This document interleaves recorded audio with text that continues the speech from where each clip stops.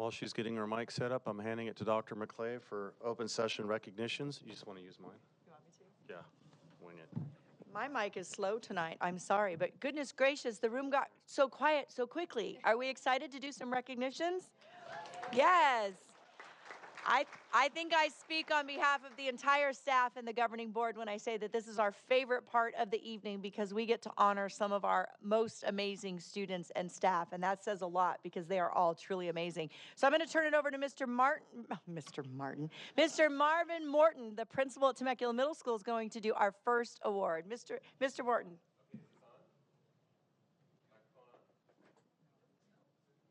Yours must be connected to mine.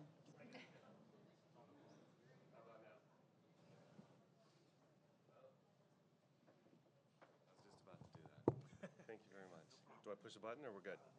You're on. We're good. Thanks, Dennis. Well, good evening, everyone. I'd like to introduce Mrs. Andrea Hayek, 8th grade social science teacher, for being recognized as an Inland Empire Social Studies Educator of Excellence by the Inland Empire Council for Social Studies Teachers. Mrs. Hayek was recognized by the council back in December for her qualities as an instructor, as a leader in our district, and for her passion for getting all of her students to succeed at high levels. There's an old expression that genius is 1% inspiration and 99% perspiration, and I think somehow that's connected to Mrs. Hayek. I think that 1% is she expects each and every one of her students to learn at high levels. And then the 99% is that perspiration part, is her making sure that each and every one of her students meets her expectations. I've seen her work over the years with our special needs students, with students learning English, with just, old-fashioned reluctant learners. And she brings her A game every single day and goes to bat for our kids. So it's just inspiring to watch. This recognition is well-deserved. So Mrs. Andrea Hayek.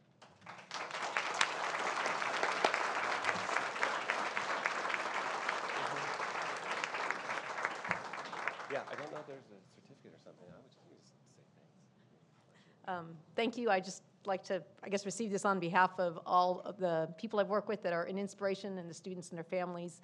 This is a great place to teach, and it's a pleasure. Thank you. Sure, right now.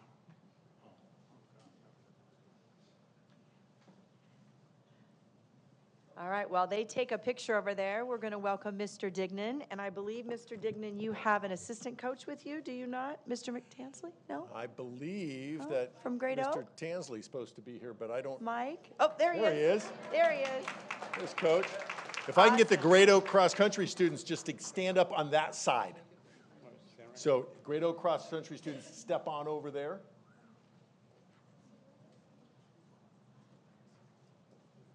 So you may be aware that the girls cross-country team at Great Oak High School was the CIF Division I Southern Section champions, and that the boys cross-country CIF was the state champions and the Nike Cross National 6th in the nation. So.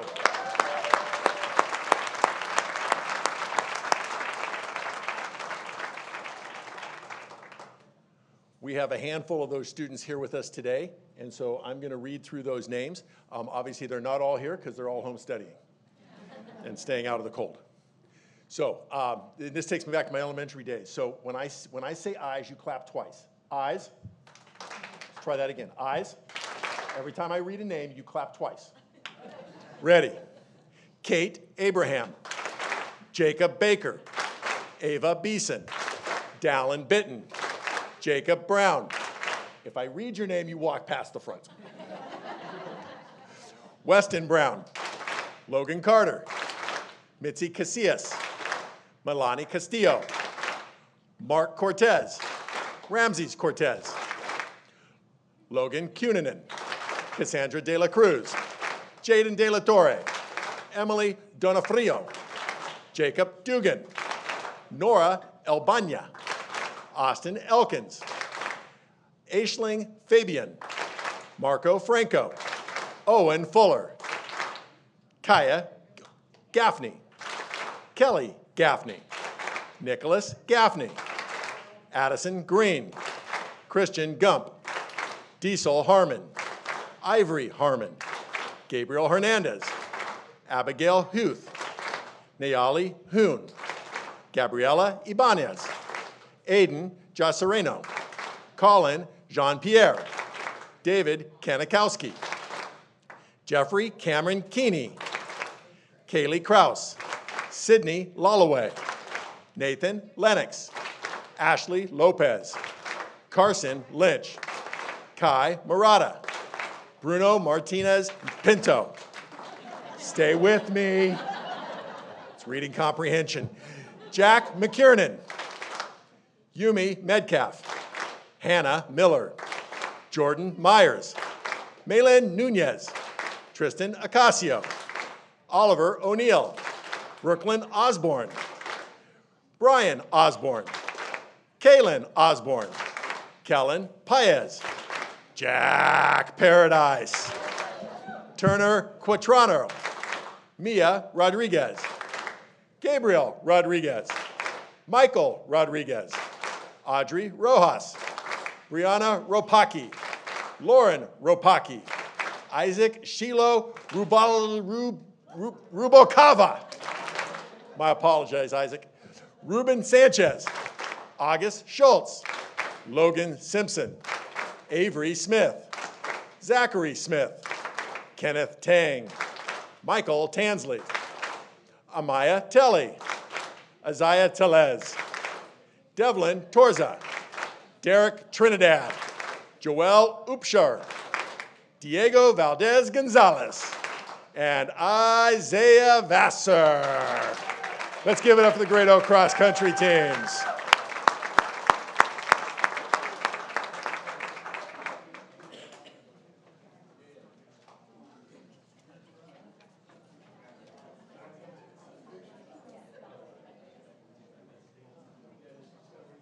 just dying to know the final word of the spelling bee. Is there any way you could ask me?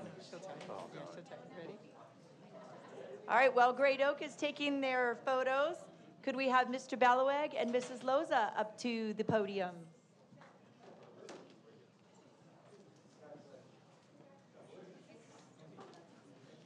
Good evening. That's a hard act to follow. I am here to recognize and acknowledge that our district has, for the past 10 years, has consistently hosted a spelling bee with participants from both elementary school and high school. And I want to recognize that because there was some time prior to those past 10 years when we did not support this in our district. And so I think it's just so important to allow our students to compete academically and to put this emphasis in these academic programs.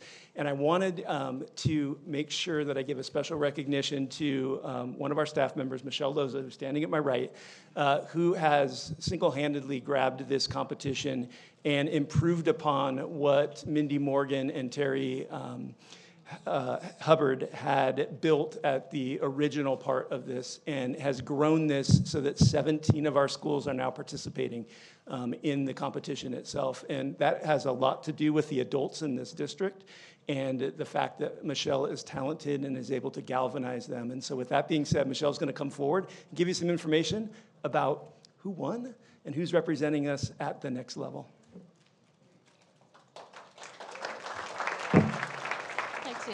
Thank you, Joe. Thank you, Dr. McClay, our cabinet, and our board.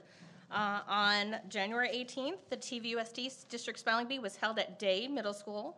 17 schools competed, as Joe mentioned, with 2 participants for 34 contestants, the most we've ever had, and it was our first live bee since the pandemic. We were on an online platform the last couple of years, so it was very exciting. We had volunteers from our high school ASB teams as well as special guests overseeing the event. Amber Lane was our bee master. Joe Balawag was our head judge. Our other judges were Anna Tapley, Rafael Loza, and Crystal Fielstra, some of which are here tonight. Our arbitrator recorder was Elizabeth Areza. After a total of 9 rounds, Ryan Scott, 7th grader at Gardner Middle School, and site coordinator is Josephine Pettit, so if you're here tonight, stand and be recognized. 1 with the word vermicide, and in round 8 with arsenic in round 9. So Ryan will have, his name has been added to our perpetual plaque which will be housed at Gardner Middle School until next year, until we have our next winner. So I would like Ryan to come up at this time, and if, I don't know if Mr. McKee.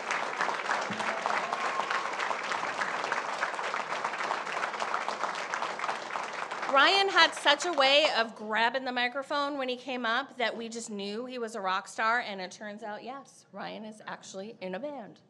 So Ryan, I'll let you hold this for our picture today, but we will need that back.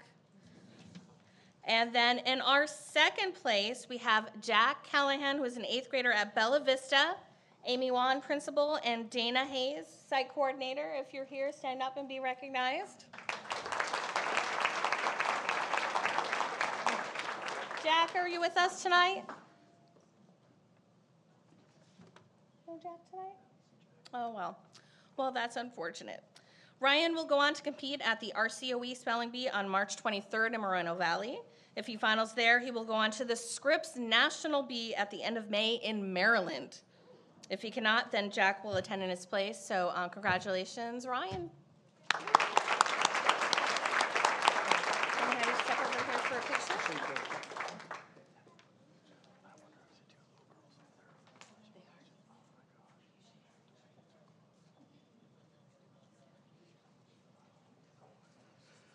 Good evening, Dr. Komrowski, members of the board, and community members. I'm Frank Arce. I am the proud Assistant Superintendent of Human Resources Development, and it is my joy to present to you some honorees. This is one of my favorite awards to present, and it's an honor for me to introduce some amazing people. Every year, the Riverside County Office of Education heads the County Employee of the Year Awards. We solicited here at the district nominations and got hundreds of responses from our staff. And so we just have amazing employees here, and the following are the district recipients in the different classifications. So I'd like to ask Amber Ballesteros, Classified Employee of the Year, to join me, please.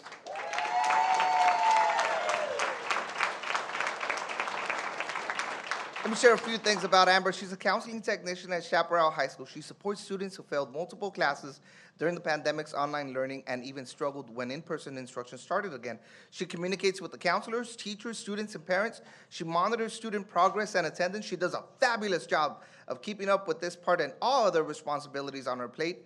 We are in awe of her work ethic and her ability to connect with the students. Congratulations to our Classified Employee of the Year, Ms. Amber Ballesteros. Would you like to say a few words, Amber? Thank you. I love my job. I love where I work, partly to Principal Miller, who makes work a place that you want to be. And I love my job. Puma Pride. Awesome.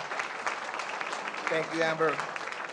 Next, I'd like to have Ms. Jenny Romero, Site Support Staff Member of the Year, join me up here in the podium. Ms. Romero is a teacher on special assignment for our English Learner Program. Jenny is the heart of the EL program and supports students we have at all of our campuses. As a teacher on special assignment, she's been instrumental in developing the parent community through highly effective DLACs and ELACs. When she sees a need, she thinks with innovation to address it for the sake of the students. She has been able to utilize technology to provide instruction for newcomers at multiple sites. She is integral in supporting designated and integrated English instruction on campus, supports teachers by partnering to plan and model lessons. She truly cares for and loves our TVUSD English learners. I give you our Site Support Staff Member of the Year, Ms. Jenny Romero. Thank you for this recognition and for the honor of holding the position that I have. And thank you to my AP, Crystal. Her knowledge and wisdom and just dedication to get things done is so appreciated, and my directors, Anna and Emily.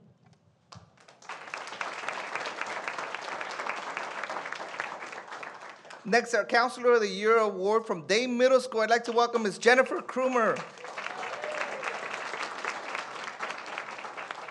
Jennifer works and carries out her duties with excellence. What sets her apart and makes her worthy of this nomination is her student-centeredness and desire to make a difference in the lives of her students. Whether it's adjusting a student's schedule, meeting one-on-one with a student, or doing whole group presentations, everything she does is focus on helping her students succeed academically, socially, and mentally. We're proud to announce that our Counselor of the Year is Ms. Jennifer Krumer. Thank you. I'm short. I'm proud to represent my fellow counselors. We have amazing people that do what I love my job too. Thank you for saying that. And I appreciate my admin for letting us do that. My admin present, Rob, and my previous admins that are all over the place. They are wonderful people. Counselors are really important. We support our students, and I'm honored to represent my field. Thank you. Congratulations, Ms. Krumer. Next, I'd like to welcome up to the podium our Classified Administrator of the Year, Director in Human Resources Development, Ms. Tiffany Martinez.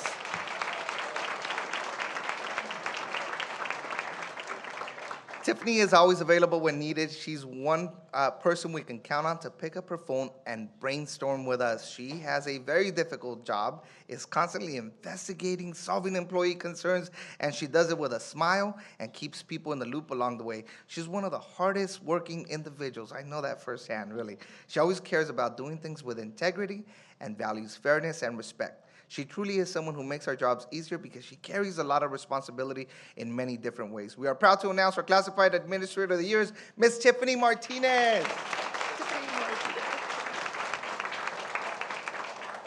Thank you so much for this award. I feel truly blessed to work in this district with amazing people. And I just have one thing to say. I love my HRD family, and I know that this award would not be possible without their support. So thank you, thank you, thank you.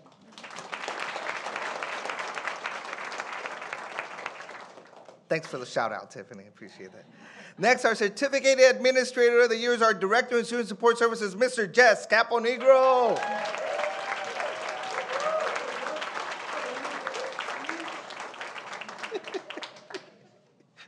You got a fan crowd over there, man.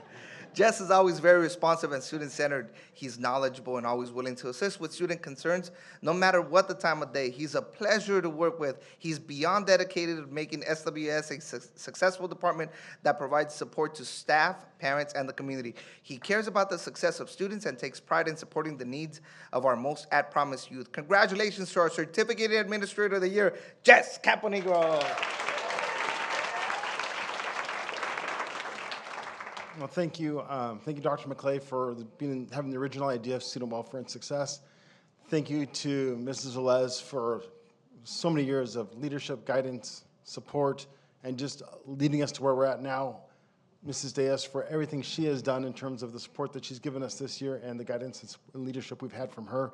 My partners, Donna, Kelly. It's a team effort. Sonia, who is the glue that really keeps our whole department running. So it's always a team effort, student welfare success, and I feel very fortunate to be part of this team and to have just work with the people I get to work with on a daily basis. So thank you so much.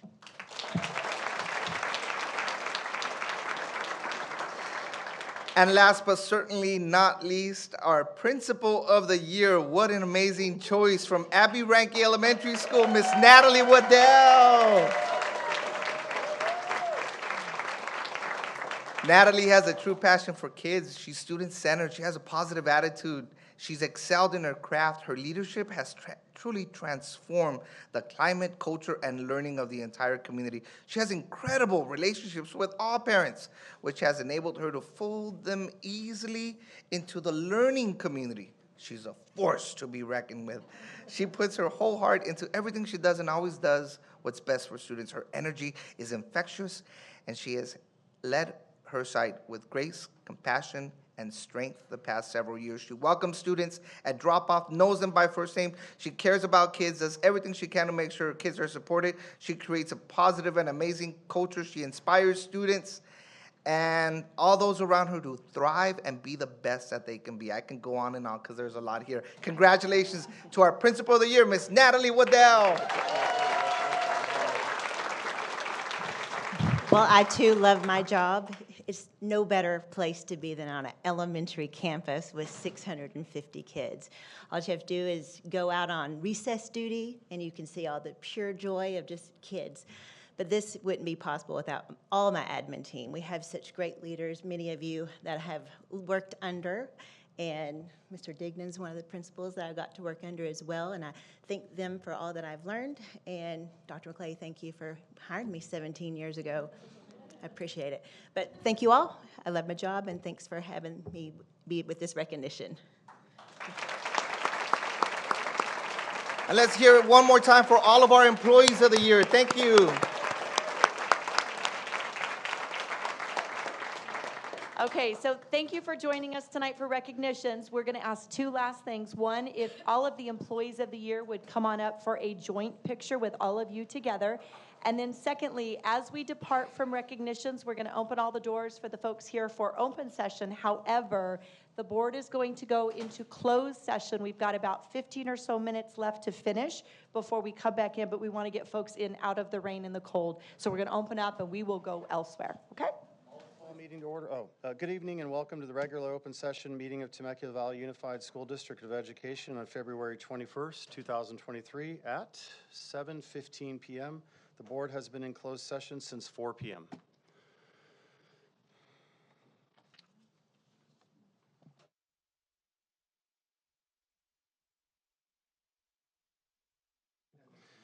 H, attendance. We have governing board, Mrs. Allison Barclay, Mr. Danny Gonzalez, Dr. Joseph Komrosky, Mr. Stephen Schwartz, Mrs. Jennifer Wiersma. Secretary of the board, we have Dr. Jody McClay, Superintendent, Mrs. Nicole Lash, Assistant Superintendent, Business Services Support, or Support Services, Ms. Kimberly Velez, Assistant Superintendent, Educational Support Services, Mr. Frank Arce, Assistant Superintendent, Human Resources Development, Mrs. Nicole Deas, Assistant Superintendent, Student Support Services, Mrs. Lene Anakabar, Executive Assistant to the Superintendent. And it's my privilege, and thank you for waiting so much. Oh my gosh. Thank you, Lucy and Avery. It was my idea to bring students on from here on after and maybe start a tradition to where they lead us in the Pledge of Allegiance. And we rotate schools through every board meeting. So we welcome up Avery and Lucy. Avery Gope and Lucy Conlon.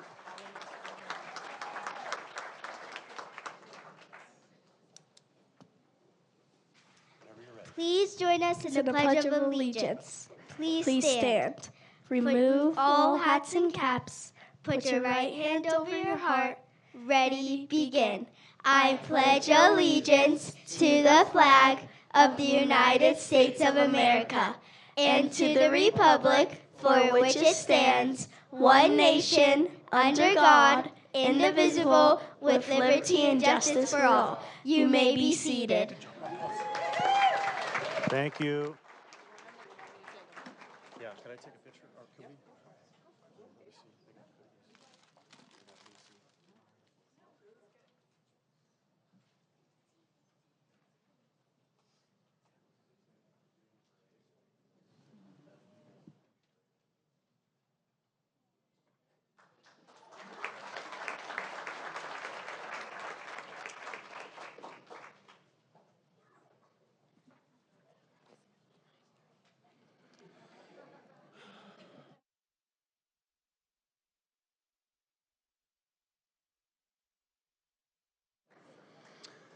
At approximately 9:30 p.m., the governing board will determine which of the remaining agenda items can be considered and acted upon prior to 10 p.m. and may continue all other items on which additional time is required until a future meeting. All meetings are scheduled to end at 10 p.m. Item J, we're going to read out the action taken in closed session. Closed session began at 4 p.m. The Board of Education took the following action in closed session. It was moved by Member Wiersma and seconded by Member Schwartz to approve the recommendation of the Administrative Hearing Panel regarding the suspended expulsion for case number 258578. The vote was 5-0. It was moved by Member Schwartz and seconded by Member Barclay to approve the recommendation of the Administrative Hearing Panel regarding the suspended expulsion for case number 291267. Vote 5-0. It was moved by Member Schwartz and seconded by Member Wiersma to approve the recommendation of the Administrative Hearing Panel regarding the expulsion for case number 39520, and the vote was 5-0. It was moved by Member Schwartz and seconded by Member Barclay to approve the recommendation of the Administrative Hearing Panel regarding the waiver of suspended expulsion for case number 273242, and the vote was 4-1. Conference with legal counsel, existing litigation. It was moved by Member Schwartz and seconded by Member Gonzalez to approve the settlement agreement OAH number 20221-20609. The vote was 5-0. It was moved by Member Schwartz and seconded by Member Wiersma to approve the settlement agreement OAH number 2022110-418, and the vote was 5-0. And I apologize, but clarification on student case number 273242, Mr. Gonzalez was the dissenting vote, and that has to be stated. Thank you. Okay, recognitions, announcements, school-related organizations. Before the board meeting began, the board recognized our Inland Empire 2022 Social Science Educator of Excellence winner, Great Oak High School's cross-country champions, the district spelling bee winners, and our employees of the year. We will now have the student spotlights from Chaparral High School, Summer Rashidi and Bianca Ganell.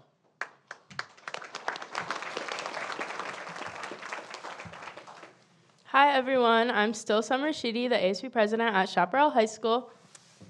And I know you guys don't recognize me. I'm Bianca Ganal. I'm the senior class president, and I'm substituting for Miss Avery Page tonight. February has been great to us. On Valentine's Day, we celebrated by wearing pink and red, and we gave out Hershey's hugs and kisses. It was a really sweet day. Winter sports is closing, and all our athletes did a great job this year. Special shout out to wrestling, who won CIF and are heading to state. Good luck, boys. This week, we are celebrating our spring sports during our spring sports rally at lunch. We're excited to introduce the teams on the quad and play fun competition-like games between the captains. To kick off our spring sports seasons, we have a Spirit Week. Today was 2000s Day, tomorrow is Character/Celebrity Dress-Up Day, Thursday is Class Distinction, and Friday is Dress as Your Snapchat Bitmoji Day. I'm so excited. Me too. I love wearing pink for class distinction because it's my favorite color. Speaking of the senior color, we've been selling our grad bash tickets to our seniors, and it's been going well. And for our upperclassmen, we have been advertising and selling our prom tickets. The prom theme will be announced at our prom expo coming up in March. Our students have really connected with staff this year. My Vice President Meral and I have organized the staff Puma Games. Like the senior games, it's a fun game of elimination. There are over 45 staff members who are currently playing, and each staff member is assigned a target. We've set up safe zones and are planning safety actions and redemption challenges. Each staff member is assigned to each other, and their goal is to tag them out. They're only safe when talking to a student, teaching, sitting at their desk, or using the restroom. Believe me, it's more competitive than you think. The first day alone, 15 members of the staff got out. We are so excited to see who ends up being the last one standing. Speaking of our staff members, students Sophia Tran and Nate Steele interviewed our staff as a segment for our school Instagram page. I highly recommend checking it out on @ChaparralPumas on Instagram. You'll hear some great would you rather questions, and things like this have kept our staff and our students connected. Some more staff news. We celebrated our amazing Puma counselors last week for Counselor Appreciation Week. We made them a poster with kind, thankful words, and our staff enjoyed a coffee bar and breakfast goodies together in the office. Thank you again to all our wonderful counselors. I know the student body appreciates all their hard work, and I personally have had helpful and great encounters with each of them. Last meeting, Avery and I mentioned how we were starting dodgeball intramurals, and it's been quite the hit, literally. The gym has been full during lunch, and bracket play starts this Thursday, and I'm really excited. The spring musical is Anything Goes. Our students are so excited to watch this play, which is about a man who's on a cruise and pursuing a married woman. Talk about drama. The play is on April 20th, 21st, 27th, and the 28th. Hope to see you guys there. This week and next week, our AP research students are conducting their data for their research experiments. Our wonderful teacher, Mr. Day, has been doing great leading the class, and our students have been enjoying taking surveys. The topic of my case study is opinion on school lunch and how it affects students, and Bianca's topic is the difference of academic pressure between first and second generation students. Wish us luck. Last week was Officer Appreciation Day, and we recognized Officer Bowers for his hard work. We had some of our students, administrators, and district officials give him a gift, and we took tons of pictures. Thank you for all you do, Officer Bowers. March 9th, we have Dancing with the Pumas. Over 20 varsity duos have been learning unique dance routines to present to the students and their judges. The show is 7 to 9 p.m., and it's $10 to get in. We welcome you all to come watch. Either way, we'll update you how it goes. March has many exciting events coming up that we can't wait to share. Well, some are in Avery. Can't wait to share. But everyone is looking forward to everything from college acceptance, showcase, Dancing with the Pumas, and much more. But for now, that's all we have. Thank you, and have a Puma-tastic day. Thank you, Summer and Bianca. Next up, Noel and Elisa from Great Oak Wolfpack. Great Oak High School. All right. Hi, everyone.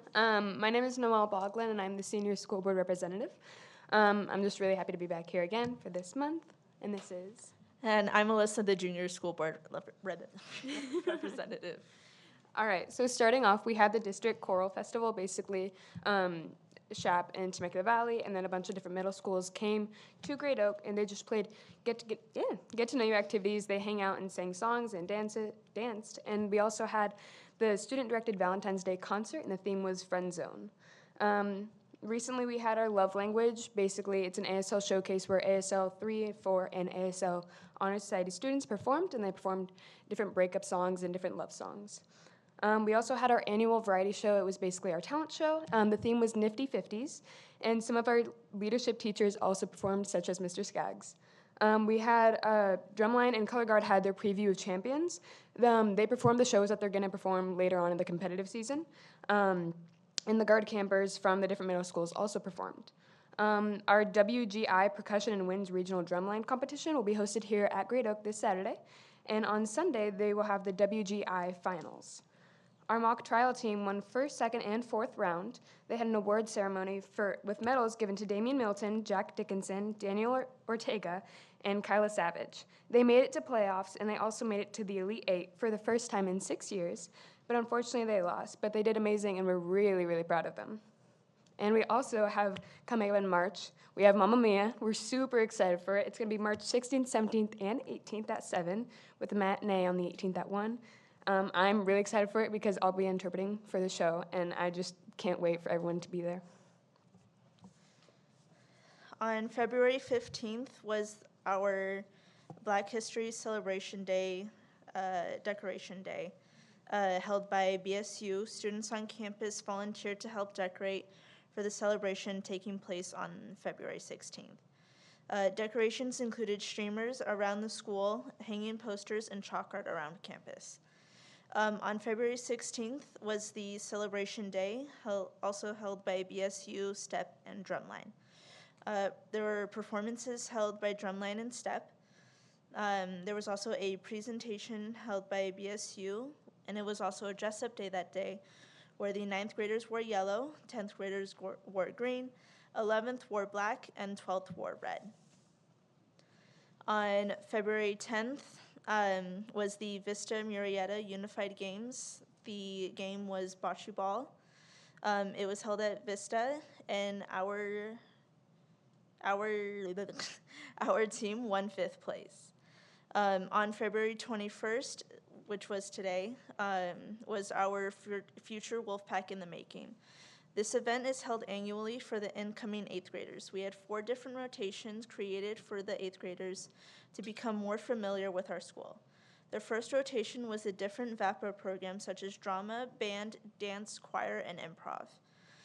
The second rotation was about counseling and picking out classes for their next year.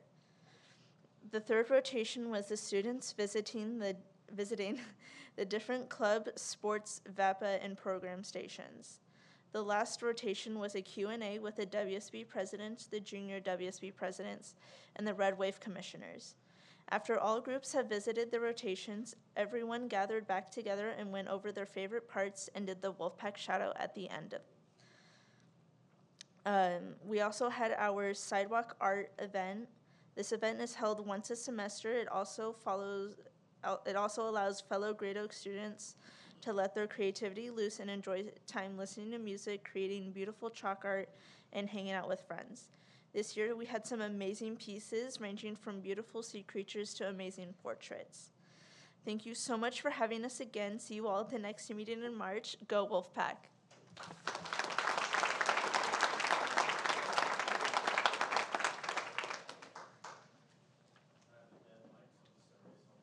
Here you go. It won't. Thanks. Next from Temecula Valley High School, Lena and Alicia.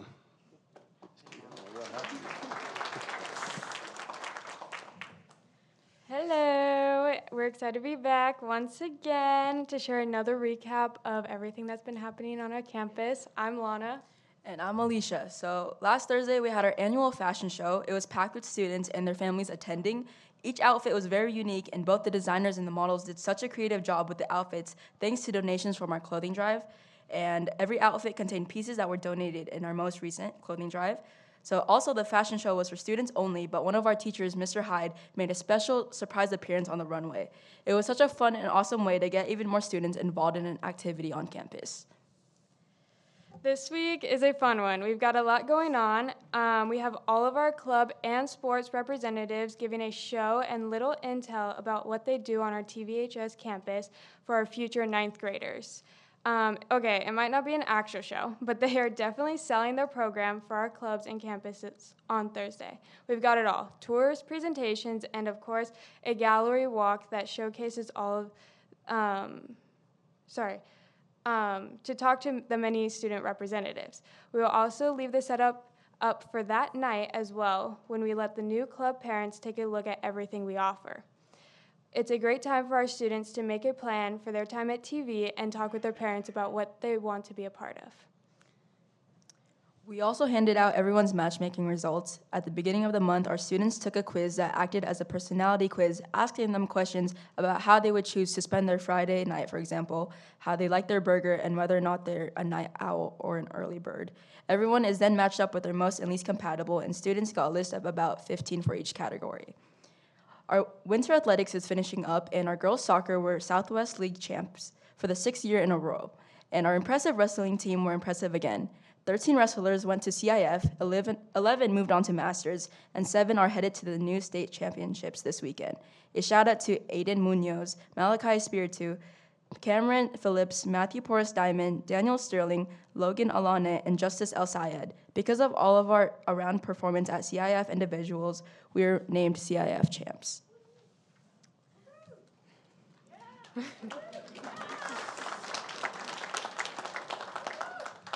And now prom is in season. This means everybody is worrying about what dress they want to wear, even if it is subconsciously messaging them in their sleep.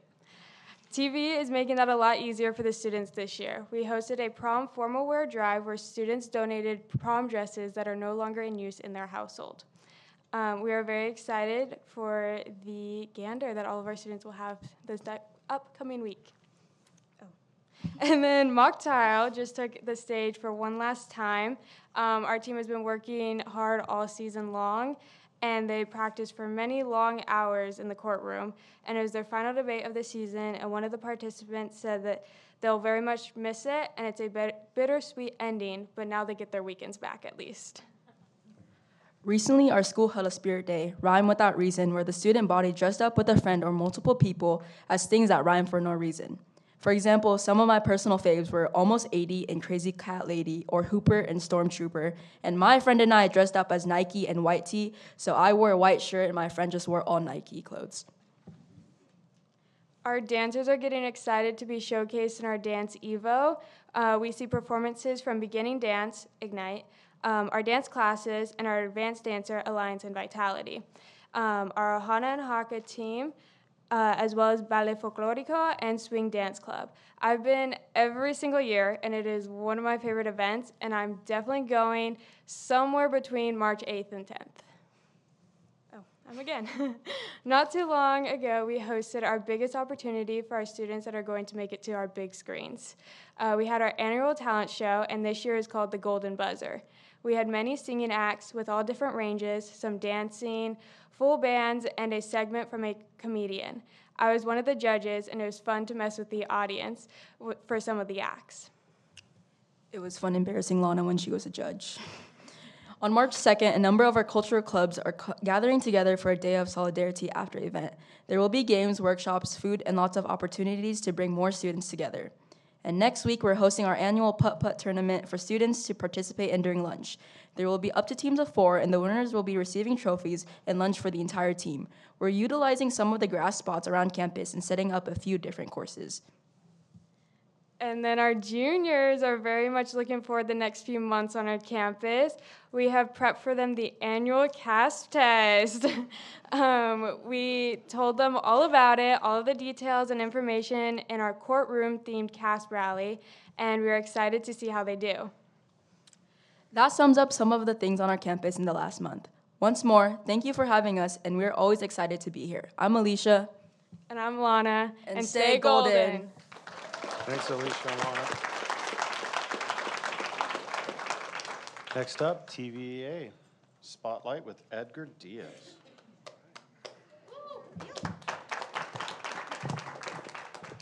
All right, good evening, members of the board and staff. I'm proud to represent TVA with the Spotlight today. It is always a pleasure to get back into the classroom. I know you guys have been going on tours of schools from what I hear, and I get to go on those tours as well to either visit with members or come up with issues, and I just happen to walk into a very pleasurable time for maybe next year you want to check that out, is visit an elementary campus on Valentine's Day. Just walking on a campus, I didn't quite know what I felt. Was it the pulsating bodies? Was it the sugar coming through them? Was it the energy? I'll tell you a veteran teacher tip number 1,274, conditions that create energy in a classroom or school. Valentine's Day, Halloween, wind, rain, and treats. That day had 3 of the conditions for excitement, but good times. There are plenty of parent volunteers on hand to lend in the festivities, which is always a great partnership to enhance the educational experience of our students. Noticing all the smiling faces and bags of loot that students were walking out of in the elementary classroom. Our educators provided a great learning experience, and they left very quickly, may I add, because 2 people, I knocked on doors and they were gone by 15 minutes after the time. But what does it take to provide such positive experiences on a daily basis? It needs a lot of time. Time to plan, time to evaluate, time to implement. If you work with a team of paraprofessionals, like many of our special education teachers, you need time to collaborate. Many of our educators work with a team to ensure that students receive the minutes of services offered in FAPE. And if you're in a classroom with students with high needs, the time that you set aside to assess and write up the plan is not always available. That is why we are engaged with the district to provide educators a time to meet the requirements of the Individual Education Plan, or IEP. This is called case management. Many of our educators take many hours after the day to ensure that they not only plan the instructional day, but also to prepare the IEP for each student. This means that as IEP deadlines appear, educators are taking home data and spending late into the night to develop a plan that is best for each student before they come to the IEP meeting, where they work as a team with parents and other professionals to develop that education plan for students. If you've not been in an SDC elementary classroom, I recommend that you pop in and commend the heroic work that is done every day. It is definitely a calling, one that they cherish, but it does not mean they should bear the brunt of the requirements needed to meet legal deadlines. TVUSD should support them and identify what they need to successfully carry out their duties. Recruiting educational professionals is becoming difficult in all areas, and we should do everything we can to retain individuals who care for students receiving the best education at TVUSD and not let them burn out. This applies for other solutions or other situations that are happening around the school. Part of it is coming on the shadows of Counselor Appreciation Day. Looking at the high school, in regards to counselors there, we're looking to make sure that there is a solution that is in place there that helps counselors reach students as much as they can, not only just in the planning of their day, but also like their classes, but also in making sure they can do those tier 1 interventions that are so soutly needed. And also in providing some kind of solution at the middle school for IEP support, creating time for those counselors, again, to also meet with students to make those meaningful relationships and create that support when it's needed in middle school. Our elementary teachers participated in a pilot of multiple social studies curriculums in elementary over the last year to evaluate, well, at least since August, to evaluate which provide rich learning resources for students. Publishers usually provide a resource, textbook, some lesson plans, some other resources to use. but educators are the ones to bring it to life by relying on the California state standards. It is tough work and time-consuming to review curriculum and then to adapt lessons, especially when you know you may only use it one time and then move on from that. We'd like to work on things so that they are ready for next year and to how to build on that. But this definitely is work that is necessary. And I'd like to thank and applaud all those elementary teachers who took a majority part of their time after work to look over those materials and resources, study them, and then provide that feedback for the benefit of our students. As board leaders, I do respect the time you have invested into building working relationships with each other and with us, the educators. I know I was here Tuesday when you guys had that workshop, and I appreciate the time Mr. Komrosky spent on the Monday prior to sit down and talk one-on-one about our respective roles and how we both approach our positions. It was also a pleasure to spend time with you at the CTA San Gregorio District School Board dinner and get to know your background. Attending were trustees Komrosky, Warisma, Schwartz, and Gonzalez. And from the TVA Executive Board, our treasurer Amber Cott was there, and our membership coordinator Carrie Bodemer, who's sitting right there. All right. Lastly, TVA takes pride in our relationships in the community we're able to build. Our partnership with Community Mission of Hope takes another further step this next month. In March, we're set to paint a house in French Valley area, and we'll start advertising for volunteers to help make our community stronger. I invite you to attend and work by our members' side to help strengthen our community. Appreciate it. Good night. Thanks, Mr. Diaz. Next up, we have CSEA Spotlight with Andrew Enrique. Oh, there he goes.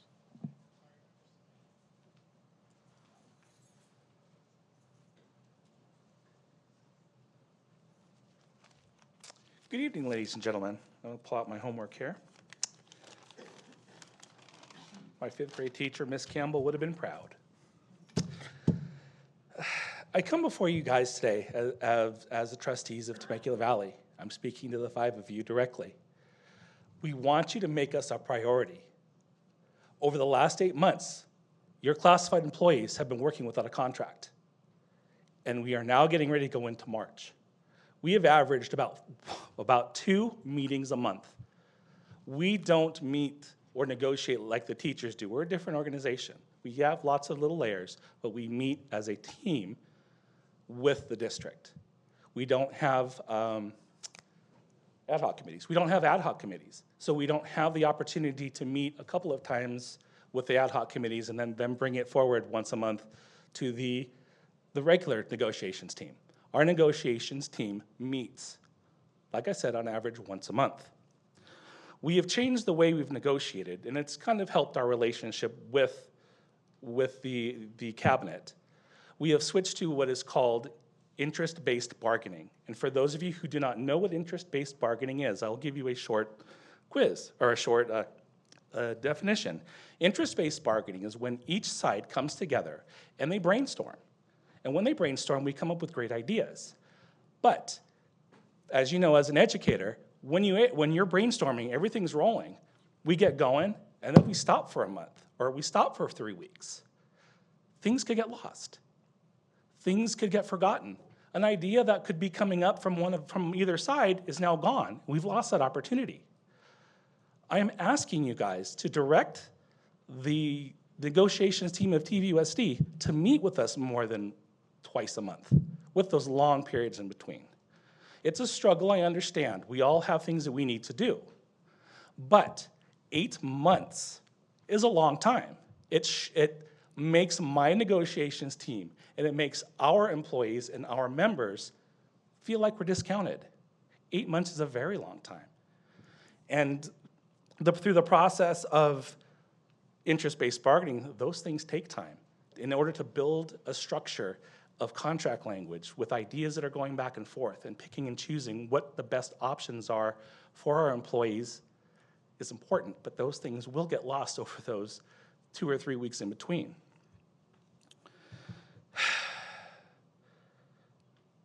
Added to what we believe, because in the past we have met with the district, and we have had more than a few hours to negotiate. You tie in that with our lunches, because we have to take our lunches and we have to eat. And then we have our caucuses. We're maybe negotiating a total of 3 or 4 hours total, maybe. we were meeting from 8 o'clock until 10 o'clock until 3. A lot of time gets lost, both sides. I'm not saying that it's any one side, but the fact that we're only meeting that short period of time with a contract that is, we're out. It was out, in case you guys didn't know, it was out in July. July 1st, we were working without a contract. And that affects a lot of things relationship-wise.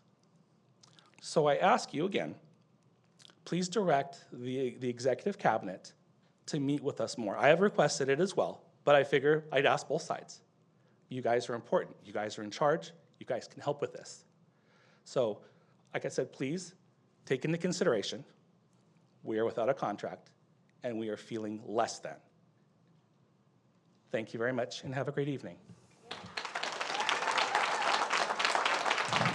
Thank you, Andy. All righty, we're at public comments. The governing board welcomes public comments. This is time for open session public comments. Public comments are allowed up to a maximum of 3 minutes per comment. For non-agenda items, for consent agenda item topics, a limit of 3 minutes will be allowed from one speaker. Unless the item has been placed on the published agenda in accordance with the Brown Act, there should be no action taken.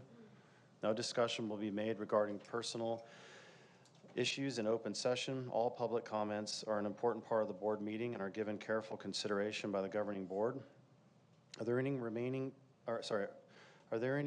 public comments on any agendized items this evening, and which ones? So yes, we have 16 general public comments this evening, and then we have an additional 4 public comments on 3 different items throughout the agenda. And so I can interrupt each time we get to one of those agenda items and give you the public comment prior to calling the item to the floor. Okay, and we have 16.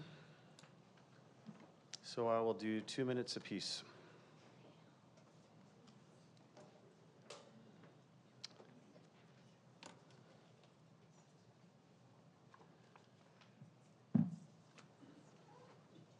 We may sacrifice time on this, but we don't sacrifice speakers, so hence the 2 minutes instead of 3. Okay, first speaker, I can't read the last name. Pina. Pina. Yes. Mr. Pina, welcome. On? Oh, there you go. It's on. Good to go. All righty. First, I'd like to start off by saying I'm a former active duty member. Marine for 3 overseas tours, 1 combat tour, disabled veteran, a believer of the Constitution, and I definitely know what it means to be free after seeing all the things that I've seen. My eldest daughter is 29 years old, and she was in high school, and the topic at the time was the acceptance of people who loved each other. You know, love each other. Now, my 15-year-old topic is dealing with a topic that is I've been monitoring since it came from the East Coast, CRT. This misinformation has been used to cause damage, not only to cause damage, but to use fears to those who don't do any research for themselves and put those people that like to instill fear in positions of power. And we know who those are. Sir, in first meeting, you brought up that the Pledge of Allegiance was the basis why you were here. You didn't bring up the Constitution, where we solemnly swore to defend it against all enemies, foreign and domestic. Did we not, sir? In the third meeting, you stood here warning people that were not with your views and saying, you've been warned, you've been warned, you've been warned. However, your people, nothing. Sir, I don't agree. Either they disagree or they don't agree, or whatever you want to call it. But you have to be fair. That's it. Okay? Now, a fellow board member asked you a simple question about the dealings you had behind. And when they asked you the question, you said, I don't like being interrogated. Sir, you're Army, you're a veteran.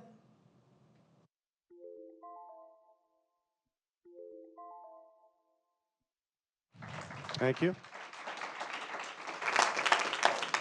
Next speaker, Deborah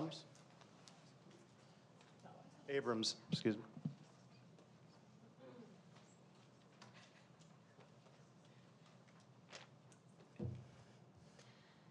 In the military and in top business schools, leaders are taught to move into new positions carefully and not to make sudden changes. It's important to learn about how things function before deciding you know what needs to change. This is because new leaders don't understand enough about how organizations operate to know that their changes will be positive and not destructive. Implementing changes without proper consideration can lead to distrust and hurt the district. It's important to consider the potential consequences of making changes too quickly.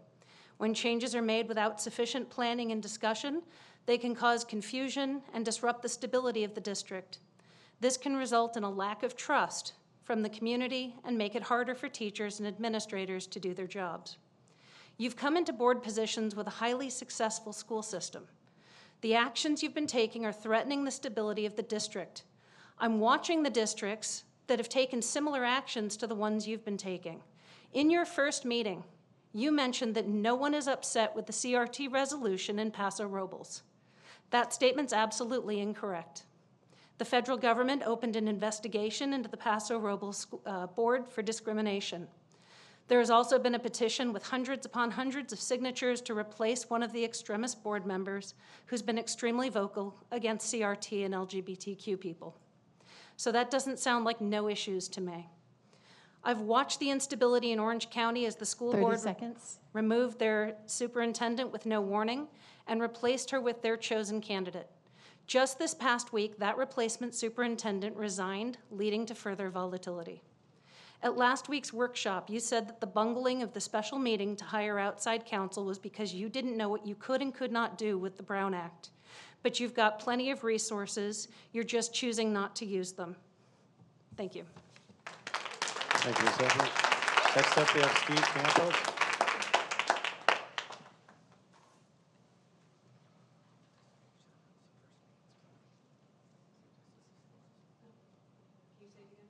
Next up, we have Steve Campos.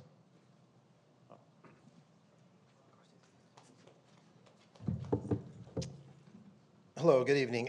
So I wanted just to bring up a couple concerns and things to ponder. A while back at the board workshop, we had mentioned the success of the SELPA and some of the things that I think need to be taken into consideration, and is, have teachers ever been surveyed about how they feel about us pulling from the county SELPA as opposed to doing it on our own? I know I've talked to a lot of teachers that are in the special ed department, and they did not say that we have received any better services. As a matter of fact, that some of them have been lacking. On top of that, it seems that our elementary special education teachers are also suffering from a caseload and things being thrown on top of them just to make their workload a little more difficult. So, you know, I plead that you just make sure that you guys release their load. We know that there are new laws coming in and there's documentation that they have to do, but consider what they already have on top of their plate. Mr. Enriquez mentioned a couple of things that I'd like to also bring up. Within our custodial team cleaning, there are two different types of cleaning. We have team cleaning here. It's one of the most inefficient ways of doing it, where we have teams traveling from site to site. Almost no other district, at least in the Valley, does that because it's inefficient, it's ineffective. And instead, the people who I've talked to prefer zone cleaning, because a zone cleaning system basically says you have 3 people at a site or 2 people, you have a day lead there. There's up and down accountability. They can sit there and say, hey, well, and the last thing, so consider that, and then also transportation. Our transportation team is not being treated fairly. They're not being treated with respect, and that's important because they need that. And we need to make sure that we're taking care of them because they're the ones that transport our clients every day to school. And when they don't feel safe and they don't feel respected, it's a detriment to all of us. Thank you. Thank you, Mr. Campos. Next up, we have Cameron Stout.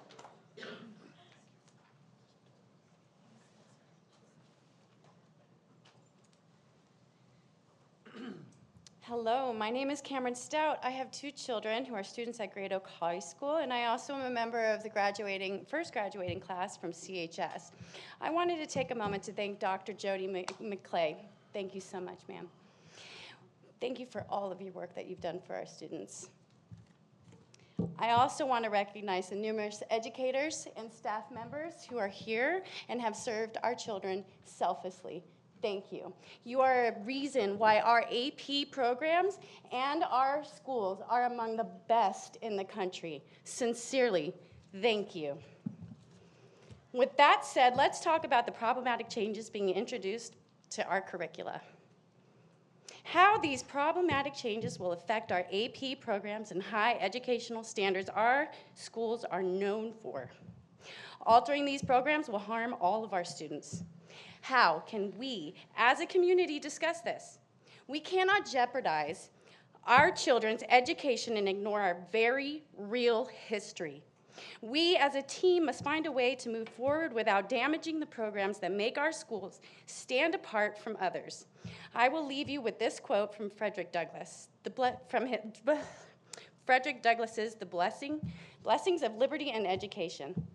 Education means emancipation. It means light and liberty. It means the uplifting of the souls of a man into the glorious light of truth, the light by which men can only be set free. Thank you for your time. Thank you, Ms. Stout. Next up, we have, it looks like Carrie Downs.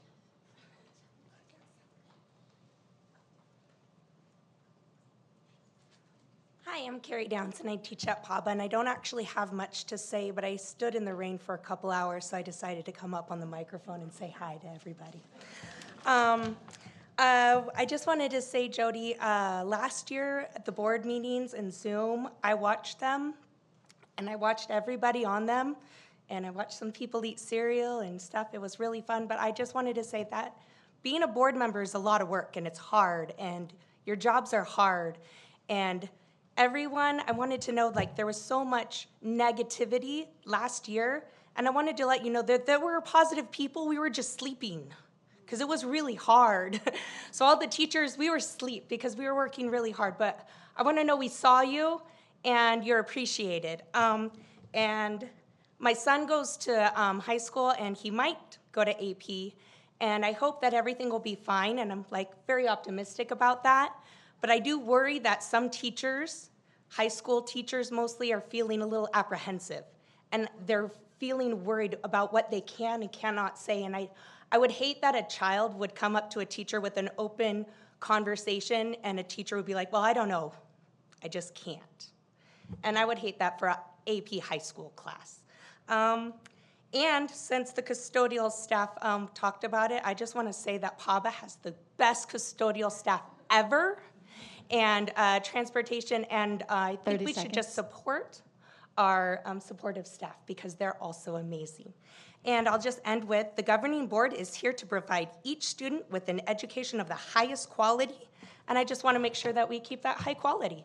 And have a good day. Thank you, Mrs. Downs.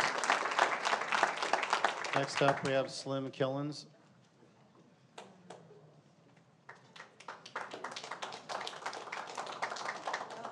Before my time starts, I'd like to hand this. This is a oil soaked sweater. You can pass down, or you don't want to touch it, you can have gloves. Mr. Killens, you got to start speaking. Start the time. You can't. Doesn't matter. Ask the question. Start the time. Ask the question. So in the last 5 months, while exercising my First Amendment right, I was physically assaulted by 2 white female students at 2 high schools. Last year, I was punched in the head. I sent you guys emails. 2 weeks ago, one threw a quart of used motor oil all over me. Also, a white male was aggressively yelling threats. I pressed criminal charges, waiting for a court date, grabbed my 2 signs and angrily threw them. Why is there no outcry for the hate crime perpetrated against me by 3 white people? Apparently, everyone is afraid of woke activists, including the police and sheriff's department. There's a fundamental difference between Black history and critical race theory. Black history teaches the achievements of Black people during the brutal hardship of the racist Democrat Party and the Jim Crow laws that perpetuated white supremacy. In order to maintain their power and keep Negro slaves on the plantation, they have introduced a new type of deadly drug into Black community, CRT, and race, equity, diversity, inclusion, two mind-altering drugs that impair judgment and produce a euphoric high, giving black people a false sense of supremacy. That is racist. Truth without love is a travesty, but what you're 30 doing, seconds. love without truth, is a lie. So we will continue to publicly tell the truth in love and honk our car horns until some change takes place. Thank you, Dr. K, Jen, and Danny, for standing strong against the fierce opposition directed against you. I challenge anyone on this board, in this audience, and throughout California to 2-hour public debate challenging the Democratic Party lies on critical race theory, Planned Parenthood, the definition of marriage, transgenderism. Thank you, Mr. Killens. Time's up. Next, we have Jessica Woodrow.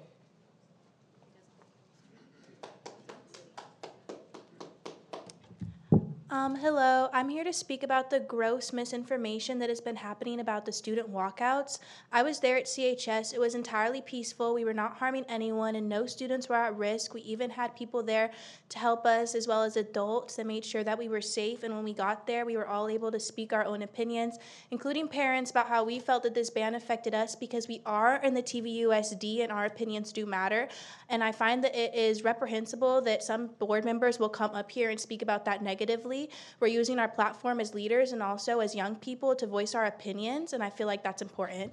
I also wanted to address that there's a page on Instagram that the District 3 representative and the District 2 representative follows that has harassed my BSU advisor as well as me and has continuously posted misinformation. I know that some district board members say that they do not use their Instagram anymore because they're not campaigning, but I do know that District Area 3 representative uses hers actively, as she has messaged me before. So I feel that she should unfollow that page, especially because she came up to my BSU advisor after the last meeting and tried to console her. You all embolden the people that make these misinformative posts, and you embolden these racists online to harass me and others that have different opinions of them. I am still a child. I'm 17 years old, and just because I have a differing opinion does not mean it's okay to harass me on social media. I also would like to say that I use my platform in order to inform others about how I feel as a black student in this district, and I want to leave you all with a scripture. Mark 8:36, for what shall it profit a man if he shall gain the whole world and lose his own soul? You may have gained your position, but you have lost your soul by continuously stepping on the feelings of people of color in this district and these students in this district. You also represent, I am a student that you have to represent, not just your conservative buddies. God bless you all. Bye. Thank you, Jessica. Next up, we have Christina Massa. Christine.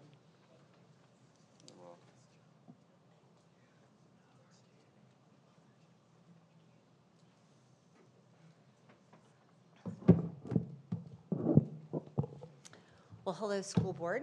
Today I'm here to talk about Stunt the Sport, which you see on my shirt. But first, before I start, I'd like to commend some of the educators I've always had respect for, but come to know better in the last few months, just a few of our amazing staff. And I'd like to start with Dr. Jody McClay. She's done such incredible grace and leadership in managing requests of a new board while still being responsive to parents and putting our students and staff first. I truly believe the amazing results you all acknowledged at last month's meeting are a testament to Jody's leadership. And I recently got to know Diane Cox as my daughter's English teacher at Chaparral, but she's also given my family support in her role with freshman students with unique needs. Her courage and empathy and passion for our students needs to be recognized. And last but not least, I'm going to mention Cindy Hurley, who is my son's 3rd grade teacher. Chris Dixon was our principal then, and we were flipping the classroom. And even though he's now a freshman at ASU, she's still on my son's list of favorite teachers. But back to Stunt the Sport, which you see here on my shirt. Stunt is a female primary competitive sport with a season that starts next week. It's CIF sanctioned, and our athletes can even get scholarships. TV, Grado, and SHAP all have varsity teams. In fact, SHAP's varsity captain is here tonight. And TV and SHAP also have JV teams, Chaparral for the first time. I've had the pleasure of seeing Mrs. Barkley at most of these events because our daughters compete. Now, Mrs. Where's My know you know people on the Chaparral team, but we've yet to see you at any Chaparral games for any sport. Now, you told me in email that you're very, very busy, but you weren't too busy to speak to the Temecula Valley Republican Women's Lunch today, which has nothing to do with our school, so I think you can find the time. We'd much rather see you around Chaparral supporting our athletes, especially our female athletes. Empowered women empower women in our schools, am I right? These young women work hard, and my daughters have the ibuprofen ice packs and KT tape to prove it.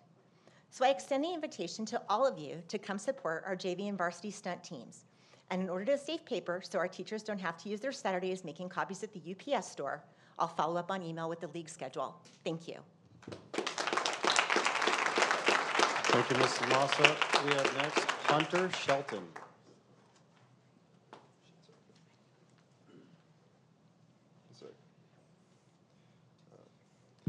My name is Hunter Shelton, and I'm a junior at Temecula Valley High School. I will cut to the chase. The goal of education is to prepare students for the rest of their lives. Education does not teach them how to think, but rather teaches them to think for themselves through the information that they're presented with through a curriculum, which needs to be as in-depth, thorough, and true to reality as possible to enable students to grow up in a world that they can understand and find a place in. Because I personally believe, at least, every student deserves a place in the world where they can feel comfortable, secure, and supported. That said, ideally, education should not have holes in it. Information given to students by schools can't be incomplete or one-sided or short-sighted, or however you want to put it, because that makes for an incomplete education. And an incomplete education is incorrect education. If a student is given information that they can't resonate with, how are they supposed to find a place for themselves in the world that they can't resonate with? How are they supposed to understand themselves? How are students from differing ethnic and cultural backgrounds ever supposed to feel comfortable and confident if accurate information about their history is kept from them in schools? How are students in the LGBTQ+ community supposed to be comfortable and confident in themselves if accurate information about their identity and orientation is treated as a bad influence in our education? The district cannot keep up this pattern of restricting the information being given to students because it makes for an incomplete and incorrect education for tens of thousands of students. And if a school fails to educate just one student, then that is a school that fails to educate. And a school that fails to educate is no better than a prison.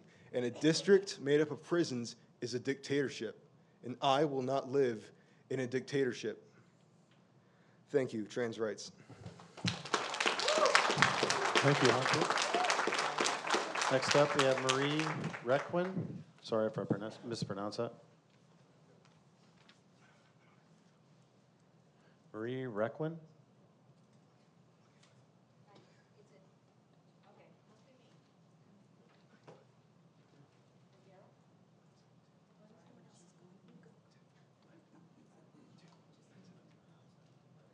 Reguin. Reguen. Is that the last name? Is it Reguen? Then it's not the same I'm not person. sure if it's you. I'm sorry. We have a Marie Reguin, or it's, yeah, Reguin. How do you spell your last name for clarity? Oh. Is this yours? Do you want to come look at it? Where's the pronunciation? Is this one yours? Beautiful.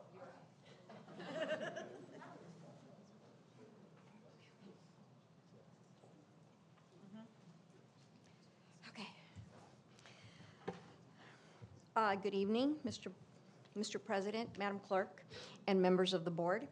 I am a recently retired teacher of 31 years in this valley, and I just felt I had a responsibility to come up here and mention something that really bothered me from last board meeting. All here already know that there are 3 new board members, and these new board members, whether we agree with them or not, they do represent students, parents, educators, and communities. At the same time, they have families, they have jobs, busy lives, and they're now in positions, not all knowing yet, still learning, and they're learning the ins and outs of procedures. As an educator, I took a look at these new members as I would have students in my classroom, brand new students, eager, willing to learn, do well, but not yet knowing all I would need them to know, while doing their best to make their way into a new position. As an educator, it was not only my responsibility to make new students feel comfortable, welcome, but also to guide them in how the classroom was run. It was also up to me to be an example, to ensure that other students treated them with respect, dignity, and humility. It was my responsibility to ensure that they felt accepted and to show them grace and patience when they faltered. What I saw at the last meeting saddened me, and to be more honest, I was appalled. I watched 30 seconds. I watched as a new board member was publicly belittled and mockingly corrected as she attempted to make a motion. Frankly, it brought me to tears. Would this be how I would treat a student? In a room full of community members, parents, and most of all students, the example set was how to humiliate and mock someone for not knowing. What if instead we had witnessed a positive correction, kindness, and grace when making an innocent error? The board has made national headlines and is being followed all over from coast to coast. We're watching. Thank you, Ms. Go ahead. Next up, we have Kelly Maxey. Your time's up. Very sorry. Order, your time's up. Thank you for your patience.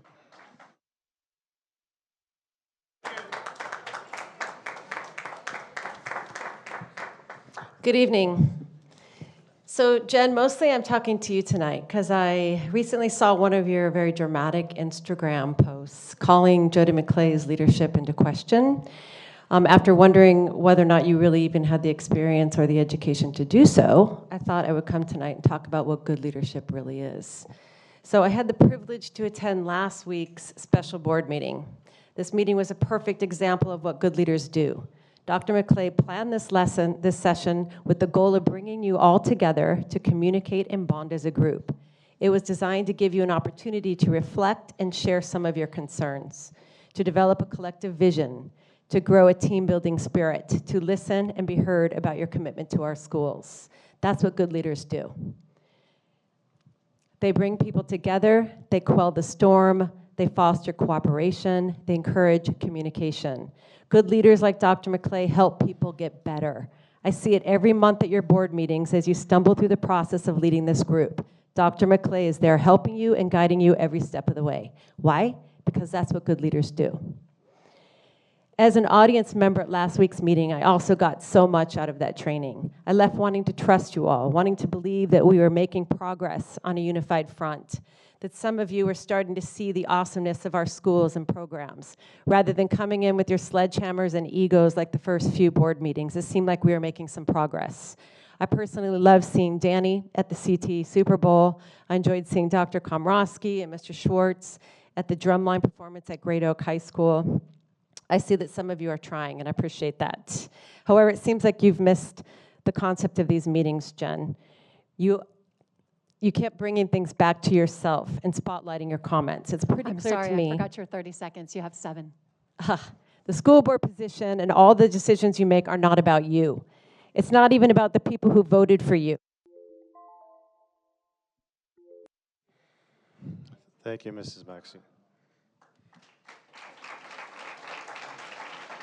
Next up, we have Christopher Bout.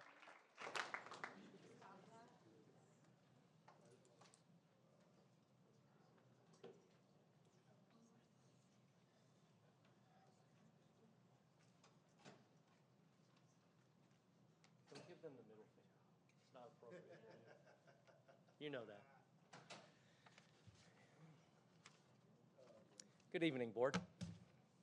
My name is Chris Bout, local parent, local businessman. I'll cut to the chase given the abbreviated time. Firstly, you guys are doing a fabulous job.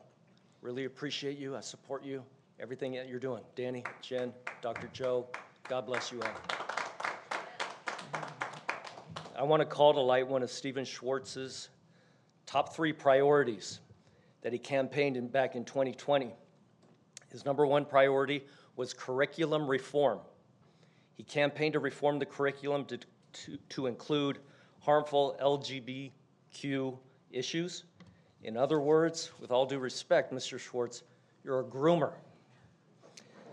You injected highly polarizing, highly politicized issue, what is supposed to be a nonpartisan seat, which is actually why I voted for McClure. Then to compound matters, last meeting on the 14th, you accused other board members of injecting a personal political view into their governing approach. Your comments are on tape, Mr. Schwartz. Your campaign on harmful LGBT issues, and then you chastise those who oppose you. Wow. I mean, what arrogance? I mean, what hypocrisy? I mean, shame on you, Mr. Schwartz, with all due respect. 30 seconds. Actually, Mr. Schwartz, the 3 new trustees are doing exactly what we, the voters, what we, the parents, have asked them to do, which is to give parents a voice, to stand up for parental rights, to stand up for truth, to stand up for dignity, to stand up for common sense. Will you do that too, Mr. Schwartz? Do you think you're capable of that? I know you can't respond because of the Brown Act, but if you can support parental rights, maybe you... Thank you, Mr. Belt. Next up, we have Dale Stewart. Thank you.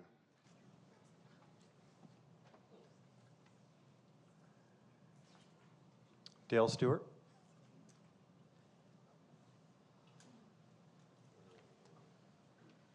Good evening, everyone. The last couple of speakers gave me the opportunity to say things that speak of things that I didn't think I would. And in years past, I spent a lot of time going to a lot of courts and to a lot of board meetings, and the clerk of the board and the clerk of the courts and the superintendents of the school boards, they help conduct the meetings all the time. That's part of their jobs. That's what they do. And the courts and the boards wouldn't function so well if they didn't have good people who know the protocols and know the laws, and they assist all the time.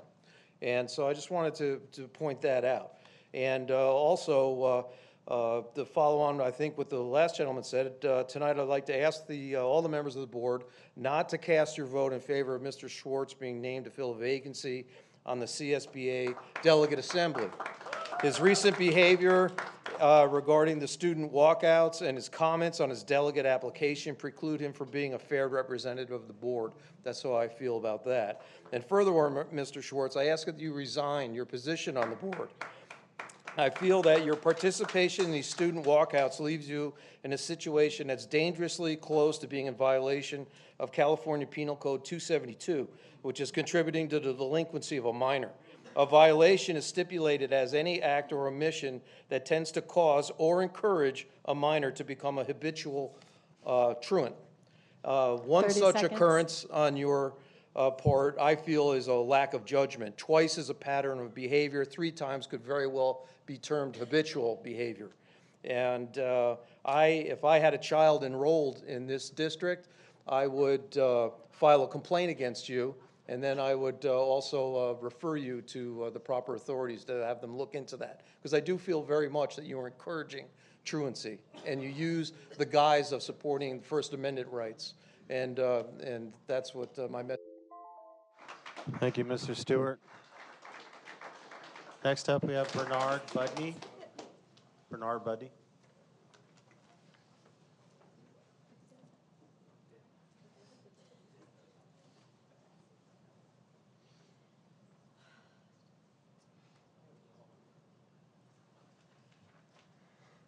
Good evening. My name is Bernard Budney. I'm retired from the U.S. Customs Service. Abraham Lincoln once stated, "The philosophy of schools in one generation will be the philosophy of government in the next." Without having sustained a godly philosophy in schools, we have been led to a certainly less godly one in government. If Christian beliefs and values are being erased from a child's mind, what values are replacing those values?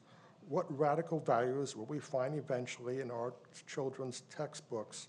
What will be involved in students' counseling? Will parental guidance and values be overruled and replaced by others?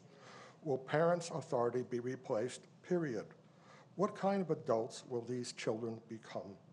I am reminded of a billboard seen in Old Town, Florida, which read, "When schools had prayer and Bibles, they had no drugs, and they had no need for police presence either." What can we do? Write not one letter, but many to the local school board and be present there. Numbers not only count, they speak. Write to our political leaders and hold them accountable. It wasn't business, tourism, and other infrastructure that made Temecula one of the very safest of communities in America, according to one government agency. It was due to the character of her people. Ask how and why we were able to achieve that distinction. And if 30 we are seconds. not able to prevail as a by and large Christian God-fearing community in what has been called by some the Bible Belt of Southern California, then the future would not seem much to bode well in this respect for the remainder of the nation. A more recent president, Ronald Reagan, once said that freedom is never more than a generation away from extinction. He also said, we are never defeated until we give up on God. Don't give up. Thank you. Thank you, Mr. Button. Next up, we have Chris Lindberg.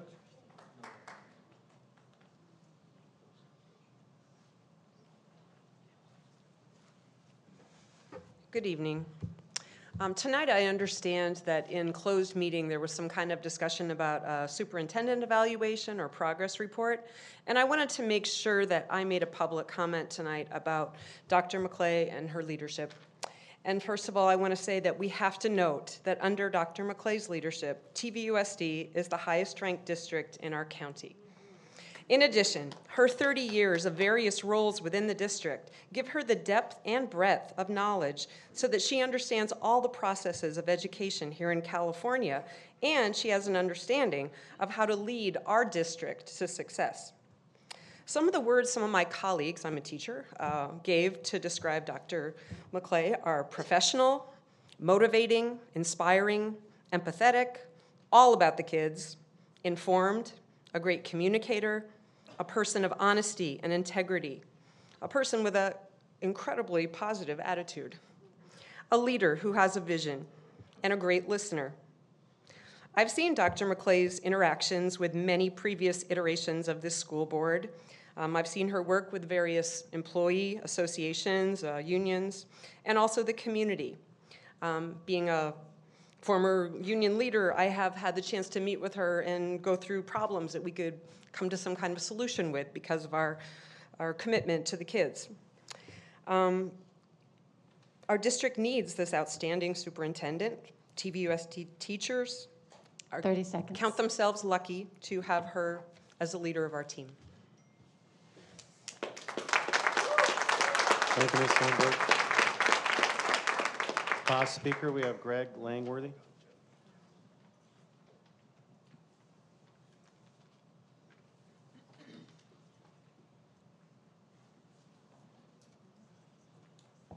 Good evening, Board. Just here to commend you on your last board meeting, Valentine's Day meeting, the 14th. It was impressive to me that you guys spoke directly to each other around a table. I think that is much more conducive to conversation than doing it this way. I thought you made some really good progress getting your grievances out and responding to them, you know, and that's part of communication. You know, I've been married many years, and my wife's favorite verse is, a gentle answer turns away wrath, but a harsh word stirs up anger. And I thought you guys did a great job, honestly. Want to say one thing. I think one of the things that would really help the community, and you guys too, is when you have a grievance with another person, speak directly to that person face to face, try to resolve your grievance that way first before jumping to conclusions about their motivations or what they're really thinking. Get their opinion first before judging that person. So anyway, I think you guys are making progress. I'm Stephen Schwartz. I think you've got something to add to the board. Allison, you do. Jen, you do. Joseph, you do. Danny, you do. You all have different gifts and talents. And as you work together, which is not easy, you're going to really benefit the whole community. But just wanted to give you that encouragement. Thanks very much. Thank you, Mr. Langworthy.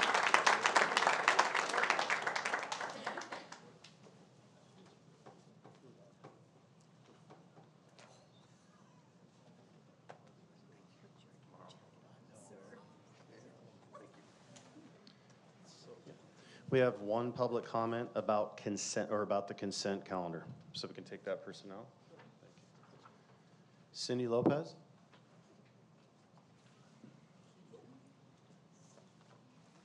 Hi, good evening. Cindy Lopez, I'm a speech language pathologist in the district, and I'll refer to our group as SLPs for those of you that are new to the vernacular, SLPs, okay? So there is an item that I wanted to speak to having to do with hiring contract SLPs, and I want to give you some insight on that. And I can speak with some authority on this because I've been in this profession for 25 years. And so let me just tell my story. I actually was recruited by Ms. Velez some 7 years ago to step away from a private practice of 17 years, my private practice, to come and serve in the public school setting, and I haven't looked back. During that hiring process, my onboarding actually took place with Dr. McClay, and she took that time to not only onboard myself, but 70 other new hires to make sure that we were up to speed with the culture and the expectation of Temecula Valley Unified. And I thought that that was an invaluable experience. Lastly, Miss Nicole Deas was one of my first principals when I got hired just about 7 years ago. So you can see in that short amount of time, the impact that these few people on the cabinet had on me. So what is my point of this? SLPs are a unicorn. 30 seconds. Okay. So we are hard to come by. And I am asking the board, I'm asking you to please consider what we're feeling right now is a lot of instability and a lot of hostility. And so what will happen moving forward is going to be very hard to recruit people like me to come to our district. And we were already at a deficit with SLPs in the nation. So I urge you to please consider that moving forward. Thank you. Thank you.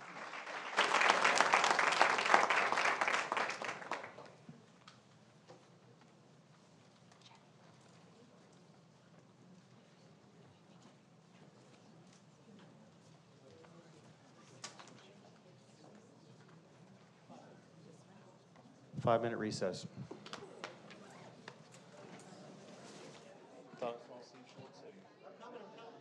I'm going to pull item 1 from the consent calendar.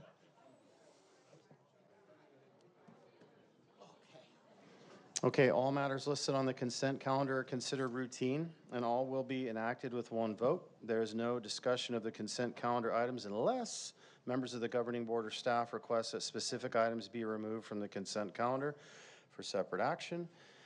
I believe we have an item to be pulled for discussion. Am I right? I'm going to pull number 1, the governing board of minutes from January 31st. Okay, any other items? Okay, so then what I would do is say, do I have a motion and a second to vote in 2 through 21? And then we can discuss item number 1. Moved. Moved by Mr. Schwartz. Second. Seconded by Mrs. Barclay.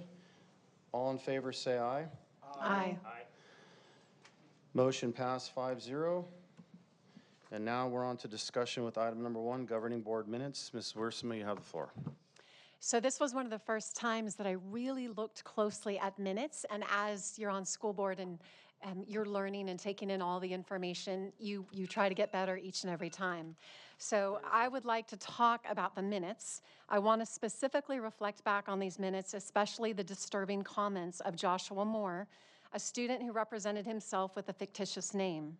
I want the record and the minutes for tonight to reflect the fact that the disturbing allegations levied against another TVUSD student in a public forum that has now been viewed approximately 5,700 times on YouTube and an untold number of subsequent TikTok videos were actually found to be unsubstantiated and inconclusive findings through the high school.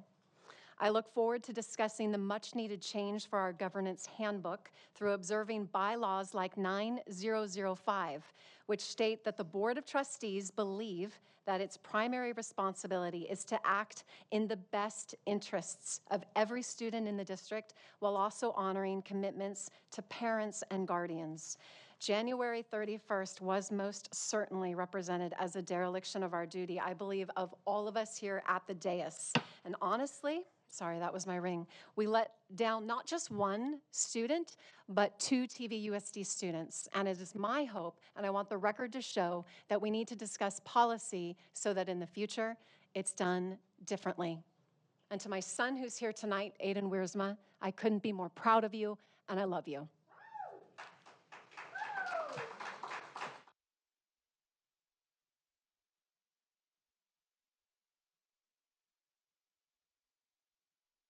Thank you, Ms. Wiersma. Do I have a motion and a second to approve item 1 on the consent calendar? I think there's still some more discussion on that. No, is this working? Yeah, you're on great. Talk close. Push the green button. Okay. Oh, it's not on the top. You have the floor, Mr. Gonzalez. Thank you. I think the microphone. Oh, there you go. Look at that. We're live. Yes, I actually had a discussion on the minutes for a separate reason. So I want to address item 16 on the minutes from open session in that meeting, page number 32. I would like to make a motion that we accept the minutes, but I would like to propose an amendment, and that is that we add in there the comments that were made by Board Member Barclay, an accusation of a direct Brown Act violation against her colleagues, the response by the attorney, Mr. Brenner, and then the unredacted full comments of Todd Robbins. And I would like that to be added into the minutes as public record. I'll have Dr. McClay speak to that on 2 accounts on amending the minutes. Probably have to get to that with the governing handbook, but I'll let her. So, Mr. Gonzalez, I apologize. I was also helping Mrs. Anna Seabar get to item number 16. If I understand you correctly, you're asking that we include Mr. Robbins' full comment that he made, as well as Mrs. Barclay's comment, so we can go back to the recording.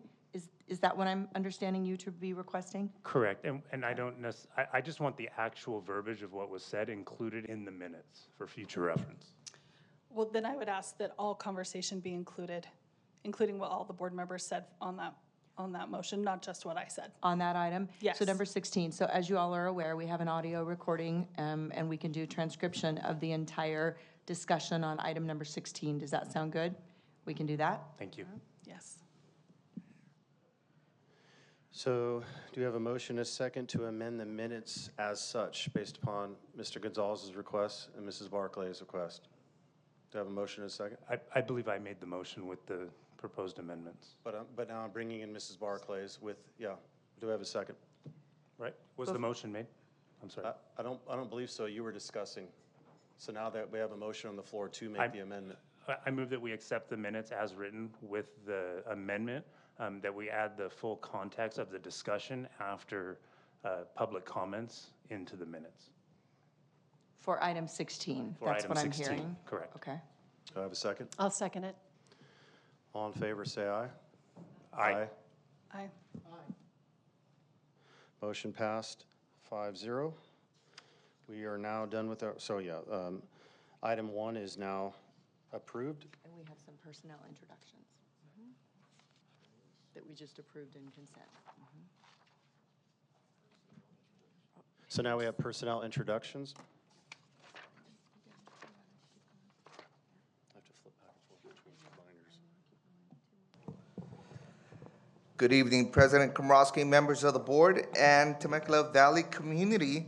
As always, we take pride in introducing new members of our management team to the community.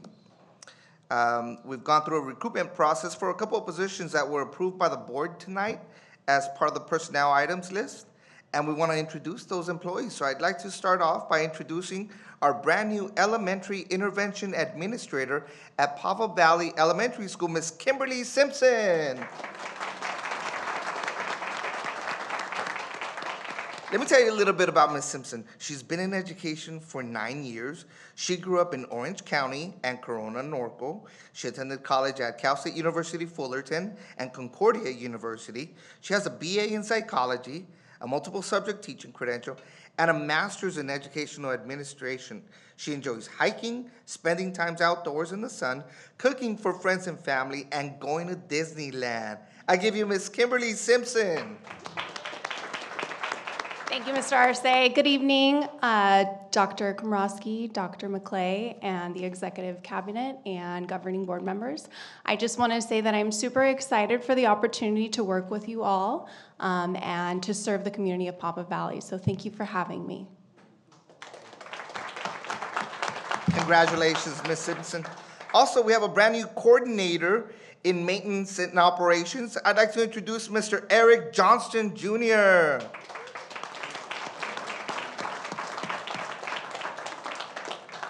I love his suit, by the way. I just gotta say it. Come on, it's amazing.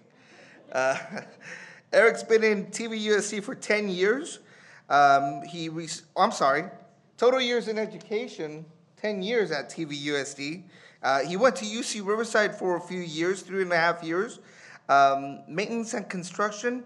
He's worked in maintenance and construction for 20 plus years, working as a tradesman, as a construction superintendent. He's a native of Southern California and was born in San Diego and later moved to Orange County. He attended Riverside Community College. He received his certificate in HVAC and refrigeration, went to Norco College for a certificate in construction technology.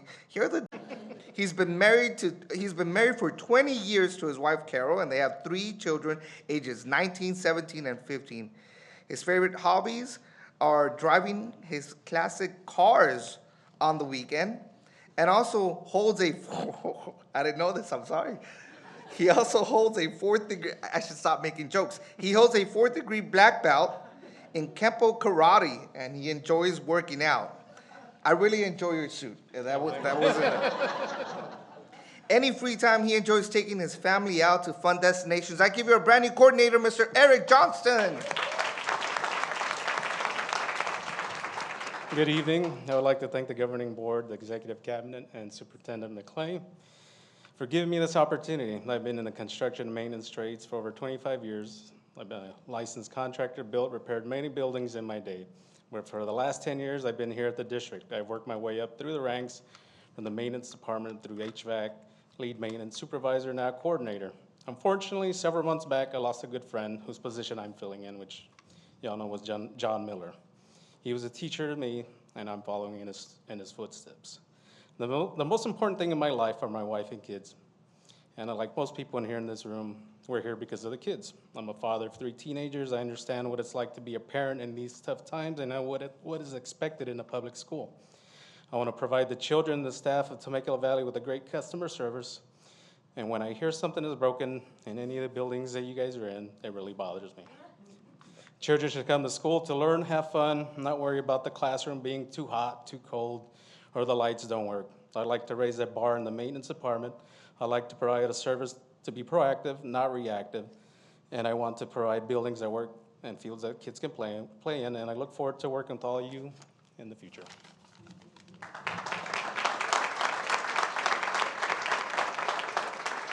Congratulations again to Ms. Simpson and Mr. Johnson, and that's it for me, President Komrosky. Thank you very much. And at this time, I'd like to invite up Mr. Joe Balawag, our Director of Curriculum, Instruction, and Assessment, for our College and Career Readiness presentation. Thank you very much, Ms. Velez.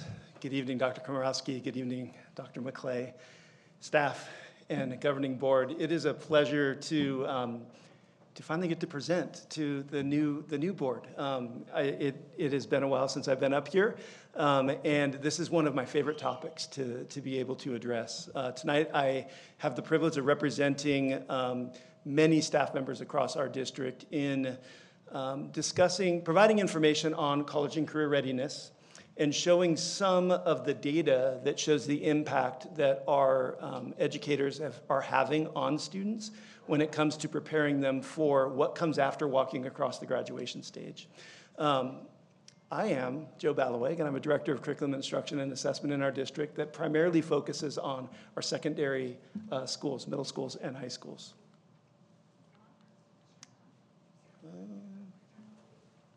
I can turn it on. Yeah.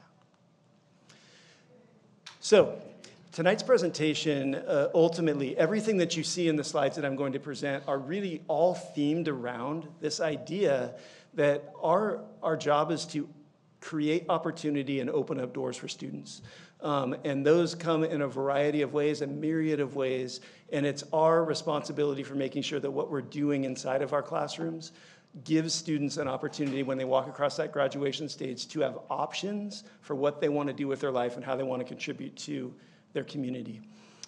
In order to show what we're doing in that endeavor in our district, this presentation is arranged by first showing some of the programs and resources divided into 4 categories that we're doing in our district in order to serve this goal, and then to present some of the programs that we're doing in order to prepare students for college while they're with us, and then to focus on what happens to students, the impact that we're having on students as a result of those programs that we're currently having on them while they're in college, and then finally to present a bit about how we're preparing students for career as they're with us in TK through 12. So we'll get started. This first slide is divided, there's a lot of words up there, but it's divided into 4 different areas. We have a number of resources in our district, as you well know, in order to prepare students for college following high school. And 4 of those are up here on the screen. Going from left to right, we have been involved in a consortium within Riverside County since 2014 in this district. And what that consortium does for us is it allows us to get together with 4 other districts in our county and to collaborate on an ongoing and strategic basis around some key goals that are all centered around preparing students for college. You can see on that left-hand list, the bullet points there, we focus on 5 different initiatives, and those initiatives move anywhere from how our middle school educators focus on making sure that when their students promote from 8th grade into 9th grade, that they're promoting in a high school ready way. All the way to making sure that we're collaborating around the opportunities for students to be involved in CTE courses and to receive certification in ways that allow them to go directly into careers following high school. And then everything in between that, as you can see in the list. Moving over to the right and in the center of the green circle there, we have the wonderful opportunity for this year, next year, and then we put in front of students in 9th and 10th grade. How we allow students to take summer programs, not just because they may have failed a course, but also to help them get ahead of their education so that they can get further in some of our pathways in the core studies. That we are having adults that meet with students to make sure that they're on track to be college ready. And then you can work your way through the list all the way through making sure that our teachers are trained in a way that allows them to present students with rigorous curriculum that prepares them for college. Below that, we are members of California College Guidance Initiative, and as a result of that, our students in grades 6 through 12 get systemic and organized lessons that allow them to begin to set goals for what they want to do once they walk across that graduation stage, so that we can make what they do in grades 6 through 12 more relevant to those goals themselves. And those are set up in a way that they're tiered and they move up, progress from grades 6 to 12, where they constantly go back and think about the goals they set as 6th graders. Do they need to be amended? Do they need to be changed? What are you doing in order to serve those goals? Again, in order to get them to think about what they're going to do after they walk across the graduation stage. And then finally, in our 4th section on the right is we have the wonderful opportunity of being part of a grant through the county, which affords us to have a CalSOAP member on each one of our high schools that meets with students on making sure that finances do not keep them from going to college. And so we do have one person that's what they do on each one of our high schools, and is make sure that our students who are college ready have the opportunity to go to college regardless of their income levels. So that's a quick overview of some of the programs that we focus on in our district in order to make students college ready. In order for us to monitor how those programs are working, we look at some key data. And what I want to do is take you through a few of those key data points relatively quickly in the 10 to 12 minutes that I have here. First one is graduation rates. And we consider the first thing we can do to make students prepared when they walk across that graduation stage for what comes next is to make sure that they get to walk across the stage. So what you see here is we've purposely put together data from 2019 and data from 2022. 2019, because that's the last graduating class before we went out on distance learning. And you can see there that in the gold color bar on the graph at the left, that's Temecula Valley Unified School District, the percent of students that graduated in the class of 2019. You can see how that compares to Riverside County in the red and the state of California in the blue. When you move to 2022, that is the most recent graduating class. You can see when you compare those two that through the pandemic and distance learning, our graduation rate actually increased. It did not decrease, which I think is a key data point. And it's still in comparison to the county and the state. We are ahead of those metrics. Second, our state gives out a golden seal of merit to students who have shown mastery of the high school curriculum in at least 6 different subjects, or at least 6 different subject areas. It's actually 4 different subject areas, but 6 subjects within those areas: ELA, math, social science, and science. The way they show mastery is they have to earn a diploma, and then within each of those areas, they have to earn at least a B+ in their 11th and 12th grade year, and they have to test in ELA and mathematics at least at the MET standard level. And in doing that, they earn the Golden State Seal of Merit on their diploma. They get that seal. When you look at the data that's up here, this is a class of 2022. You can see that TVUSD is far outpacing our students, our fellow students in Riverside County and the students in the state of California, which is a really nice metric to show that our level of rigor in this district is very healthy. Next slide is going to show some data regarding A through G requirements. And you heard me speak to the A through G grant earlier. A through G is synonymous with college readiness. So it's the way that our UC system defines and characterizes how a student's ready for college. That middle chart that has the graduation caps kind of lays out what they consider to be a college-ready student. And you can see how many years is required from each course in their 4 years of high school. If it's got a black cap, that's how many years are required. If it has a gold cap, that is what's recommended in each one of those areas. And so when we talk about A through G, we're really talking about what it takes to be college ready. When you look at our metrics from 2017 to 2018 through last year as a school year in our last graduating class, you can see on this graphic that Temecula Valley Unified, our average is in red, and the state is in blue, and the county is in green. So you can see we're outpacing both the state and the county in those metrics for college preparatory. You can also see if it just mentally, you can mark that 2019-2020 school year as kind of that spot before we went out due to COVID and changed our entire system for educating students in the distance learning model. And you can see in 2021, 2022, that we got a nice bounce back of 2%, and we expect that will continue to increase as we move forward from here on out. Now I'm going to show 3 quick slides of specific programs, and typically this presentation will focus on one of these programs and go really in depth in the 10 to 12 minutes. This presentation tonight is really an overview of all of them. AVID is one of the programs that we have highlighted in the past in this presentation. You can see here some data. The 1,056 students represents, there are 1,056 students right now that are high school students that are currently in our AVID program across the district. All 3 of our high schools, all 3 of our traditional high schools have a healthy AVID program.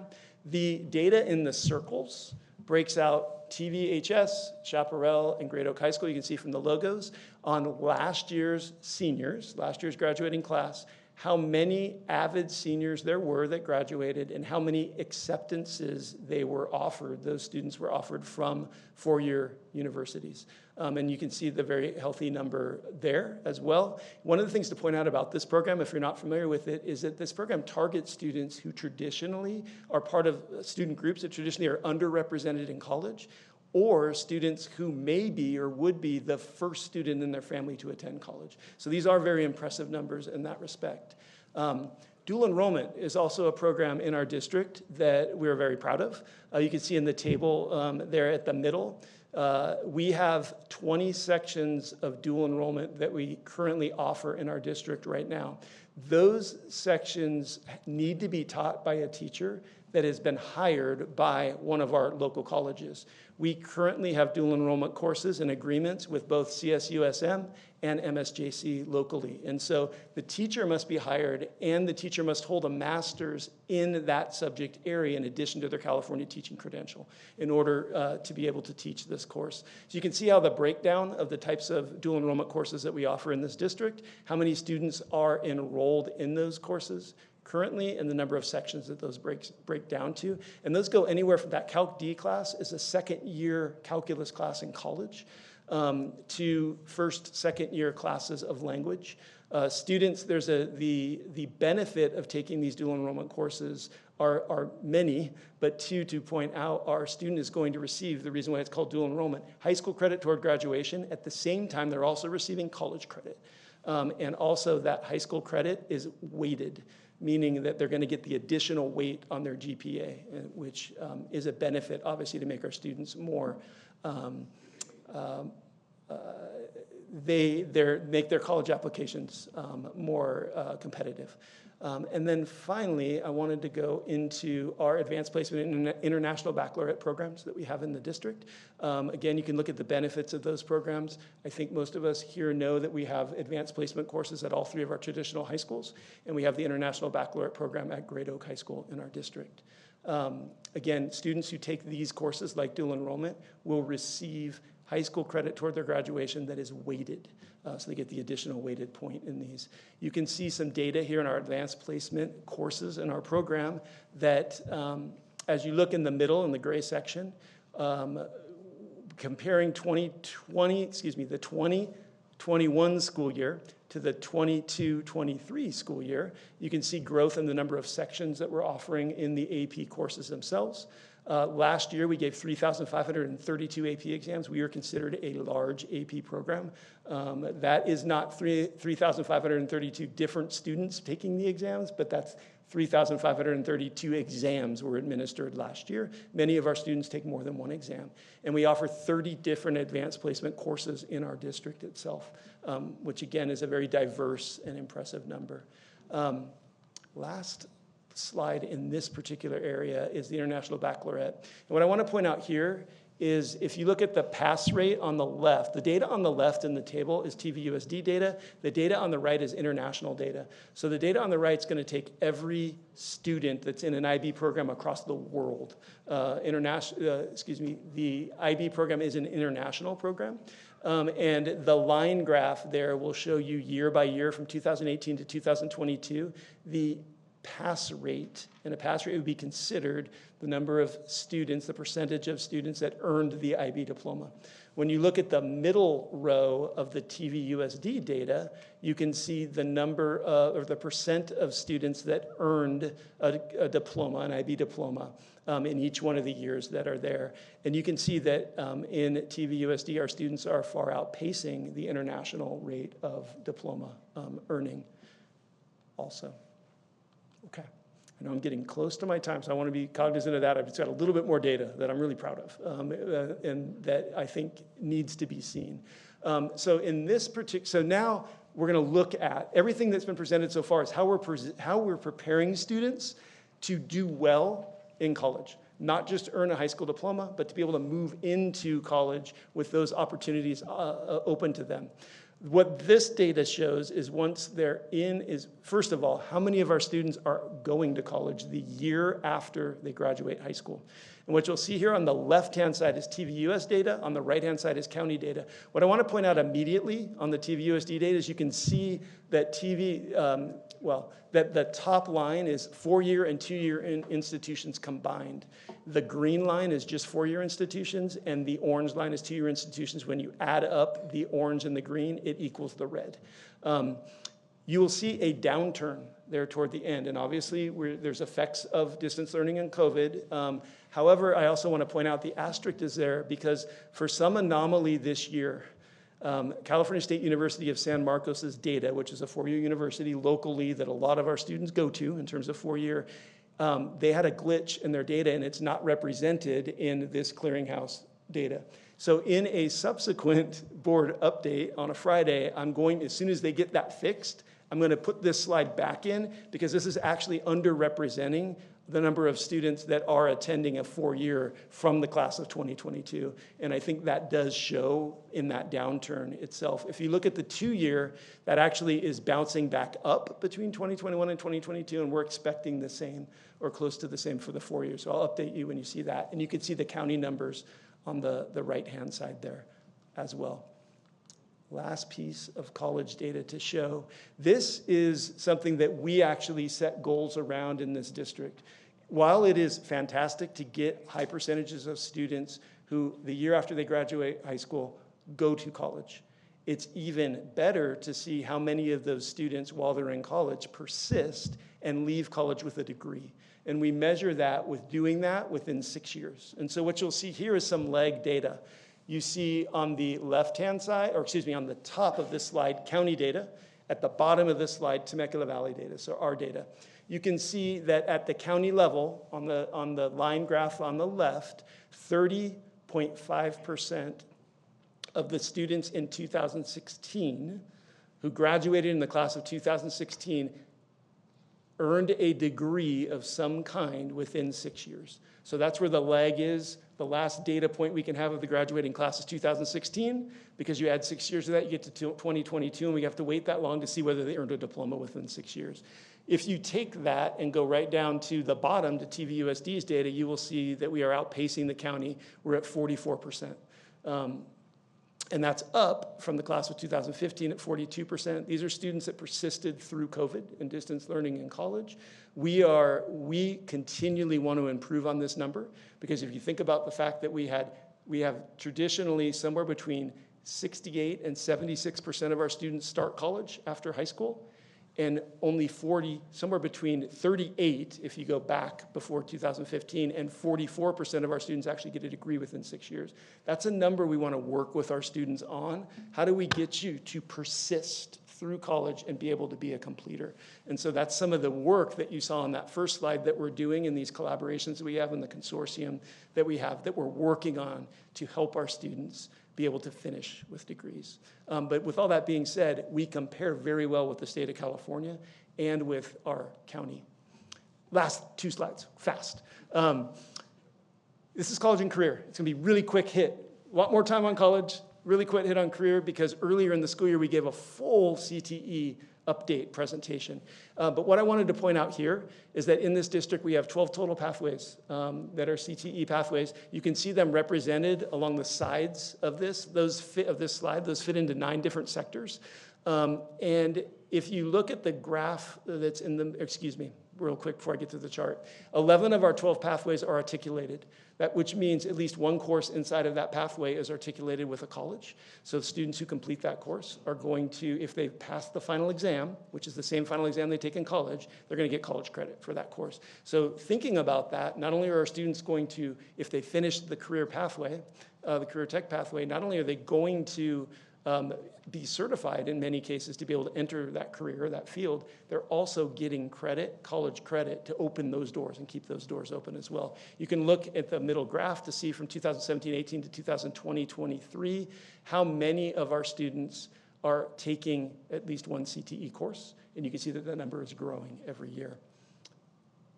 And this chart shows how many of our students are actually completing a career tech pathway. And so last year, our graduating class, we had 293 students, or 12% of our graduating class, that finished a career pathway with some sort, in many cases, of certification, ready to enter that particular field or career itself. So that's a quick, really quick, I apologize, not quick enough, but really quick look at what we're doing in this district to prepare students for college and career, to open doors for them, and a little bit of the data to show how we look at how we're impacting students in those two areas. Are there any questions? Thank you. Yes, oh, no, I have one. Awesome. I have one. Oh, yeah. So this is a little bit of my forte. I would like to get together with you, but I have two Absolutely. kind of general questions. One, do we have any lack of properly accredited teachers for dual enrollment classes? I know with Mount San Jacinto, we have to have teachers properly accredited to pull those classes in. Is that lacking, or is that robustly filled? Like, where are we? Yeah, it's a really good question. So I think to answer, is it lacking? It depends on the subject area. We're at this point, to give one example, in mathematics, in that Calc D course, we only have 3 teachers actually in our district that can teach that course. And one of those teachers right now is a TOSA up at the district office without students. And so that would be an example of where we'd like to see that be more robust. That helps. At Mount Sac, where I teach full-time, we actually have a program this semester where our adjuncts who are hungry in philosophy, I mean, they'll teach critical thinking, intro to philosophy, they actually can come onto the high school campuses and teach. So that kind of program that we have, maybe I can act as a liaison with you to help push that with Mount San Jacinto. If we're lacking teachers, we can get adjuncts, and they're hungry. They'll teach. That would be fantastic for us to meet. I will reach out. Okay, perfect. And then the second one is Cal State San Marcos. I also teach there. How are our classes there at the extension campus right there at Rancho Vista High School? I mean, I visited a couple times, but like, is it lacking or is it full of classes? Yeah, I honestly don't know how many of our students are attending there at that extension campus. I can get that number, but I don't know how many are attending there. I know that we have far more robust attendance at the MSJC extension courses from the last time I looked. Okay, I'll follow up with you after this. Thank you. Great, thank you. So my question is about the FAFSA. I saw that on the agenda, and before I ask you the question, I want to preface it by saying we have loved being here at TVUSD. I have a 2020 graduate who got the full IB diploma, and she took AP classes, and she just graduated from Grand Canyon in 2 years as a result of the stellar education here. Yay. So we've been so appreciative, and I thank you for sharing all of this. My middle son got a CTE pathway certification of sorts, so he's kind of pursuing a different path outside the 4-year realm. My question is this: for my daughter, we did fill out the FAFSA. It was necessary for scholarships and all of those things. Sure. For my middle son, we didn't need that. And my concern is, and I'm voicing it because I've had several constituents reach out and say they've received a message. My youngest is at Chaparral, so I received it too, saying that that FAFSA is needed in order to graduate. Yeah. And we did look up the state requirements and noted that, yes, it is, but there's also an opt-out form. Yeah.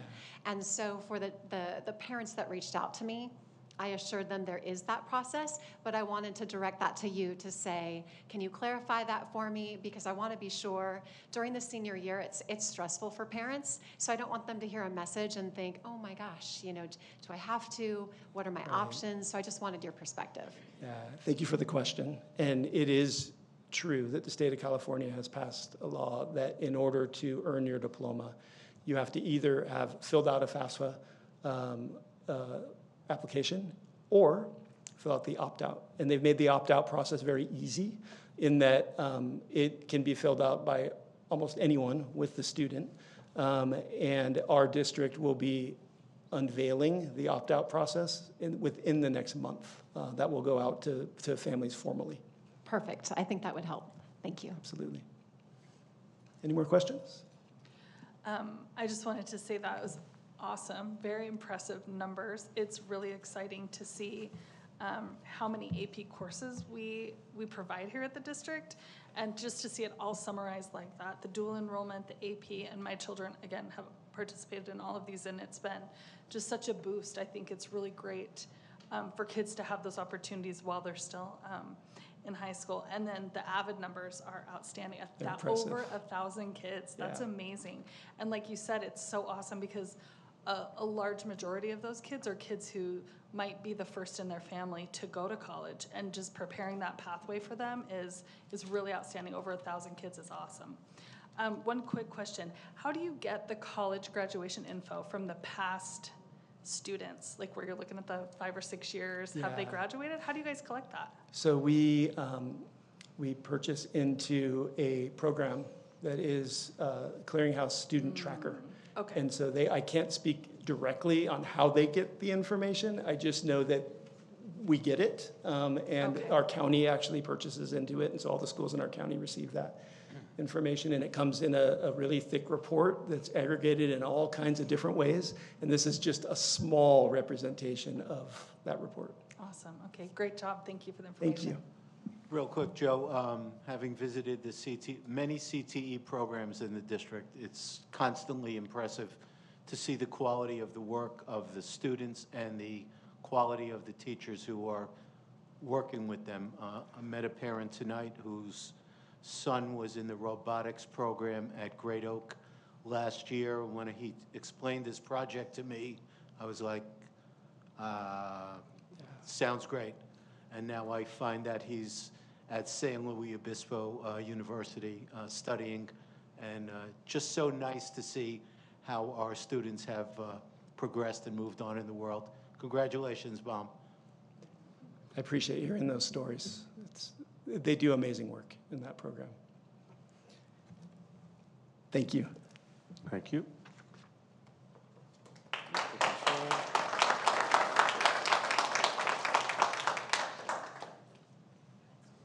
And we have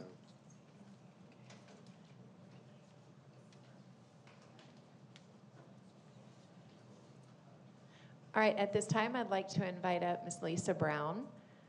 Lisa is going to do our LCAP presentation. I think you probably remember Ms. Brown from last time, so we welcome you back. My audience is a little slim this month. So I'm here to present the LCAP. Mrs. Brown, I apologize. sorry. Hang on. We have a technical issue with the streaming. It has to be shut down for about 60 seconds. So would you like her to keep going or take a 60-second pause? Would you like her to start or hang tight? We're not streaming. 60-second pause, just so that. All right, Dennis, 60 seconds.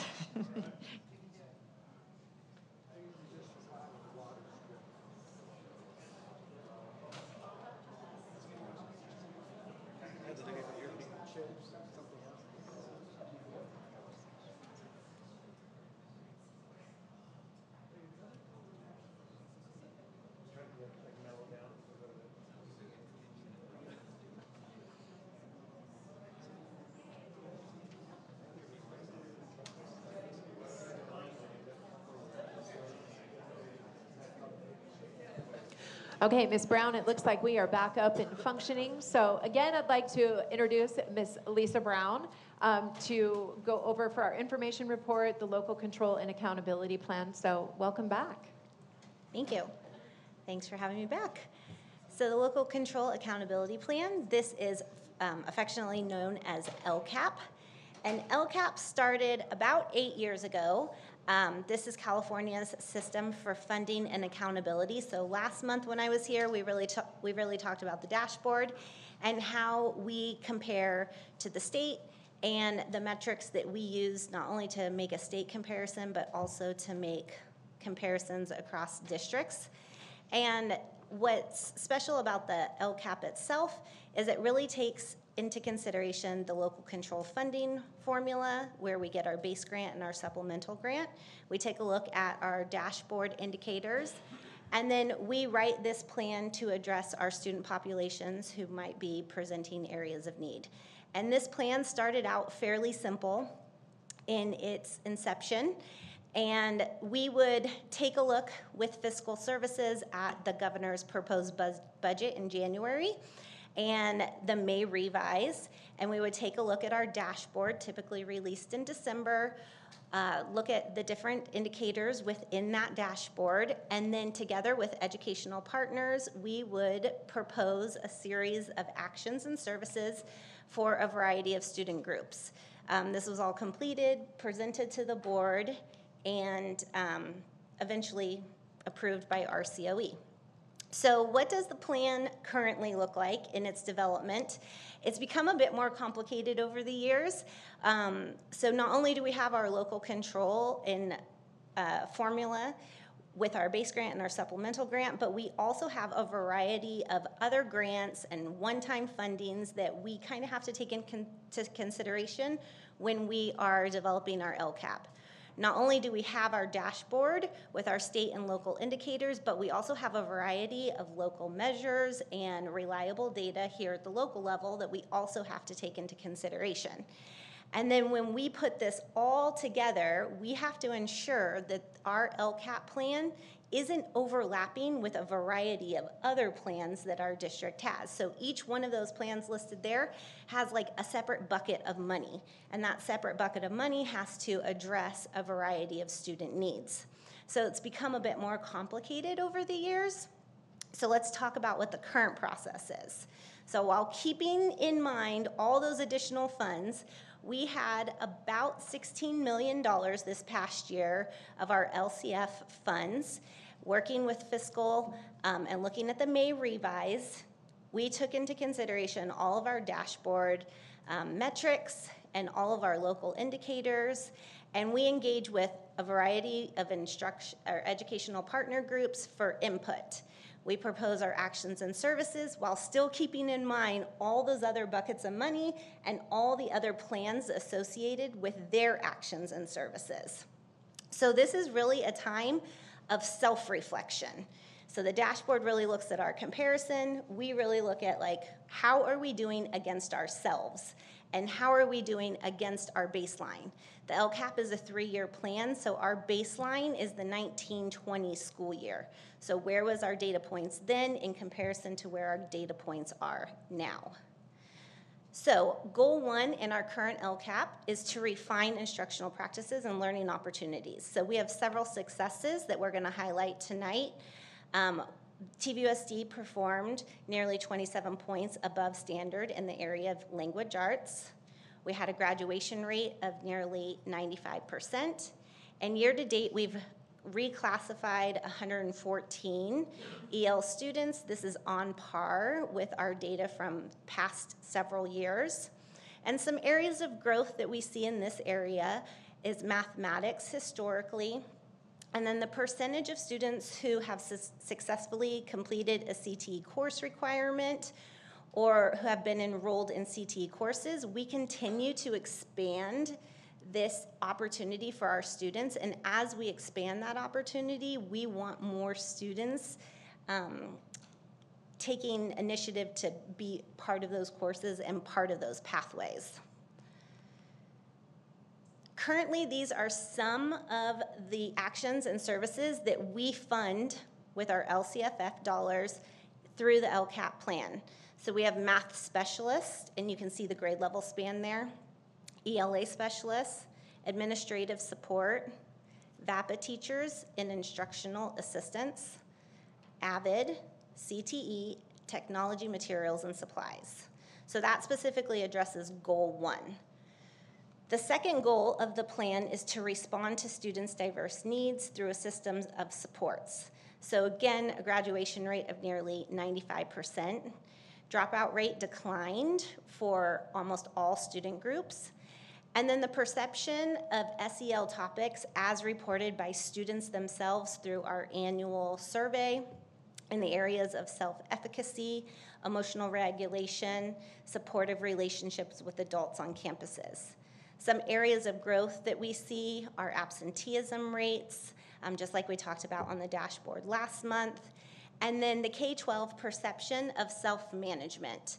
So this really asks questions about how students avoid distractions in the classroom. How do they feel they're coming prepared to school on a regular basis?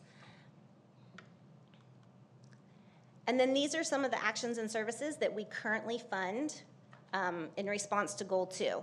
So our intervention specialists, our counseling specialists, extended and adjusted day, credit recovery, intervention support specialists, public library homework technology center, the school site allocation, so each school site gets a small chunk of funds to address specific needs at the site level, educational assistants, Tier 2 behavior assistants, counselors, social workers, licensed clinical social workers, a bus route to Temecula Valley High School for our students that live west of the freeway, PBIS and OCR support, and our homeless and foster youth support. And then finally, goal 3 is outreach to family and community members. So we saw several successes this year. One of the successes was 82% of our family members that responded in our annual survey felt that student safety on campus was positive. So that was a 14-point increase from this time last year. And then 77% of our family members responded favorably that they themselves felt like they had the adequate supports to support their child academically and socially within the home. An area of growth that we see as a district is the perception of family engagement. So coming back off of COVID and making sure that our families are really engaged with all of the academic and extracurricular activities that we have on campus. Kind of twofold, like making sure that we're offering those activities, but then families getting back into the swing of things, right? We all feel it, of what life looks like after COVID. So some of the things that we currently fund out of LCFF dollars for goal 3 is our bilingual clerks, our translators, and then our K-12 insight, or what we call Let's Talk. This is a parent's ability to send like a text message or an email to a variety of administrators, either at the site level or the district level, to get immediate support, either for a student or technology, who knows. So where are we in the process? This is a very lengthy process. We are currently right now in year 2 of a 3-year plan, so next year will be year 3. We are working with our sites to ensure that they are getting educational partner input via their CAP meetings and their ELAC meetings. We'll be meeting with both of our associations to garner their input on our current plan.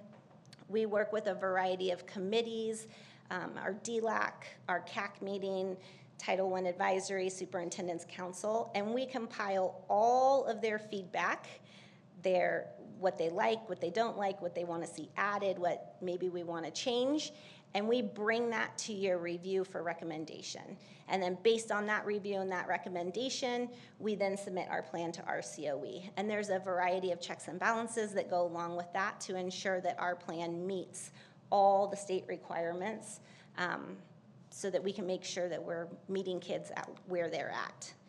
And I think it's important to note that this plan has a lot of different pieces, but it really goes back to how do we ensure that TVUSD is putting the right conditions in place so that every student has everything that they need to, like Mr. Baloweg said, be college and career ready at the end of the day.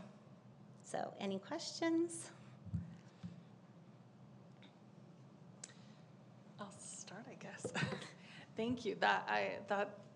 Every time I see that presentation and I read it and then I listened here, and I always hear something new. I know it's very complex, so thank you for breaking it down for us very simply.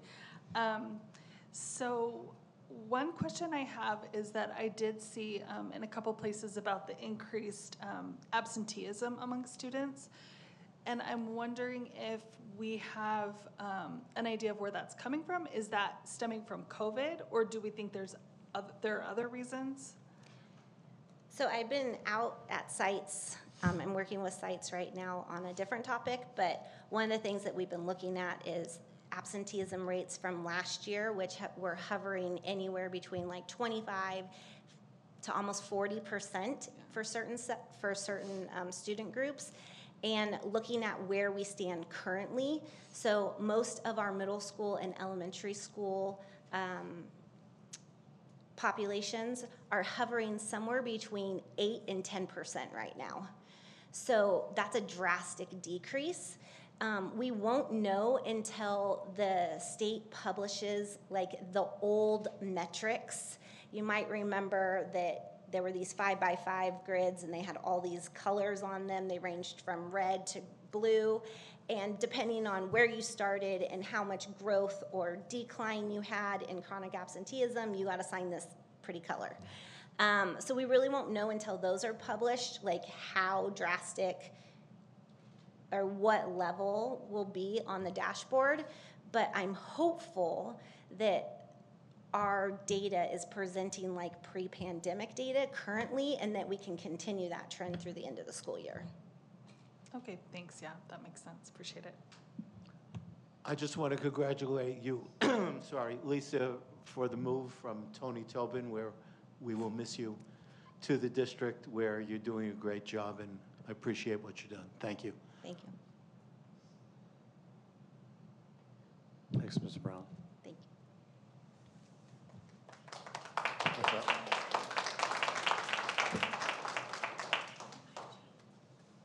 Oh. Next, we have Nicole Ash presenting Facilities Update Report. Thank you. Bringing a posse with me. And the posse. Well, before we get started, I just want to introduce someone integral to the facilities department, and that is their fearless leader, Mrs. Janet Dixon. She is the director of facilities, and while I'm giving the presentation tonight, really a lot of these projects are the fruits of her and her staff's labor, so I just wanted to give her a shout out. There are a lot of names on this slide. You'll see this is kind of a group presentation, a group project, if you will. And so we'll be introducing folks as we go along.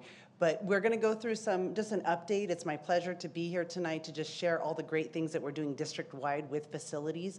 Just a point of clarification, when we say facilities, this department is responsible for major upgrades throughout the district. This is not routine maintenance, general repairs. This is true upgrading of facilities. So that's what we're going to give a status update on tonight.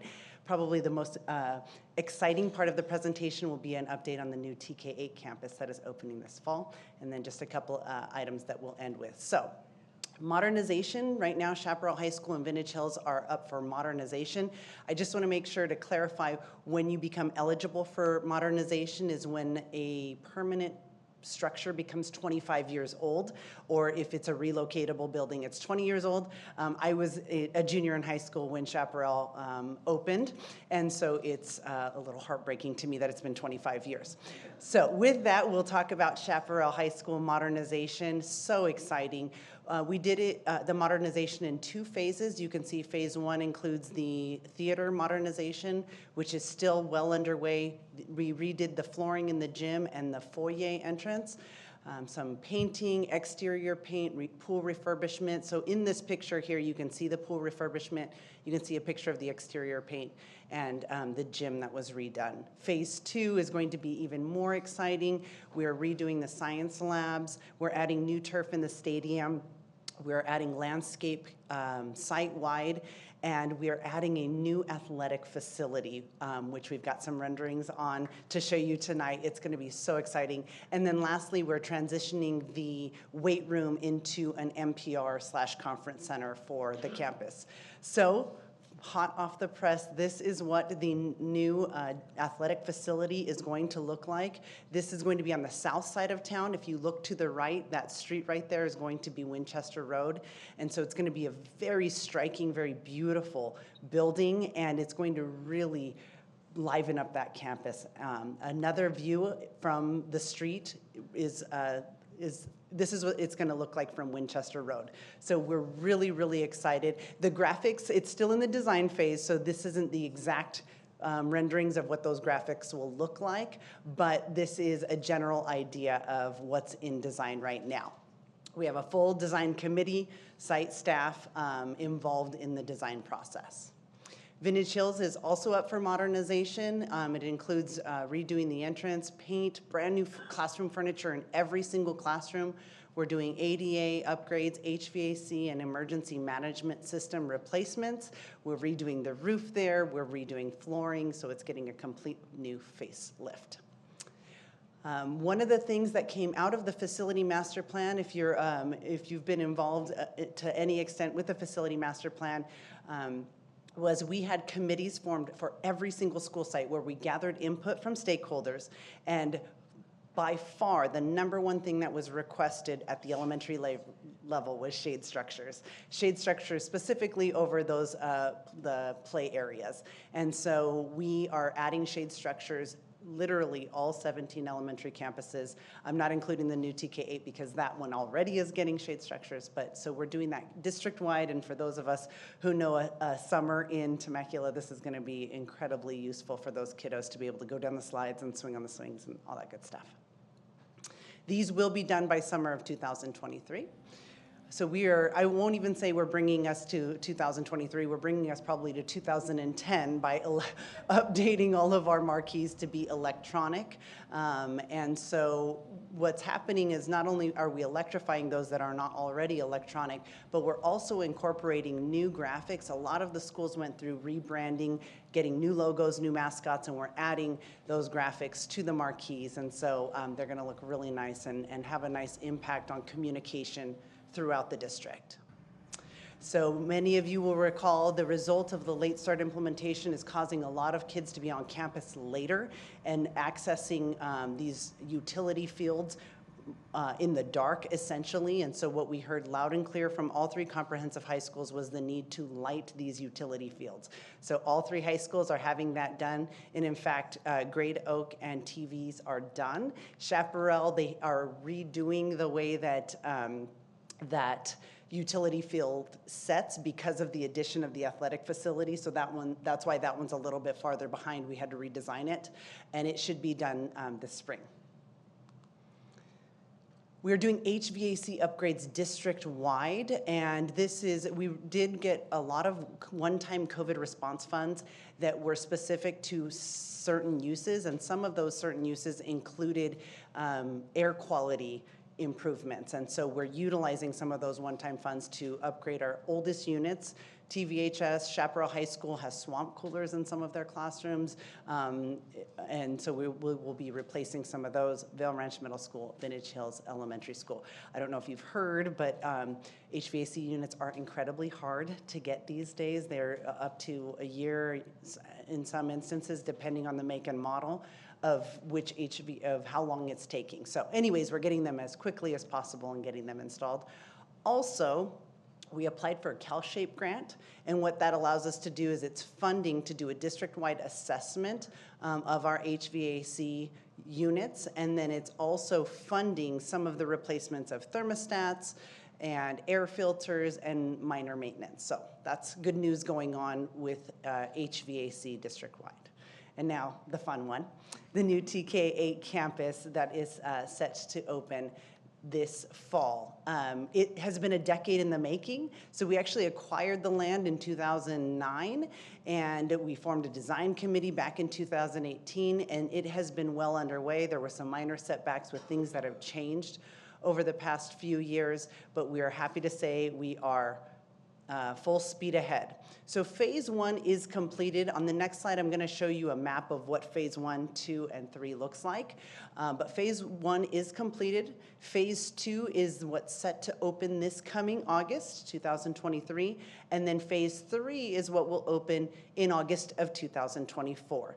Just for the room, and so you're aware, when this campus was originally designed, there was more capacity. So phase 4 is up there.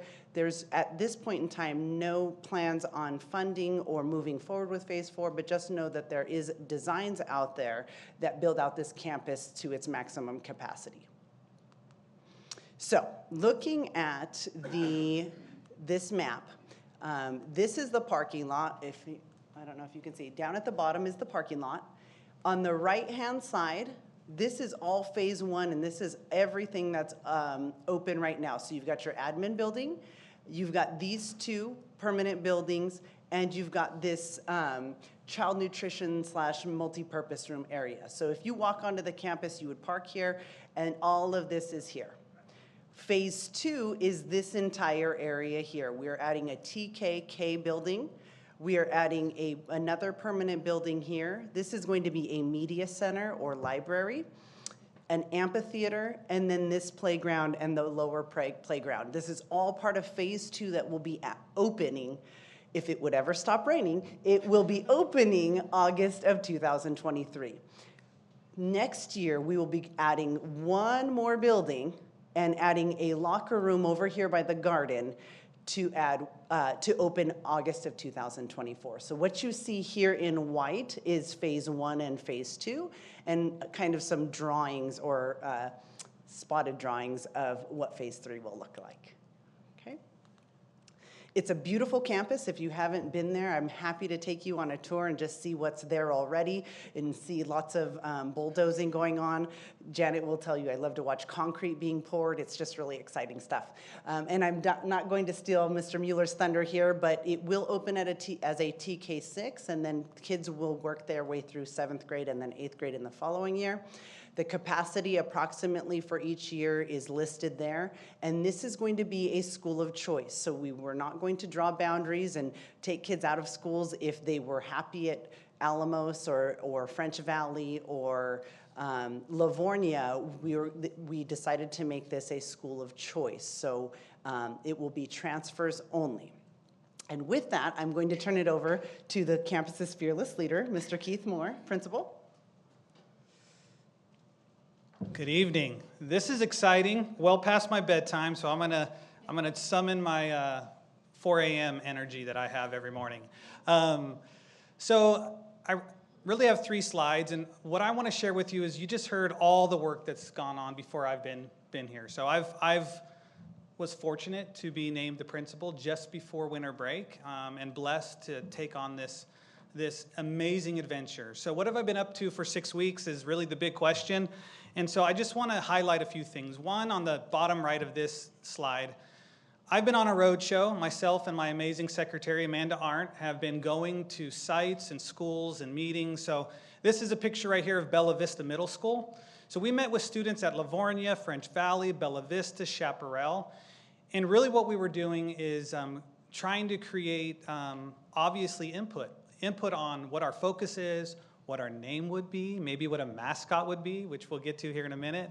But one of the things that over the time of opening the school, there's been different iterations of what will be at this school. So before we do enrollment or hire teachers, which we'll do shortly, what are the key components? So here's the big 3.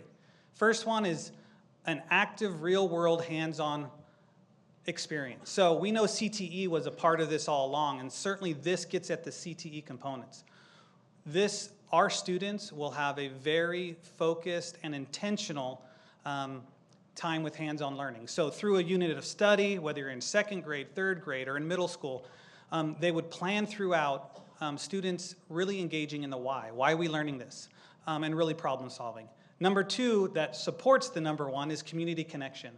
So we are poised to be ready to connect our community to our learning. So you can see on there industries, businesses, and so on. So what does that look like? Getting students out to go see and maybe meet our local industries, as well as partnering with them to come onto our campus, maybe help co-plan some of these hands-on projects. Maybe they would work hand in hand in creating those. But ultimately, really creating that why to the learning. Why do we learn things? How does that connect within our world today? And then the third one is school-wide leadership. And I know I was able to watch a board meeting that addressed this a little bit. So I just want to say real quick that when we talk about school-wide leadership, we think about our knee-jerk is the principal, the boss, the CEO. But really, school-wide leadership is about everyone's a leader. Whether you're going to be one of those leaders, or you're just a leader in whatever field you're in, or whether you're a leader at home, whether you're a leader of self, of how you're going to direct your life, it's really building the skills campus-wide about a language of being a leader as they go into high school. So, as we started to meet with different groups, there were really one constant expectation of what's in a name. We know there's lots of schools that have names that are named after historical figures or an area, and those are great. Those are great schools. We're setting out here to not just have a strong name, but really connect our name with the mascot, with the vision, with our focus. Like, how can we get all of those to really be the backdrop of who we are, and that would propel us to really what our goals are. So here's a few things I just listed that we want to connect in all those. the journey to do that. I'll tell you that right after I got hired over winter break, I spent some time at the French Valley Library, and there's a historian there, and there's a librarian who gave me all kinds of history. We spent time listing all of the mascots that exist in TVUSD and surrounding, so obviously we don't want to be the same as maybe a neighboring school. And then really studying like the local area. So things like Ald Valley. The property is actually, it's French Valley, but that school is on Ald Valley. The creeks that flowed through that valley back in the day. So there's all these pieces that we brought in. It's on Washington Road. So maybe that's a place that we go. But as we began to research what is our mission, we kept hearing things like, we want our kids to explore. We want them to find their path. We want them to really navigate these hands-on experiences. So as you see in this picture, one of the questions came up is there's a mountain that frames really the site. And from here, you may not notice it, but anywhere in French Valley, you're going to notice that mountain. So we decided to figure out what the name of this mountain is. And does anybody know what the name of this mountain is that I haven't told already? This mountain is actually Bachelor Mountain. So trying to make a connection to a name that didn't quite resonate with the TK8 school. We weren't going to do rose ceremonies or anything of that. So, but now that we knew the name, really we kept coming back to this explorer piece. And so what could we utilize this beautiful mountain that I get to see every time I drive out as a name? So we ended up talking about how could we utilize that. And the word summit came into existence. So Summit Academy is what we work through with students and a parent group and some of our district folks, and kept getting really positive feedback on kind of the idea of how we connected. So remember, when we pull a thread through the name, the mascot, who we are, so here are some things. Goal to reach the summit. That should be our goal of our students, to really meet their potential. Don't go alone. If you're heading out onto the summit, you go as a team. We're about collaboration. There's many paths. There's often so many ways to get to the top. And we're teaching our kids all the different ways so we can play on that. We need the proper tools. Obviously, when you go, if you're going to be a mountaineer and you're going to do an aggressive line, you need the right tools. And you need to be prepared before you even go. So our students need to be prepared as they come into the doors at school.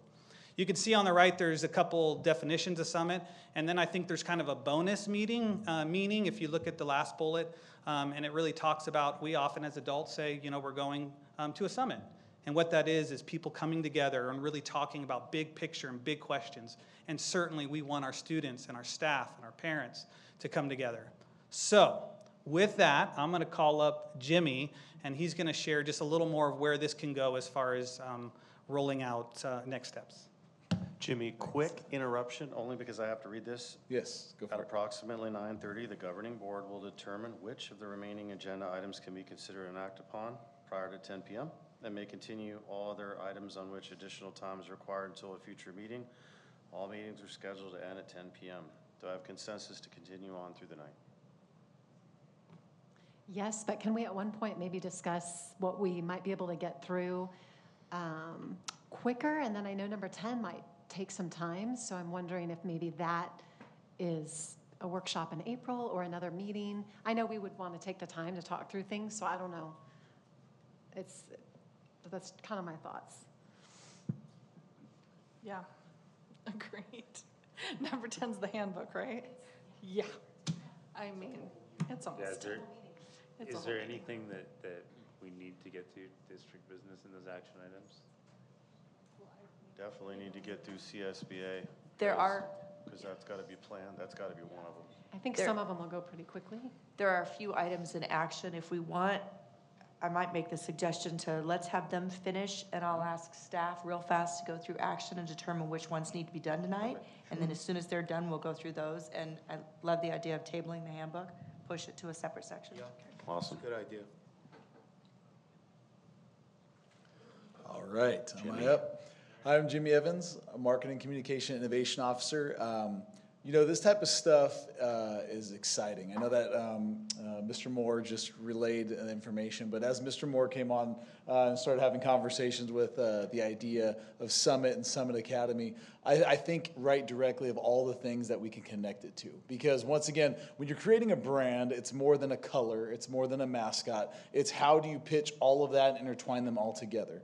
So as we're moving forward, we started brainstorming, okay, what about the logo? How are we going to market it? What's the communication going to be out to all our parents and all of our students that might be coming there? So getting out the word, and typically when we start thinking and then people start asking me about things, I go right to multimedia.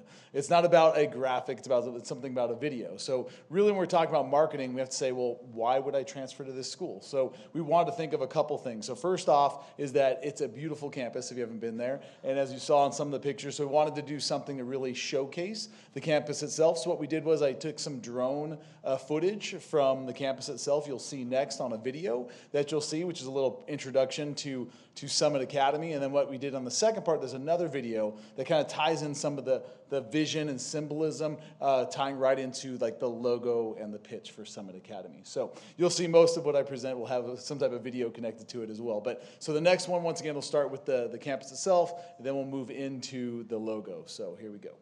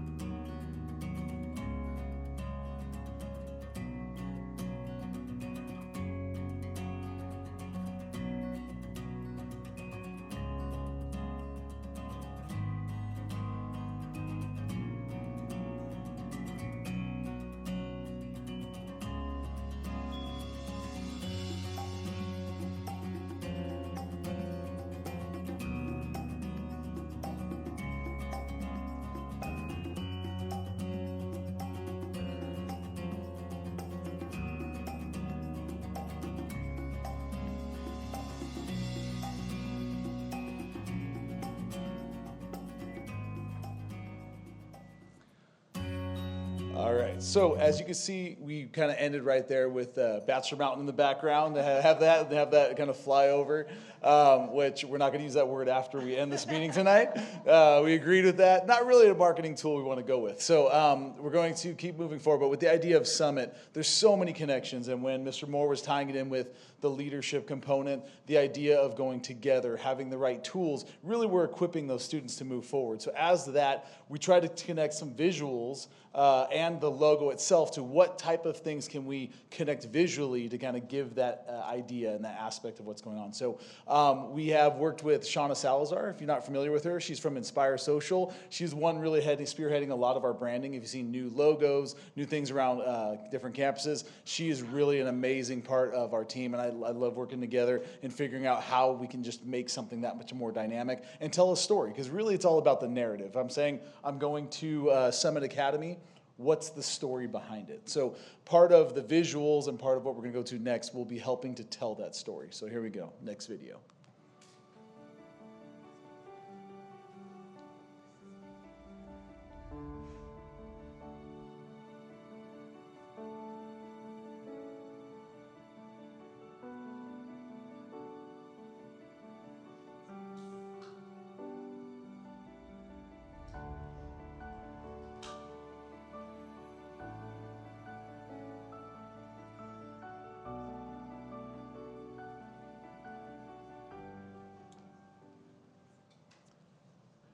So abstract, think technology, think of high tech, think of all those things that Mr. Moore talked about, and that's where we come to the idea of Summit. So not only is it a summit itself, you didn't notice right away, it's also S that goes around through it. So the lines and the abstract and what you can do with that is just, I think, sky's the limit. And once again, we haven't really even dialed into all the mascots and things like that for the branding that will come later. But we wanted to give a general vision of where we'd see that it moving. So we're really excited about the opportunity to really get marketing. But once again, it's a school of choice, and there is a limited amount, so we're also going to be very strategic in how we market, and based on the enrollment and things that are going to happen, we have to make sure and monitor the marketing. So with that, I'm going to ask up Mr. Joe Mueller. He's going to talk a little about how to get enrolled to this school and bringing in the students.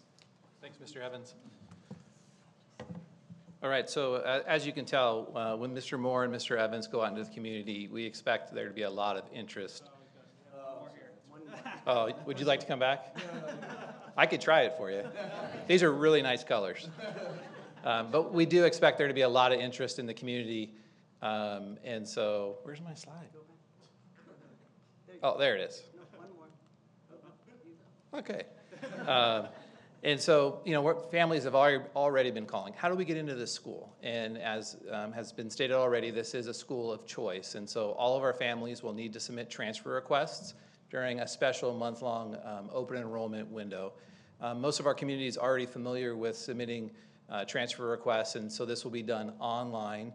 And the window will open this Friday and run for a month through the 24th of March.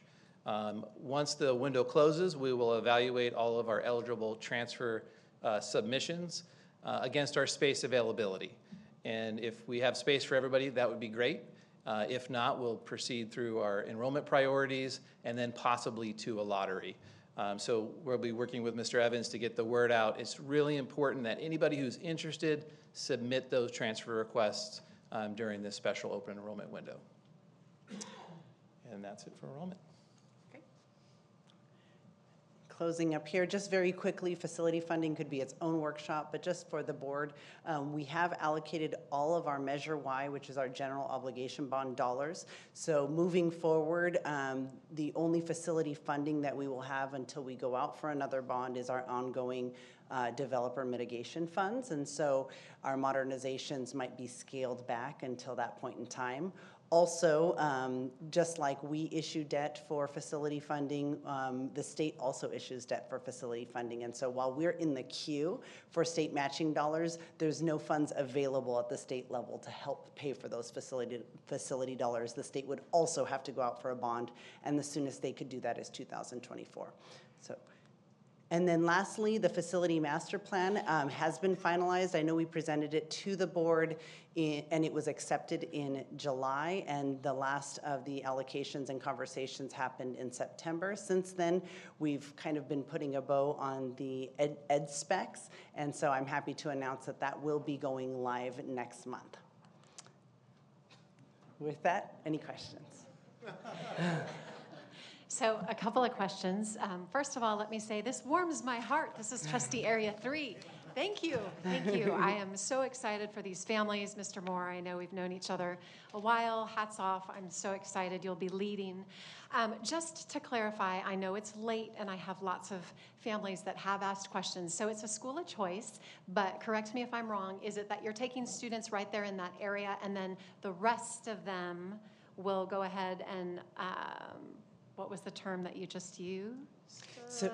Yes. Yes. So I just want to make sure I'm clear on all of that. On January 31st, we brought to the board a revision to board policy that allows us to prioritize and give first priority to families within proximity. So they will get very first priority to this school. After that will be other TVUSD students. And then lastly would be students that are outside of district boundaries. Perfect. Okay, having been out there, I also know with the two charter schools, right, on that same road, it sets up a very unique circumstance for traffic and all of those things. So I've also fielded those questions, and what they would love to see is a meeting of the minds. So maybe principal, Mr. Moore, and Temecula Prep and Temecula Valley, and I kind of told them I will do everything I can to see if we can kind of talk about that 6 months out, and I'm sure this has already been on your plate. Yeah, it's already been done. About, but yes, it's already been done. Mr. So Moore has actually I know met with that's each of them. Yeah, Mr. Moore has actually met with both Temecula Valley Charter and Temecula Prep in anticipation of opening. Awesome. Yep. And one more thing, if there's a way to do a town hall or something along those lines, I would love to be a part of it, just to kind of be in the know with all of this and celebrate with all of you as you open up. So thank you. Any other questions? And just a point of clarification, in action, you will see the acceptance of the school name as an item. So that's coming. Very exciting. Thank you.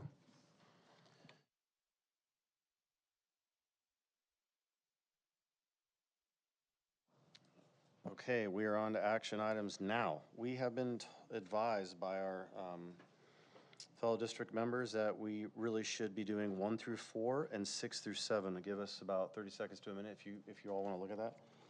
1 through 4. Could skip 5. Skip 8 through 10.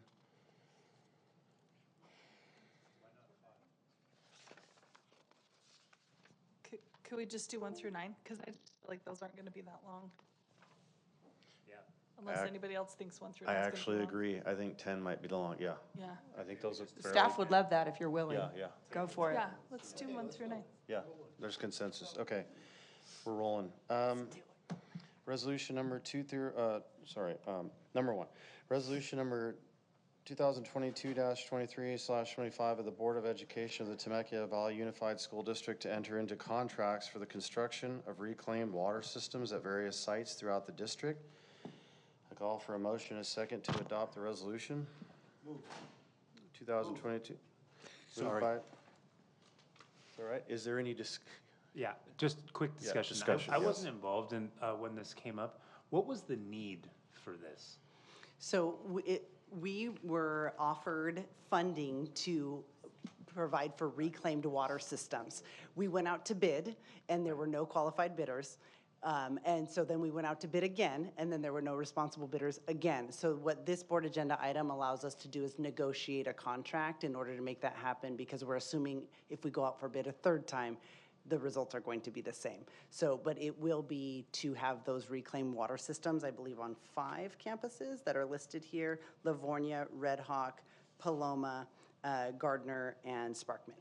So I guess my question is it in the district's best interest to have those funds? Are they? Well, anytime someone else is willing to pay for a project, especially one where you're recycling water, essentially, it's a good idea. It's a good project to do, and when someone else is offering to pay for it, it's definitely beneficial. Okay. Any other discussion? Okay, I have a move by Mr. Schwartz. Do I have a second to adopt this? Second. Seconded by Mrs. Barclay. And all in favor, say aye. Aye. Aye. Aye. Motion passes. Motion adopted 5-0. We are on to item 2, Coast to Coast 2023 Federal Advocacy Trip. Yes. I think this needs to be opened up for discussion. So I did mention to Dr. McClay that on October 25th, the board did vote to approve any board members or cabinet who are available to attend this trip. So the only thing, I'd like to say 2 things. First off, I know we've had several questions.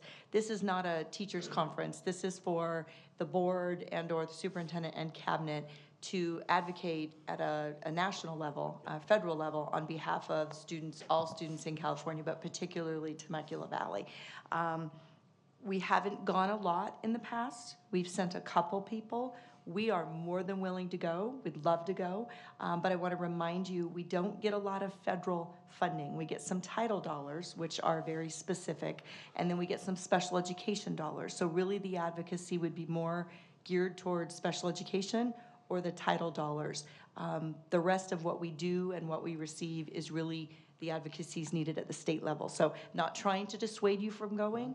We would all love to go, but I just want you to know that that most of the sessions will be related to Title I, Title II, Title III, Title IV, and/or special education. So I guess I'm sorry, I didn't mean to cut anybody No, off. I guess with that being said, is there somebody from the cabinet that you would like to send to that along with a board member or 2? If 1 or 2 of you would like to go, I will go. If 3 to 5 of you would like to go, we'll work with legal because we have to agendize certain parts of the conference, not all, but certain parts, and then we would take more of cabinet. Gotcha. I would love It's really up to you. So Okay? I'll volunteer. And I expressed back in October that I would also like to go. I just want to remind the board that we have a board meeting special scheduled for April 25th, which we'll have to reschedule, which is not an issue. And I'll be in Hawaii at my daughter's wedding, so I can't go. We'll miss you. I was very interested in going, so I would like to throw my hat in the ring. That makes 4 of us. Beautiful. Okay, then let's call for the motion and the second, and let's reapprove for the four of you to go. We will also reschedule the April 25th workshop. We'll have Mrs. Anna send out some dates to choose from, and then we could go off of the October vote for as many of cabinet who are available to go. We typically don't want the entire cabinet to go and leave the district, so probably 1 or 2 will stay behind, but we'll have a group of us go. So a minimum of 2, right? Yes, of cabinet? yes. So moved. I will second. I call for a motion to second. I call for a motion to second to discuss sending board representation Coast to Coast 2023 Federal Advocacy Trip Conference, and that now means 4 board members and various staff members. And I heard a movement by Schwartz. And a second by Jen. And a second by Mrs. Wiersma. All in favor, say aye. Aye. Aye. Aye. Motion adopted 5-0. Great, all right.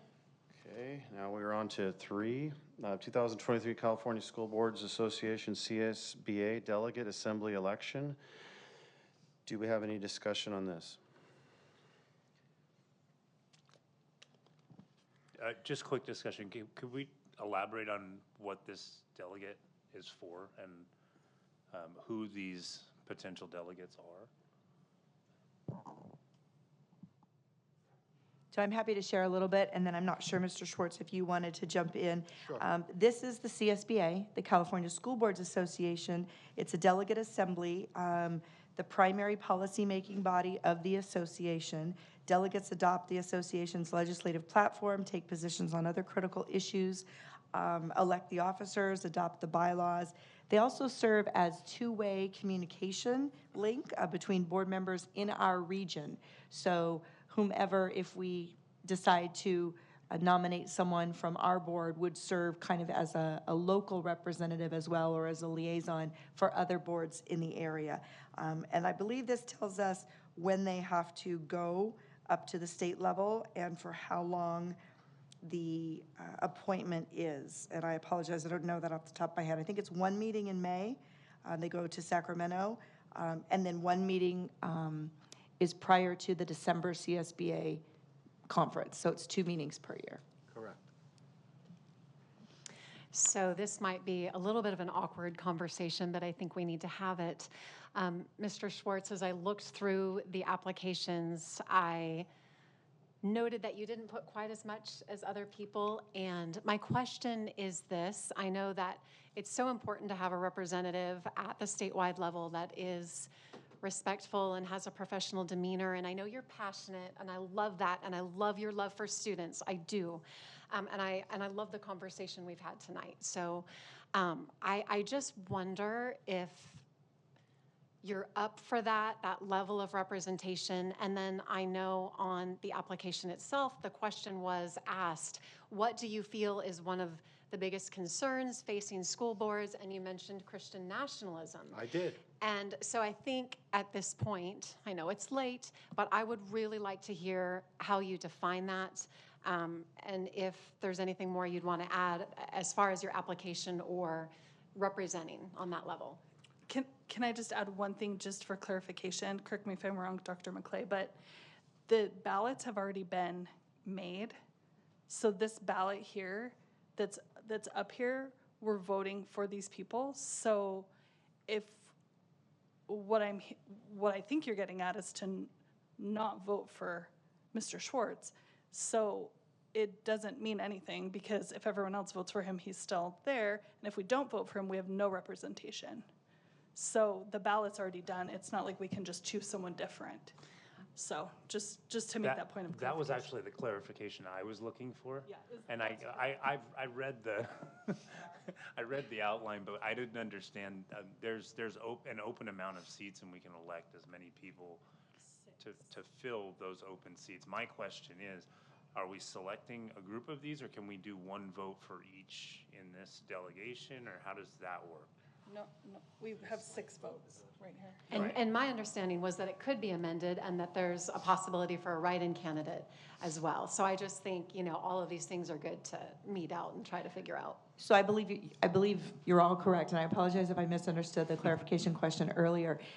You can write in a candidate in answer to your question, Mrs. Wiersma, and Mrs. Barkley, I believe you are correct. This ballot has already been put together by the delegate assembly, and so our board may vote for, I believe, between 1 and a maximum of 6. And it can't be, from my understanding, separate people wanting separate. The board needs to be unified, or at least a three-person vote on who you select. So if we put in a write-in candidate, we're giving them 1 vote, right? And then all the other school boards are voting, but they don't have our write-in candidate. So our candidate still just gets 1 vote, which means most likely they're not going to get chosen because no one else knows that we wrote that person in. And we probably all saw the email where someone was requesting a write-in candidate, since there aren't 6 on here, who most likely is going to get some votes. So I guess my point is that it's Mr. Schwartz or nothing for this district. And it looks like it's how it's going to pan out. So that's just mine. And I think that's absolutely valid, and that's why I think Ms. Wiersma asked a very pointed question, because if we are going to vote for Mr. Schwartz, it's concerning to me, because the term, Christian nationalist has been thrown around quite loosely. Do you want me to answer the question? I would love it. Okay, if you fine. would. Yeah, Mr. Schwartz, too. I just want to throw I also want you to ask, what do you mean by the attacks of Christian nationalism? Because that's in there, I believe. The exact verbiage. Yeah. We are in a political situation. Christian nationalism is a political philosophy. Number 1, anti-CRT. Number 2, anti-LGBTQ children and their issues. Number 3, please don't shake your head, that's rude. If you want an answer, I'm going to give it. If you don't want an answer, I won't.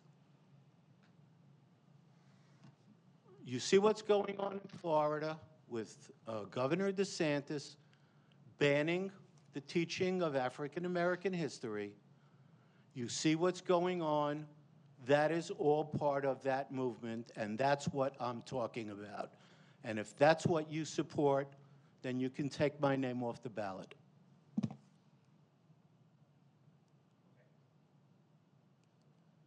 Should we vote on these then?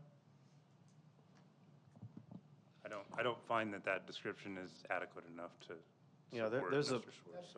There's a blanket statement. The concern is that there are a lot of Christians. Excuse me, I made my statement, you don't need a comment on it. Let's vote and let's continue. I don't want to be here till midnight. You heard what I said, you can take my name off the ballot. I have no issue with that. Whatever you want to do, let's just vote and move on. So- We have important things to take care of. I just want to give you the benefit of the doubt so you can clarify before we vote, Mr. Schwartz. I'm not clarifying anything. You heard what I said. So Fair enough. we would need a motion to make whatever amendment to this list that you want. So someone make that motion, and then we need a second before the vote. I move that we accept the ballot as written and vote for all candidates on the ballot. Do we have a second for that motion? Second. All in favor, say aye. Aye. Aye. All against, say nay. Nay. Nay. Nay. Motion's not adopted. Do we have a motion to amend to remove Mr. Schwartz to include just Robert Garcia, Madonna Gerald, Cleveland Johnson, and David Sanchez? Do I have a motion and a second on that amendment to this, dropping the name? Second. Moved by Mr. Gonzalez, seconded by Mrs. Wiersma. All in favor, say aye. Aye. Aye. Aye. All against, say nay. Nay. Opposed? Motion adopted, 3-2.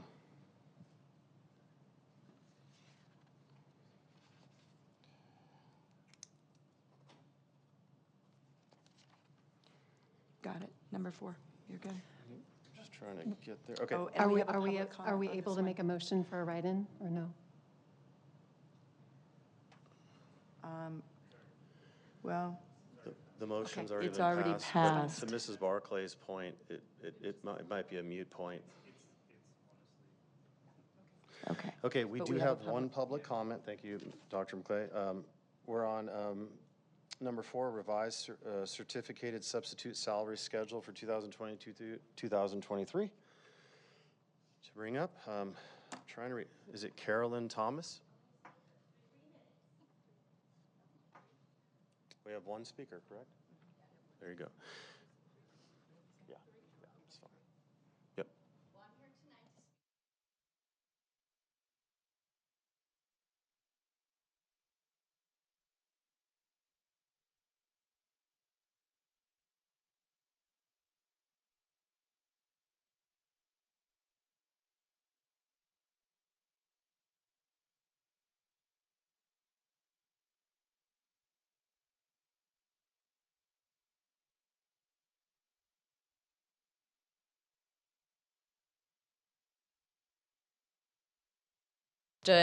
Thank you.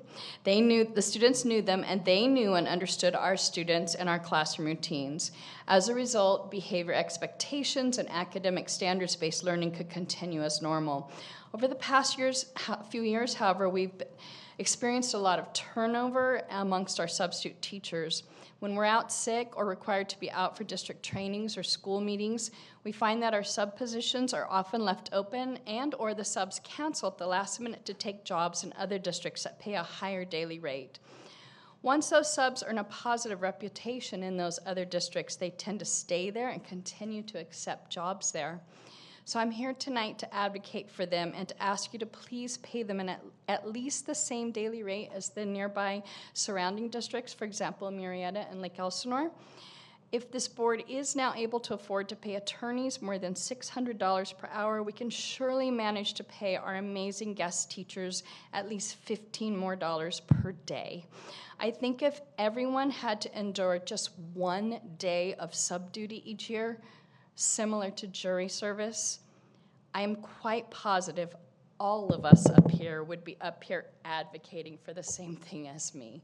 It's a very, very tough job, and we don't pay them enough. Thank you. Thank you.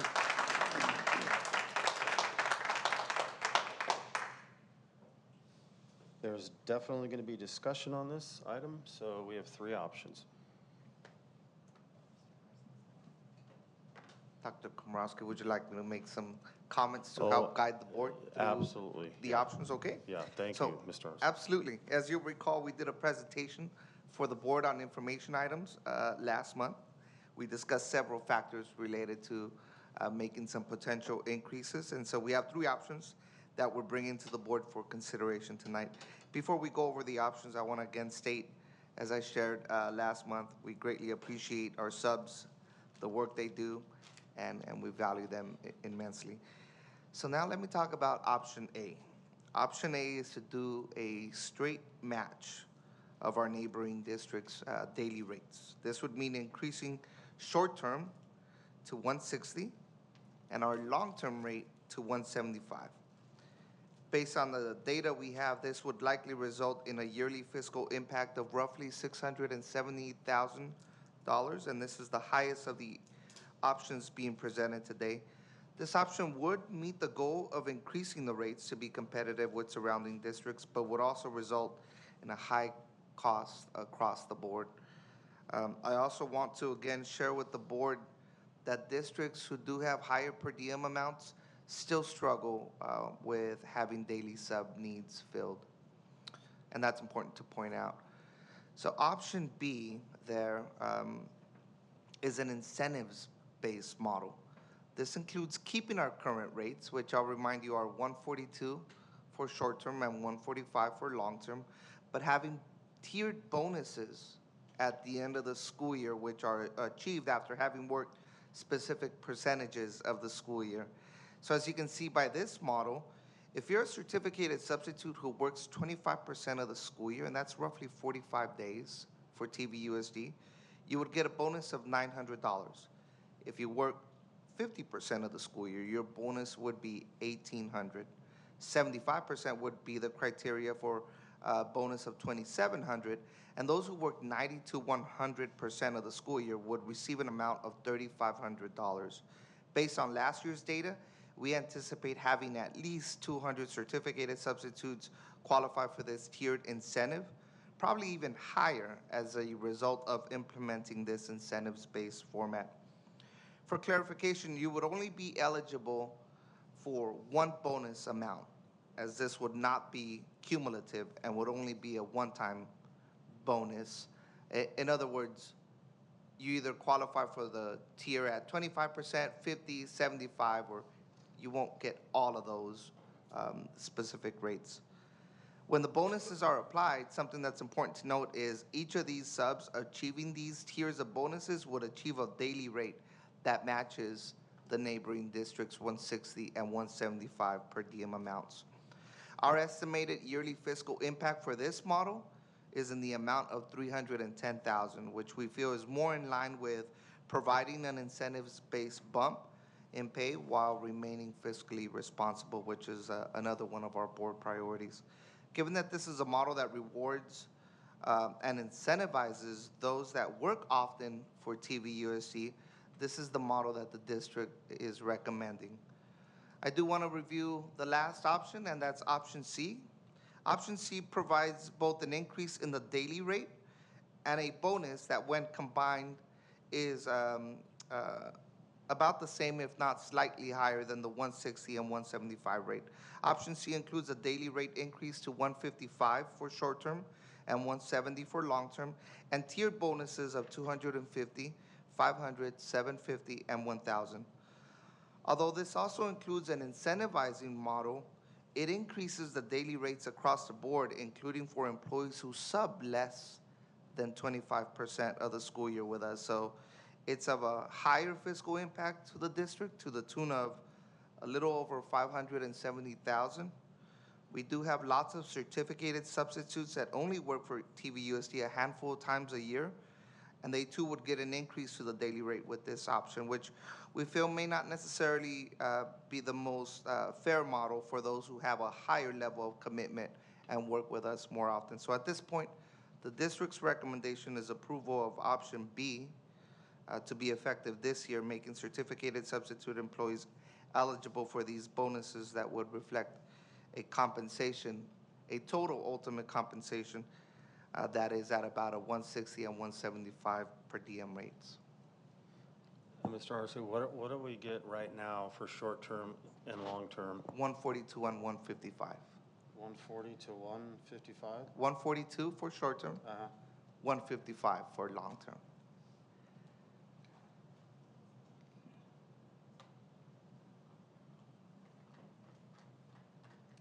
Can I add a couple of questions in the till with this? Sure.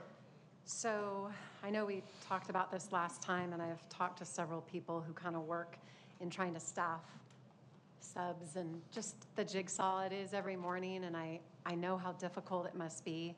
I know that Menifee just raised their sub rate to 200, and I know Mrs. Lash did such a great job with all the comparables, so we've gone through that. But here's just kind of a statement. I'm going to read through it because she's clearer than I think I would be, and then I'd love your thoughts. Just a reminder, it does cost more to have current teachers sub in high school if teachers have 5 to 6 periods a day instead of having one outside sub at an increased pay of, let's say, $200. So if we're going to pay 5 to 6 teachers to cover a period at a minimum of $75 per period, and then it may increase by what step the teacher's on, or if it's a counselor or an administrator, it might be more. Her very strong opinion is that raising it to 200 a day actually saves us money, and she wants to remind us that we lose subs to the districts every day, so all the schools are paying a lot when we utilize teachers, and then we know our teachers need breaks. They do need subs.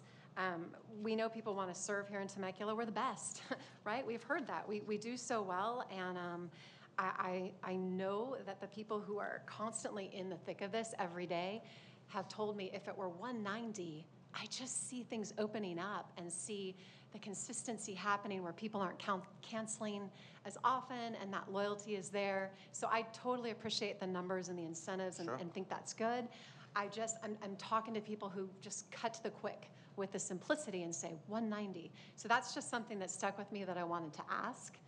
I know it's all money, and of course that's really important to talk about, but that's just the perspective that I've heard that I wanted to add. 190 short-term or long-term? Probably short-term. I know, just One of the, clarifying. if I may, one of the things that I think is also worth mentioning is we do know of several districts that went as high as $200 on a per diem rate. Those districts are reporting that those rates have not necessarily mitigated their staffing shortages. You are correct in that a teacher at the middle school or high school level serving during prep time, right? And if that happens on a consistent basis, which we try to avoid as best as possible, if that happens consistently, that ultimately is of a higher cost.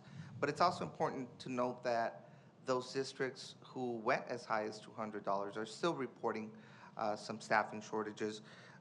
Additionally, our data indicates that we have not had challenges continuing to secure substitutes. I mean, I'm sure you notice in the personnel items list, almost every month we have new certificated subs that we are onboarding. And you're right, people do want to work for our district. And so our incentives-based model is a way of rewarding those people who stick around and serve with TVUSD long enough to meet those different criteria. And as a reminder, any one of those tiered bonuses would put them at a daily rate that matches our neighbors to the south. To the north, I'm sorry. I think the big number that grabbed me the last was thing, $375 a day. You know, looking at that and knowing it probably does happen more often than not. And if it's gone on like that for a while, I think we're just trying to look at what can we do, you know, being wise, but then considering all of that because that's a lot of money. Sure. So I had a similar question, and my question was specifically about the numbers, because I understand that is an instance that happens often. Did we factor that into our cost savings if we are able to recruit more subs to cover those positions? Do we know how many substitute days or periods just in the last school year we've paid at that higher rate and what that Ms. looks Lash, like? from the payroll perspective, you So might yeah, have we some insight. budget those separately. Period coverage is not coded to the same account string as substitutes are, and we actually differentiate in our budget short-term versus long-term.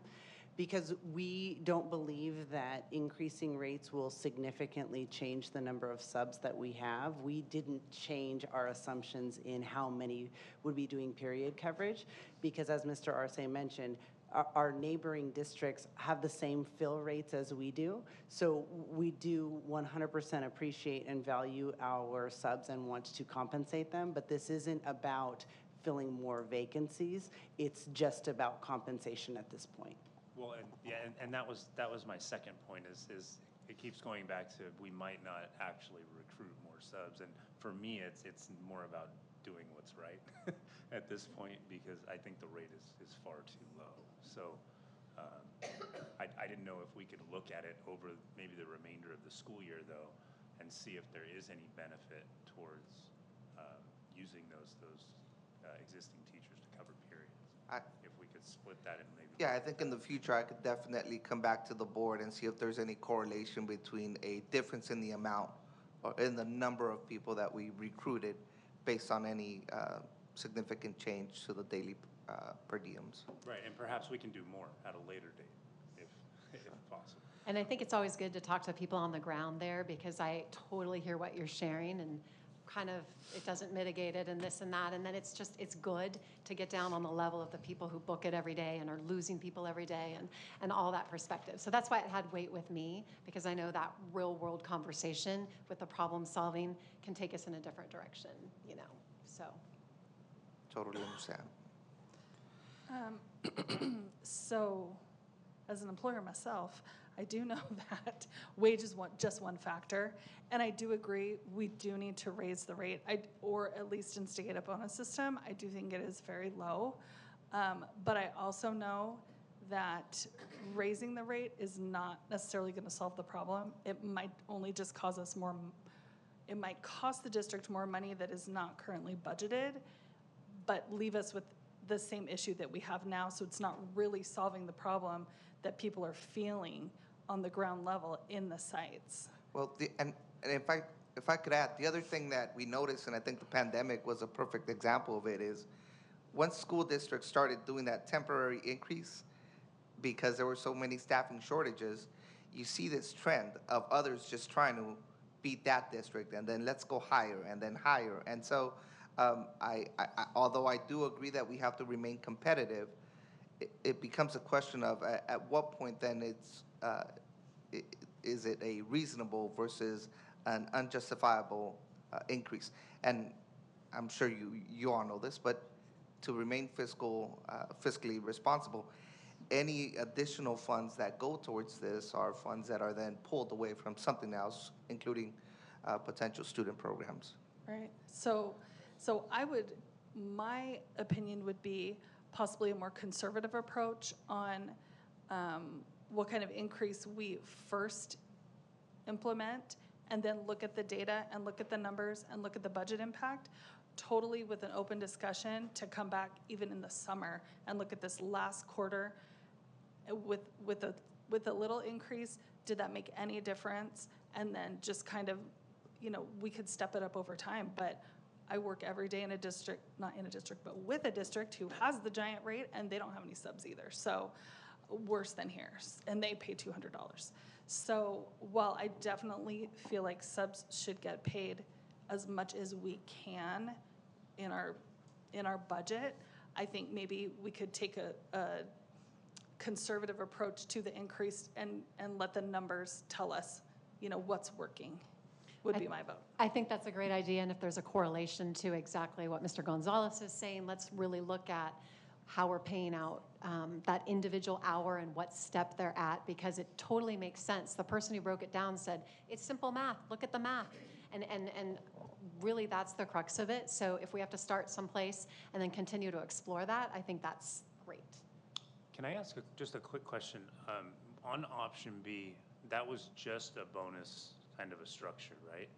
Would that be predated for this year, for the substitutes that have been working with us throughout this school year? Yes, the bonus would be something that we run a report at the end of the school year, and all those folks who met those different tiers would then be eligible for those bonuses. And again, meeting any one of those for this year, okay, and meeting any one of those marks would put them at the rates of our neighboring district on a per diem basis.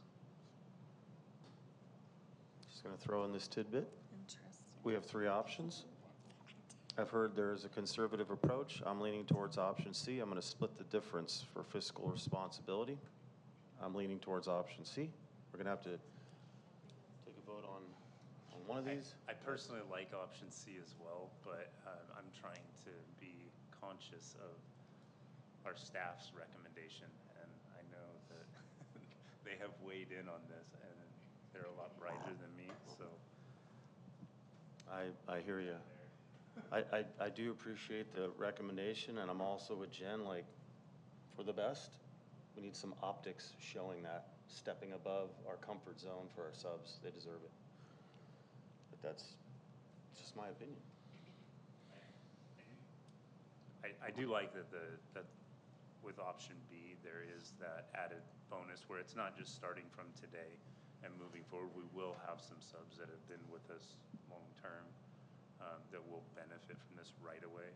I don't think that this is the end, though, and the other component that I wanted to add in this discussion was that we add in some type of procedure or policy where we readdress this on a regular basis, since these subs are not included in the normal collective bargaining process.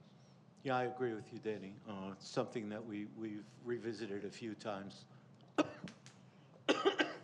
Again, I would,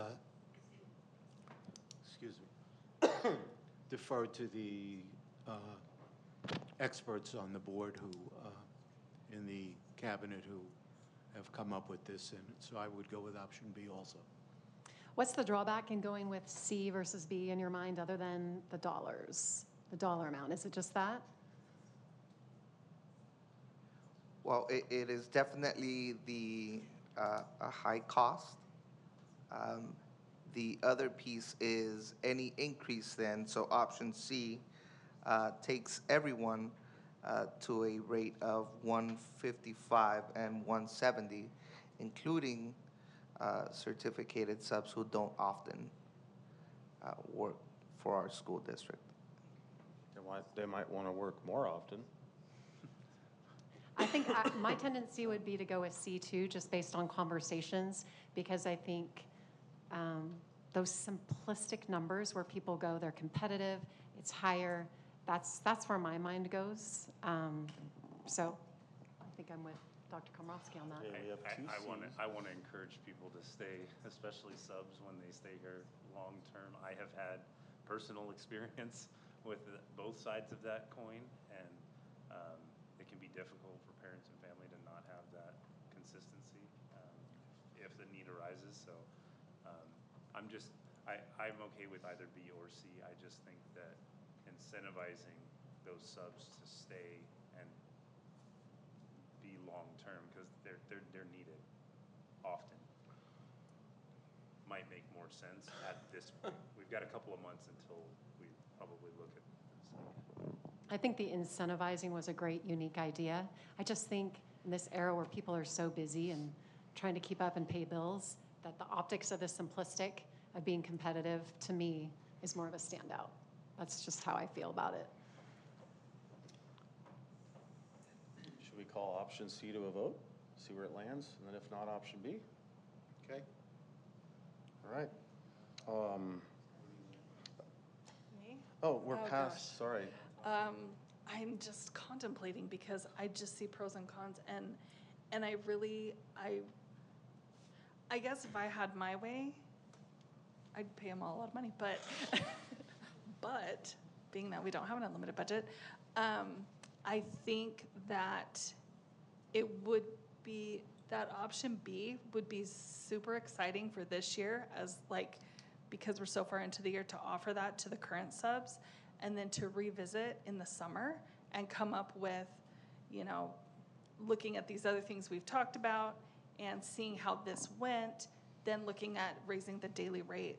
So I think I would lean for option B just for this school year, and then bring it back in the summer to go for next school year. Is there a way we can gauge if that incentivized aspect pulls people in? Is that part of, like, if we went with Like a tracker? Like a tracker, like to know how much of a difference does that make for you, knowing there's those possible layers of reward in that sense?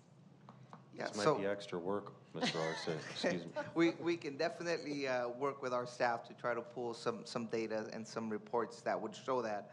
I would certainly guess that voting on option B and saying to our substitute staff, hey, guess what? We have from now until the end of the school year, and if you meet these different tiers, you're eligible for these bonuses, that those folks who maybe felt, I just don't want to sub as often or something, will likely be incentivized to say, well, I definitely want to meet at least the 25%, the 45-day mark, because that makes me, puts me at a per diem rate of 160, 175, right? So, but we can certainly pull a report and see how indicative it demonstrates that kind of pushed more people towards that 25% rate, 50 rate, 75, at least as compared to last year.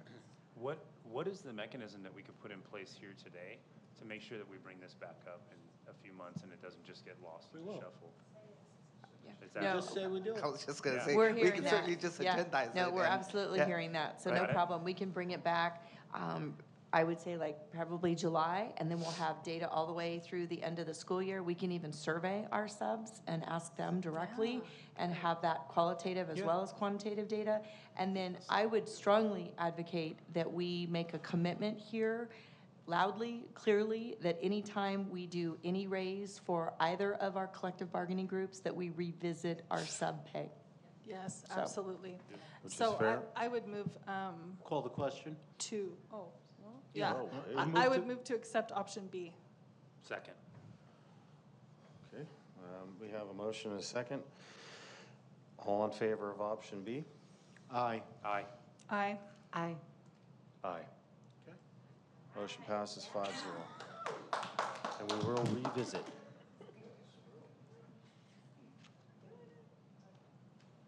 I still feel that C just hanging on. All right. We're on 5, revised classified job descriptions, campus security 1 and campus security 2 lead.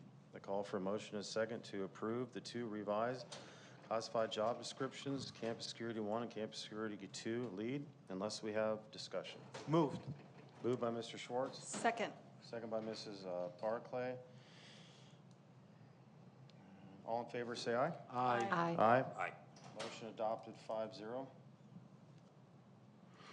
Item number 6, California School Employees Association and its Temecula Chapter 538 and Temecula Valley Unified School District Memorandum of Understanding, TK, through 8 site job descriptions.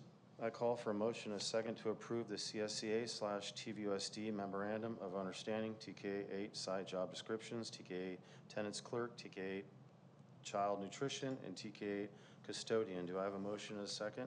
Moved. Second. Moved by Mr. Gonzalez, seconded by Mr. Schwartz. All in favor, say aye. Aye. Aye. Aye. Motion adopted 5-0. Number 7, TK 8 site name. I call for a motion and a second to approve the new name for TK 8 school, which is Summit Academy. Very Moved. exciting. Second. Moved by Mrs.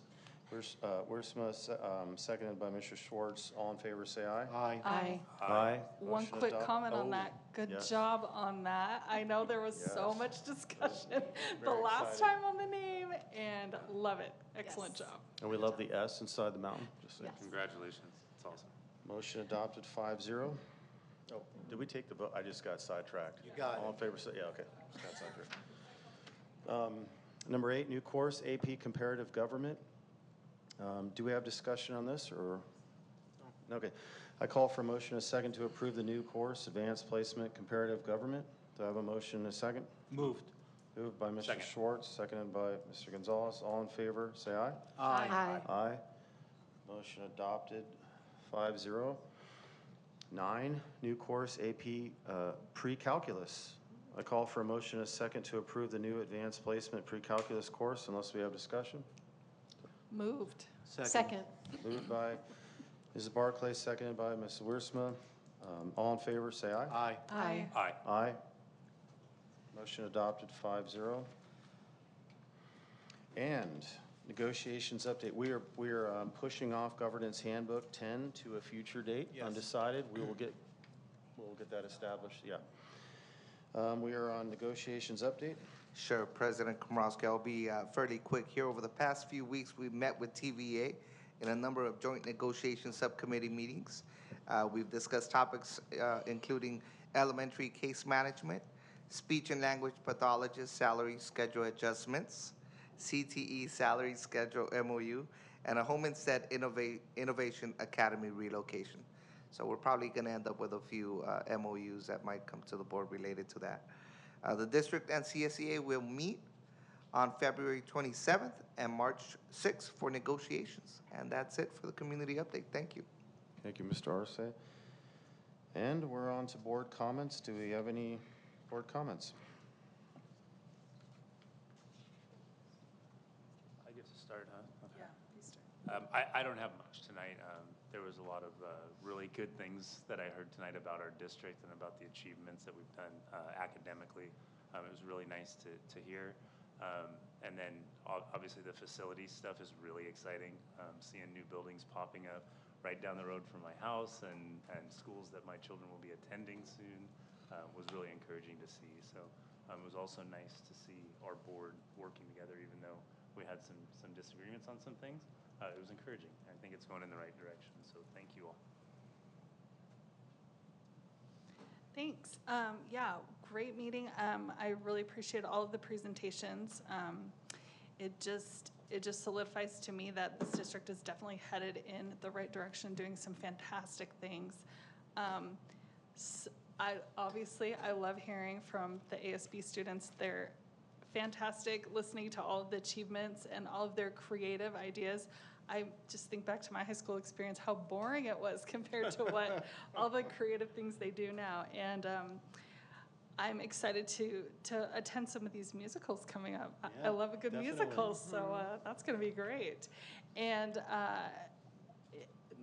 Mrs. Massa mentioned stunt. She did mention that my daughter is also a stunt athlete, and it's a really cool sport if you've never seen it. It's a long explanation, I'll tell you later. Look it up. It's a little bit confusing, but it's based on cheerleading, but it's a completely athletic sport, and it is not cheerleading.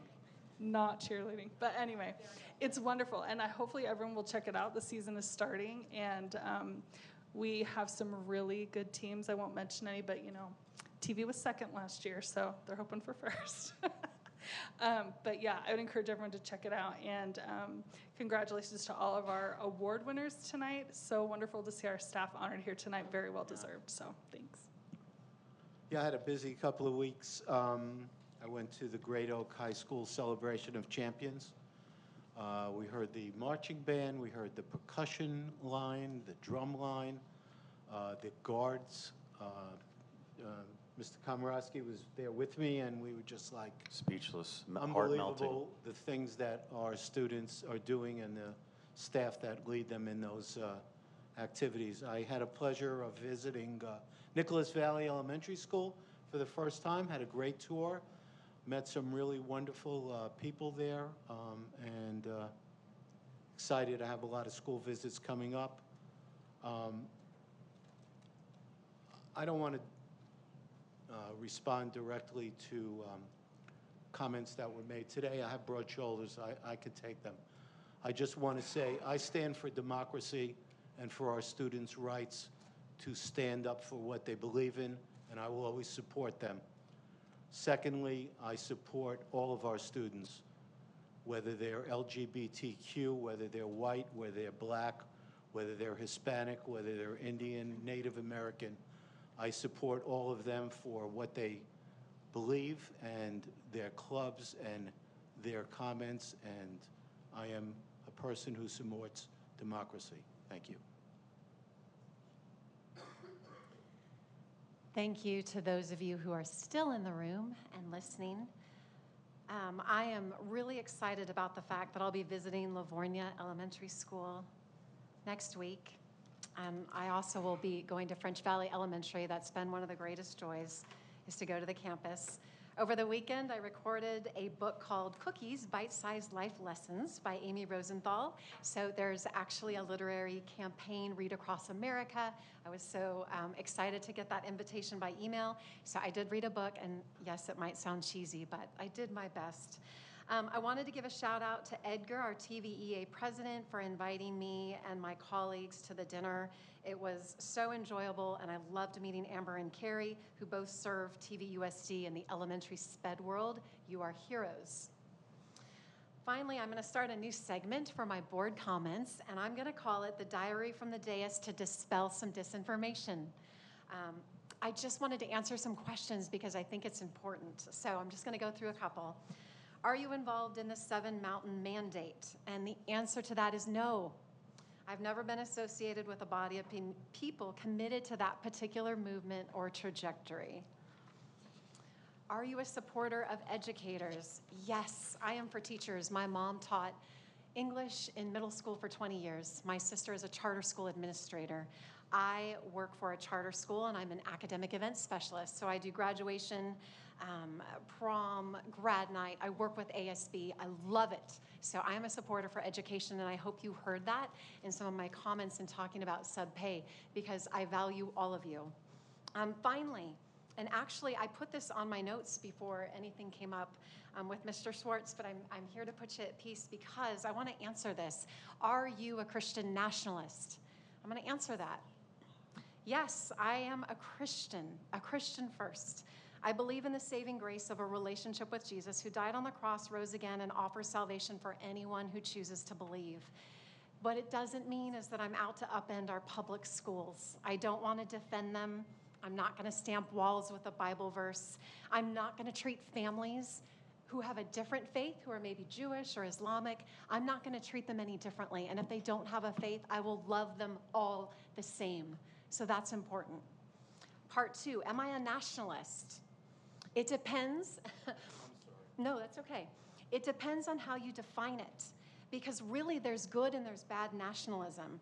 I see it as a love for country that does embrace God, and liberty, which is a learned value, and it's not instinctual. Liberty is learned. Today we want to be taken care of, and I understand that, and it's where some of the ideas for socialism come into play. I'm a believer in liberty. Also, e pluribus unum, which is out of many, one. A nationalist believes that the world is governed best when nations are free to chart their own course. It's not about racism, because all nations are internally diverse. It's the opposite of globalism or transnationalism, which is an attempt to unite mankind under a single political authority. I'm not for that. My strongest loyalty is to my family, then to my community, being here, and finally the nation. So when someone calls me a Nazi, and they have on my Instagram account, it's ironic because listen to this, communism and Nazism both sought to impose a forced, imperialistic, universal vision and wanted to eliminate independent nations of the world. So the bottom line is this, if you care about freedom, you should hope that the right kind of nationalism succeeds. Ultimately, my true destination as a Christian first is in heaven. It's not even here. And that's what I choose to believe, and that's my faith. So I am a Christian first, but if in digesting this and in hearing this, you do label me as a nationalist, that's okay, because I know how I define it. And there are those in this room that are going to disagree, and that's okay. I will still respect you, but I'm going to speak truth, and I'm going to represent myself effectively. And here's the thing, in terms of critical race theory, we want to continue dialogue with our students, and what I am committed to, and what I would like to suggest, is that we put together a workshop and that we have it in March, where we continue to hear our students, and we have experts that come in and talk about it. Because the bottom line is, I'm not interested in canceling history or voices. I do want to hear our students, but communication also goes both ways. It's speaking and it's listening.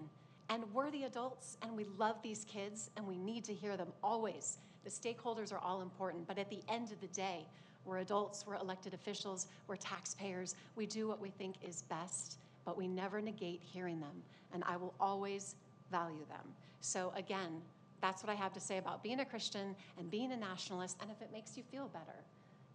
It's important that we have this communication, because there's a lot of false narrative and misinformation out there, and I'm going to dispel it one meeting, one relationship, one discussion at a time, because we owe that to one another.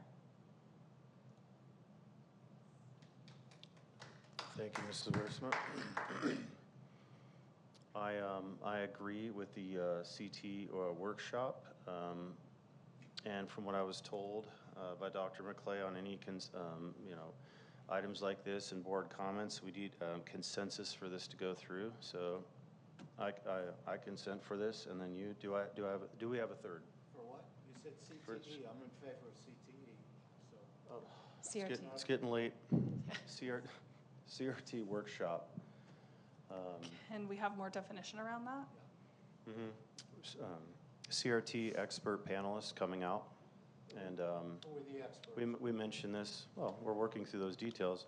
So, Me and so Mrs. Wiersma. I have a few people that I would like to bring as well. Yeah. So that would be okay if we all suggested people to bring as experts, CRT experts. So to not even come close to the Brown Act, which we were just recently accused, me and Mrs. Wiersma have worked on this, so it's just two people working on this. So we would not be able, in an open forum such as this, suggest additional people coming to the workshop? Or work it through Dr. McClay to make arrangements? How would that work, Dr. McClay, in observing a workshop? I know that had been your suggestion for us to present that as such. So in honoring that and listening and hearing you, do you have thoughts? So I've been super careful on this to only speak to two of you about it. So I get a little nervous if you're going to ask for multiples of you, more than two, to talk to me about the same workshop.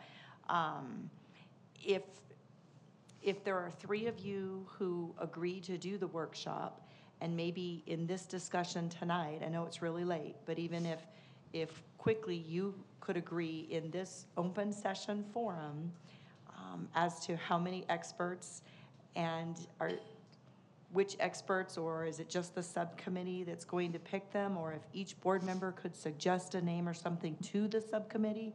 But I'm real hesitant to get in the middle and be that center of a potential serial meeting. Right. So- And I know, we wanted to be observant of the Brown Act and understanding there might be other components which we're not made aware of and we don't want to ask about because we're observing all the right things. So I think in passing the resolution and having that majority, the thought was a committee would put together something that really educates students, parents, stakeholders, teachers, all of that, because I think it's important to have those folks come in. So it was never, in my mind, a debate. It was a presentation of information with people representing a variety of backgrounds, diversity, all of those things. So that's where it's been at this point. And that's what I advocate for. Yes, and the purpose of this is to educate against the effects of CRT in the schools, and it's consistent with the very first board meeting, and in fact, I've mentioned it, is to educate the teachers, staff, parents, students, people that, might be on the edge, or like, well, what is this? From what I see personally, there's a lot of miscommunication, things that, we're not allowed to teach true history. We said in the first board meeting, we want all history, the good and the bad and the ugly. There's a lot of misnomers that we want clarified. So I prefer me and Mrs. Wiersma, because we're the ones that were working on this possibility from the very beginning. And this isn't a debate. This isn't, should we have CRT or should we not have CRT? This is to educate against CRT in the schools, consistent with the first resolution that we passed as a majority. I would absolutely oppose the two of you forming a panel to discuss this issue. Totally. Now, do we have? Absolutely Because no. I guess, Do we have a third for consensus? well, if we could keep discussing for just a moment. So if we're educating against CRT, or are we listening, as Mrs. Wiersma stated, to students and learning about CRT? There's two different, what you presented and what you just said, Joe, are two different things. So if we're learning about CRT and listening to students, I would think we would want a variety of experts. If we're going to educate students against CRT, that's a whole different subject. We're not listening to students. We're just telling them that what they think isn't correct. And there's a difference of opinion here, so I don't know how we can expect the kids to all have the same opinion. Point taken. So part of this is to educate, but also is to field, 20 to 30 questions from students, faculty, staff, parents, anybody from the audience, so that they are engaging, so that we are listening. And one of those byproducts is that, a student, teacher, or staff member could direct a question to one of the CRT panelists or the whole group. Anybody field the question, and then that's engagement. That's involvement from the community. Sure, that's but a two-way discussion. That's questioning. That's answering. So. But they're already up there against CRT. So if it was someone who, say, was a professor of CRT at a university and could speak to what CRT is, more of an unbiased person, to me that would be a fair representation to listen and to field questions. If it's someone who is just basically not a fan of CRT, has done their own research, I don't know that that's going to really be a discussion. It's going to be putting the children in their place. Well, I think this is the difference, right? We, on that first meeting, did take a number of comments, and we listened, and we heard the misinformation, and we heard the perspective of students. At that point, we made a decision, and we moved forward, and my concern would be that taking a different turn from what we have envisioned. We are opening that door back up for division and activism and steering. And it's not that we don't want to have a discussion with students, but again, at the end of the day, if you have experts that come in and they do have a great deal of diversity, where skin color, business, what they do, all of those things, we're working it out. We don't want a cookie cutter panel. And I've taken the time to look at different individuals who can bring that diversity of thought to our students. And again, this is optional, so we're not going to make it mandatory. No student or teacher has to attend. This is something that people would step up to come to of their own volition. And I would counter that if a panel were put together with a different voice, it could be put together outside the purview of TVUSD, because we've made that decision at this point. And in moving forward, as Dr. Komrosky said, we can take questions and all of that, but the crux of it is to provide education. We've already made that point, we've made the decision, and now it's to go beyond just what we're saying here and bring in those voices that do have the expertise to be able to reach everyone, including our students. But again, they have that choice, one, to come, and two, how they're going to take in that information and move forward with how they absorb it. So can you envision what that's going to look like?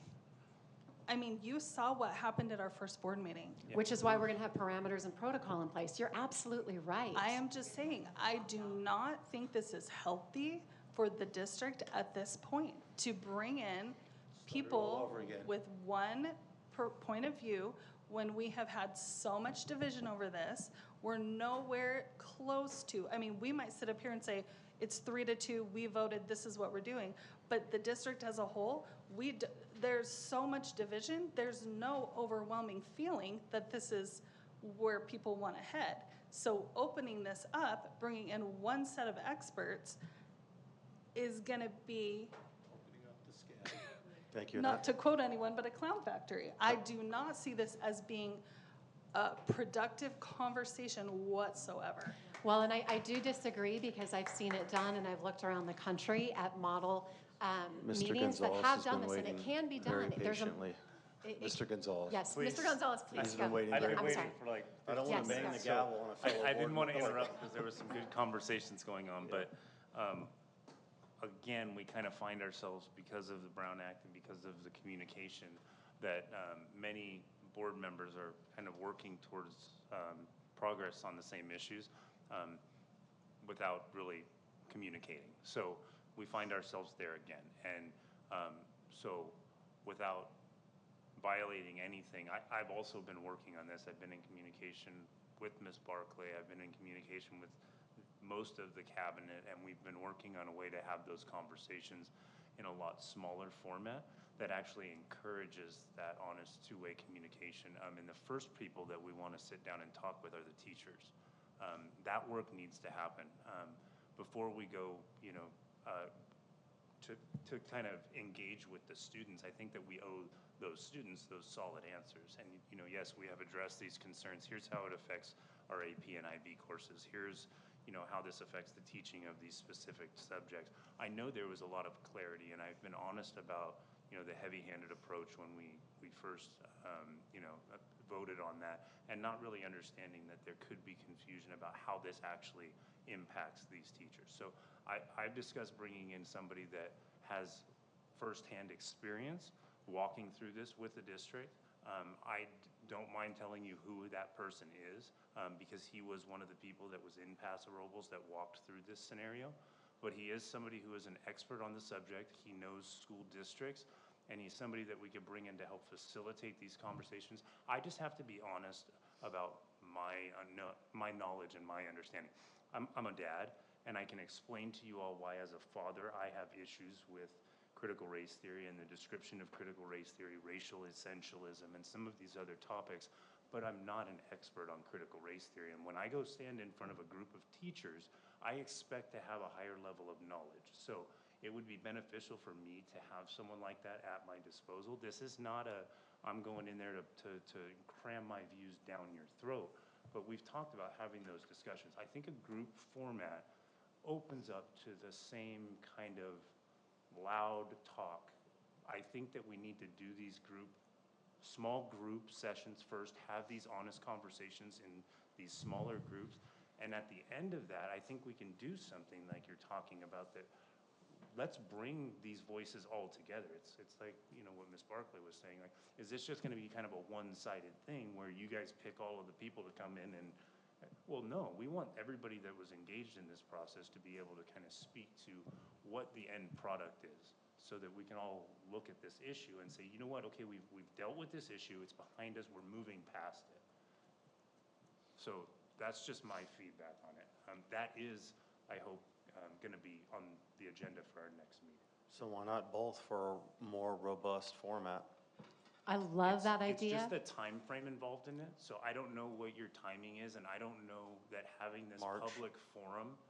I don't know that having this public forum in, you know, right before kind of spring break is when you would be talking about it. I don't think we'll have the opportunity to have a contract with a consultant and to be able to schedule these focus groups and actually complete them, digest the information, and then be able to put together a workshop within that time frame. I don't, listen, fast isn't important to me at this point.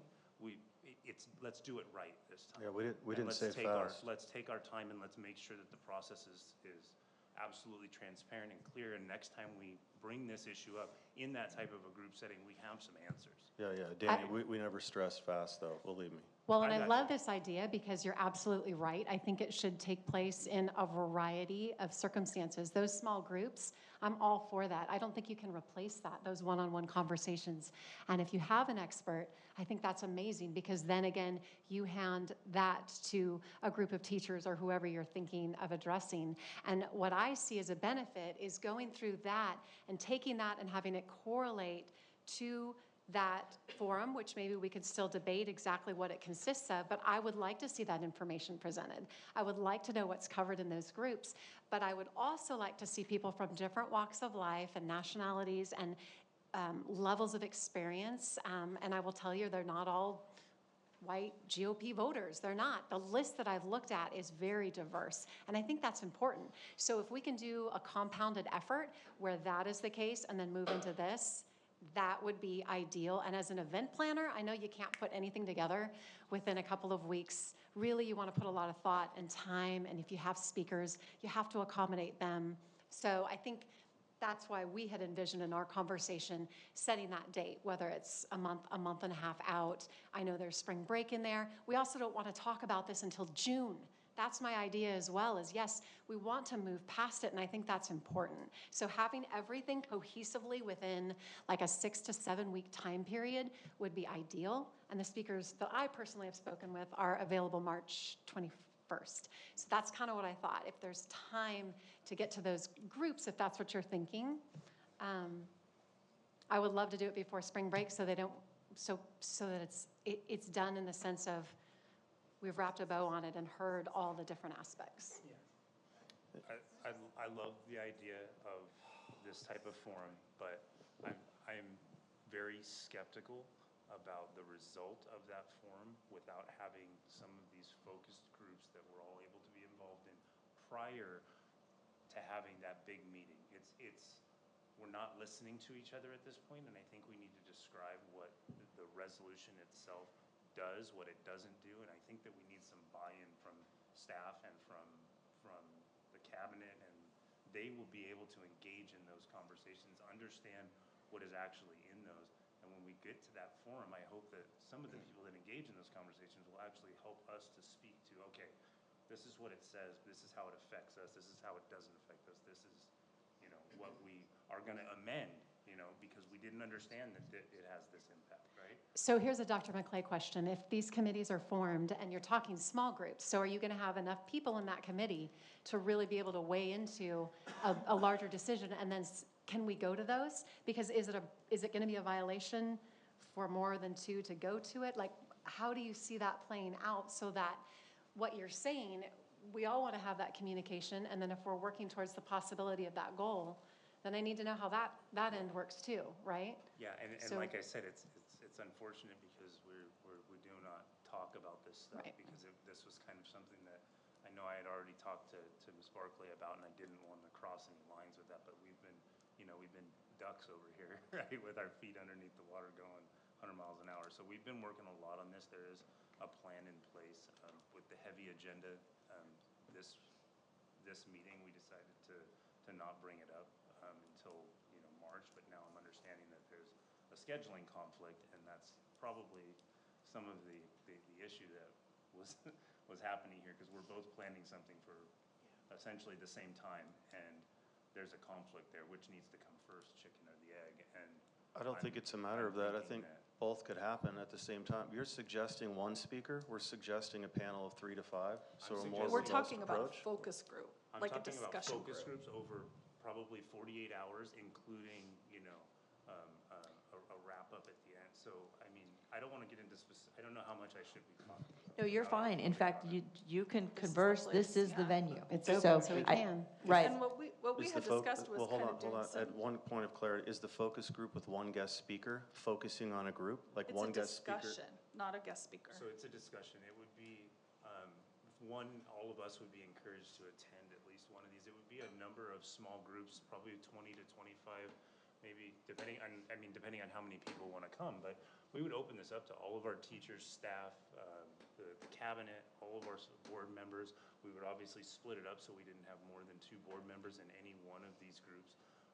But the idea would be to have somebody walk through specifics of that resolution from top to bottom, and let's ask him some really tough questions, because I know that there's plenty of staff, teachers, people with concerns that have these real, well, fine, let's ask them, but let's ask them with an expert there who can speak to those points, and then bring that feedback back to us as a board. That can't be taped at all, can it? Can that be that can't be streamed or something that people have access to? Are you talking about just a closed, would it be closed in doing it that way? This would be more in the way of like a staff development type of a situation where we would have a presentation, but it would be an open format. We would allow for Q&A as we go through these points. It would be done, in order to hear as much feedback as we can. So if I understand what you're saying, you're talking about someone who's an expert on critical race theory, not someone who is pro or anti, but someone who is knowledgeable about what it actually is and what it actually isn't. Yes. To clarify to people what is involved in the theory and how it might apply or might come up in discussions, say in a social studies class. Yeah, and I just Well, and want to be, perhaps clear. You and I could discuss the people that we invite to that, knowing where each of us have a stance on I it. believe we have a list. But if we work together, yeah, but we could work together, hoping to have both sides represented. Absolutely. So Yeah. what I want to respond to Mr. Schwartz, and then Jody, I'll let you take that up. I don't want to appear to be misleading here, because the person that I'm suggesting that we bring in started researching this for a book that he was writing. And after working through that entire process, the more he learned about the topic, the more he learned about the subject, the more he realized how dark some of the stuff was. And through his research, he understood how it impacts children and impacts our ability to actually have these open conversations. So at the end of it, he did land on a place where he is against the teaching of it. And he is a school board member, or he was a school board member in Paso Robles, where they passed a ban on CRT. So I don't want to mislead you into thinking that this is somebody that, doesn't have a viewpoint, because they do.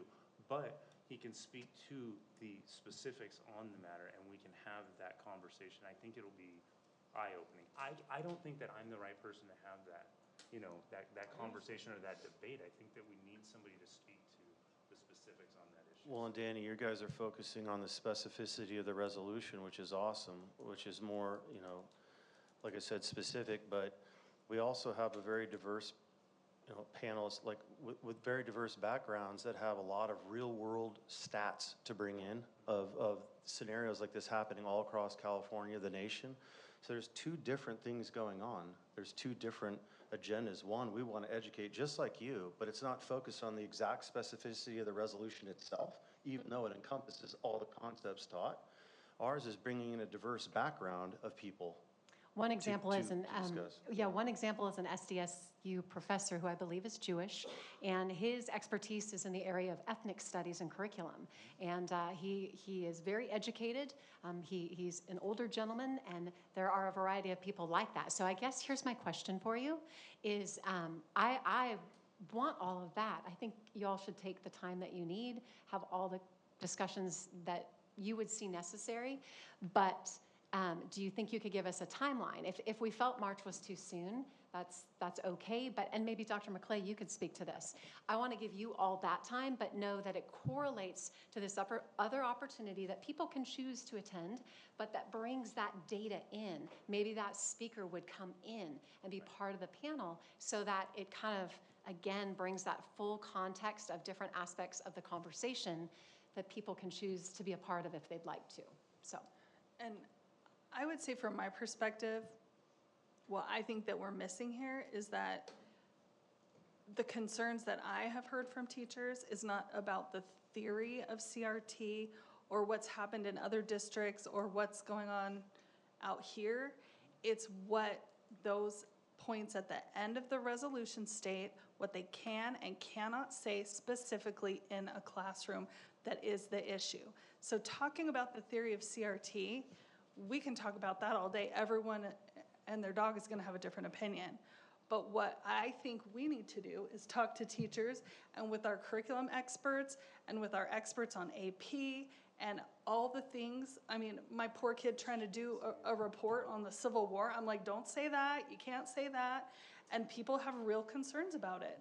So that's where I think we need the feedback is in the resolution, the way it was written here in the district, not the theory of CRT.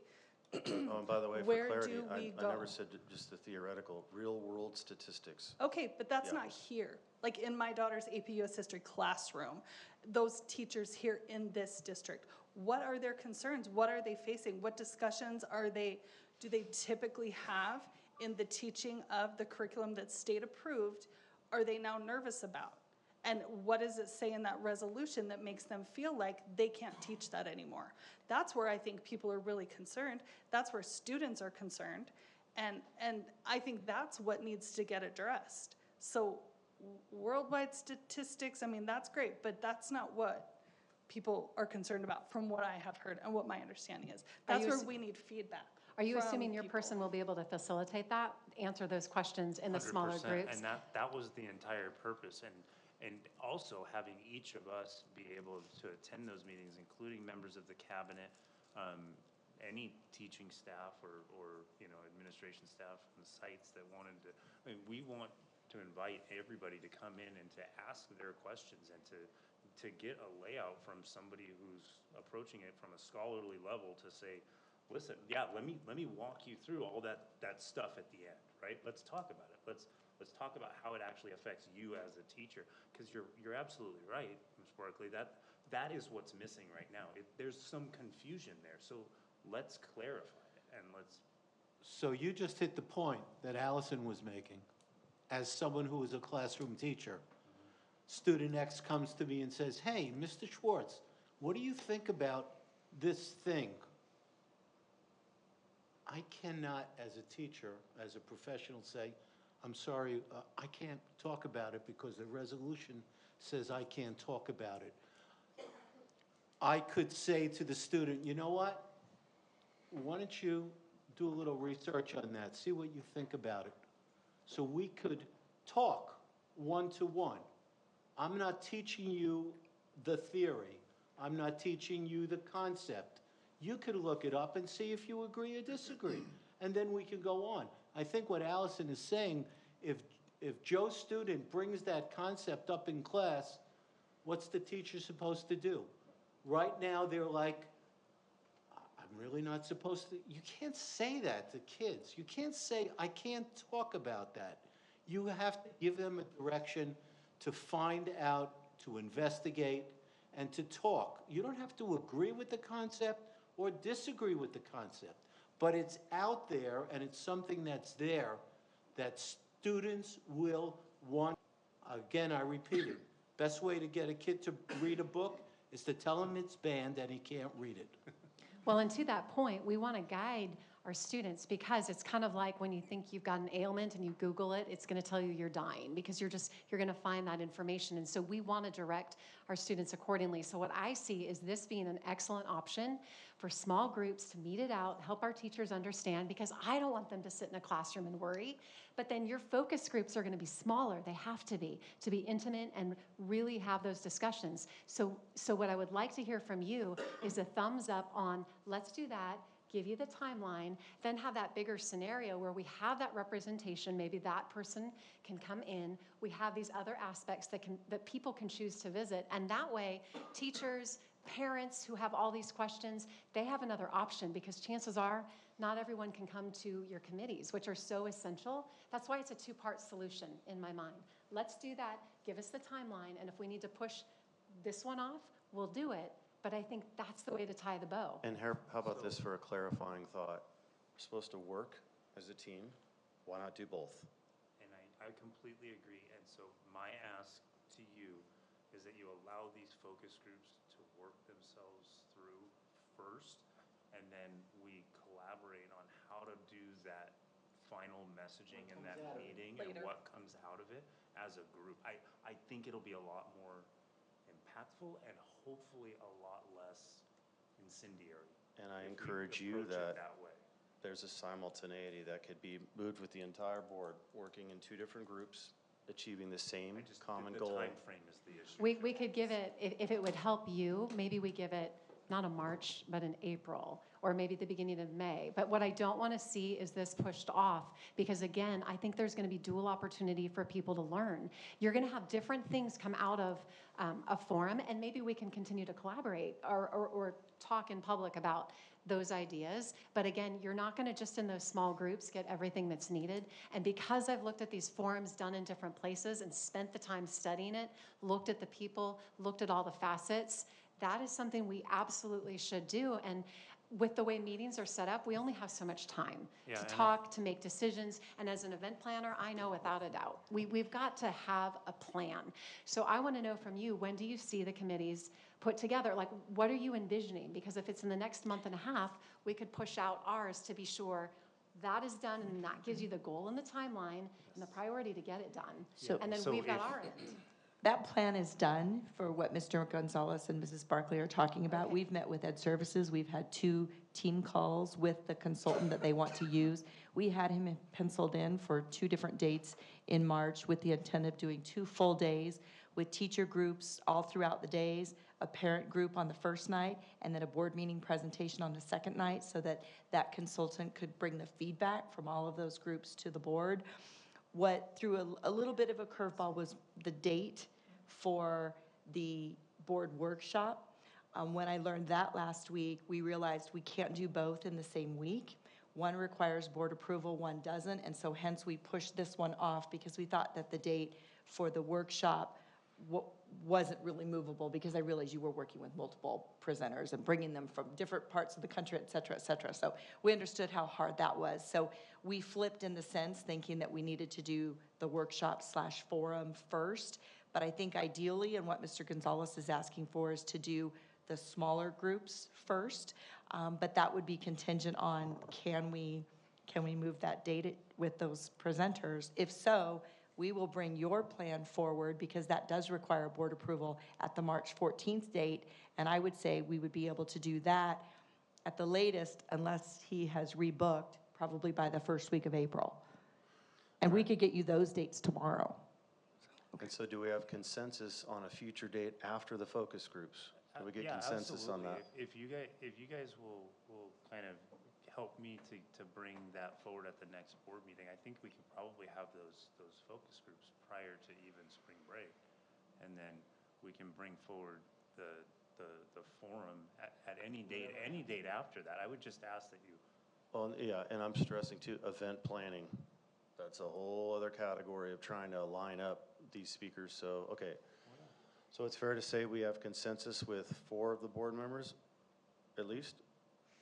I've heard a couple. Okay, let's just go down the line. So I think what we're just saying is we're going to start with the workshops that Danny and I have been discussing, and then we'll then we'll talk about the Okay, the so we larger don't- forum at a later date. Got it. So we don't have consensus from you. Is Do that we have right? consensus from No, Mr. that's- Gonzalez? That's absolutely that's correct. But we're trying to event plan ahead of time, because we Giving you really plenty have of to time to respect. do what's yeah. needed. Right, And and I- talking with Dr. McClay to make sure it's We all, want to wait to. it works. I'm trying to get those March focus groups done before the end of March, before spring break. And let's get everybody in, let's do those. And then you guys are welcome to plan your, So you're that okay if other we talk to event. Dr. McClay about picking a date, that as long as you're accommodated Well, first? she's got the dates for both, so. So we have Okay. consensus. What we're saying is that please let us do the focus groups first. There was Absolutely. two main dates, and then a board presentation. Yep, I love it. So we have consensus then. Yeah. Beautiful. Good job. Thank you. Thank you. We We work said together as midnight. a board. Okay, superintendent comments. It's really late. Oh, my gosh. Oh, my gosh. A great meeting, though. Thank you, board. We lost live streaming a couple hours ago, so there are going to be lots of folks tomorrow morning that are watching the meeting. Please know this board is committed. It's 11:30 at night. We've still got an audience of I don't know how many people out there, but bless you all. Please drive safely, and really good work tonight. So. Okay, future agenda items, staff will present information on the following agenda items for the next regular meeting, board meeting on March 14, 2023. FAPA overview, information item, second interim report, action item. Closed session in accordance with government education codes. The board may meet in closed session to consider matters described in the agenda, section E. That's all right, okay. Announcement of next meeting. Yeah, that's right. That's right. We're going to have dates sent out to choose from, and basically the announcement of the next meeting, the next regular open session business meeting of Governing Board of Education is scheduled for March 14, 2023. The meeting is adjourned Tuesday, February 21st, 2023 at 11:24 p.m. Thank you.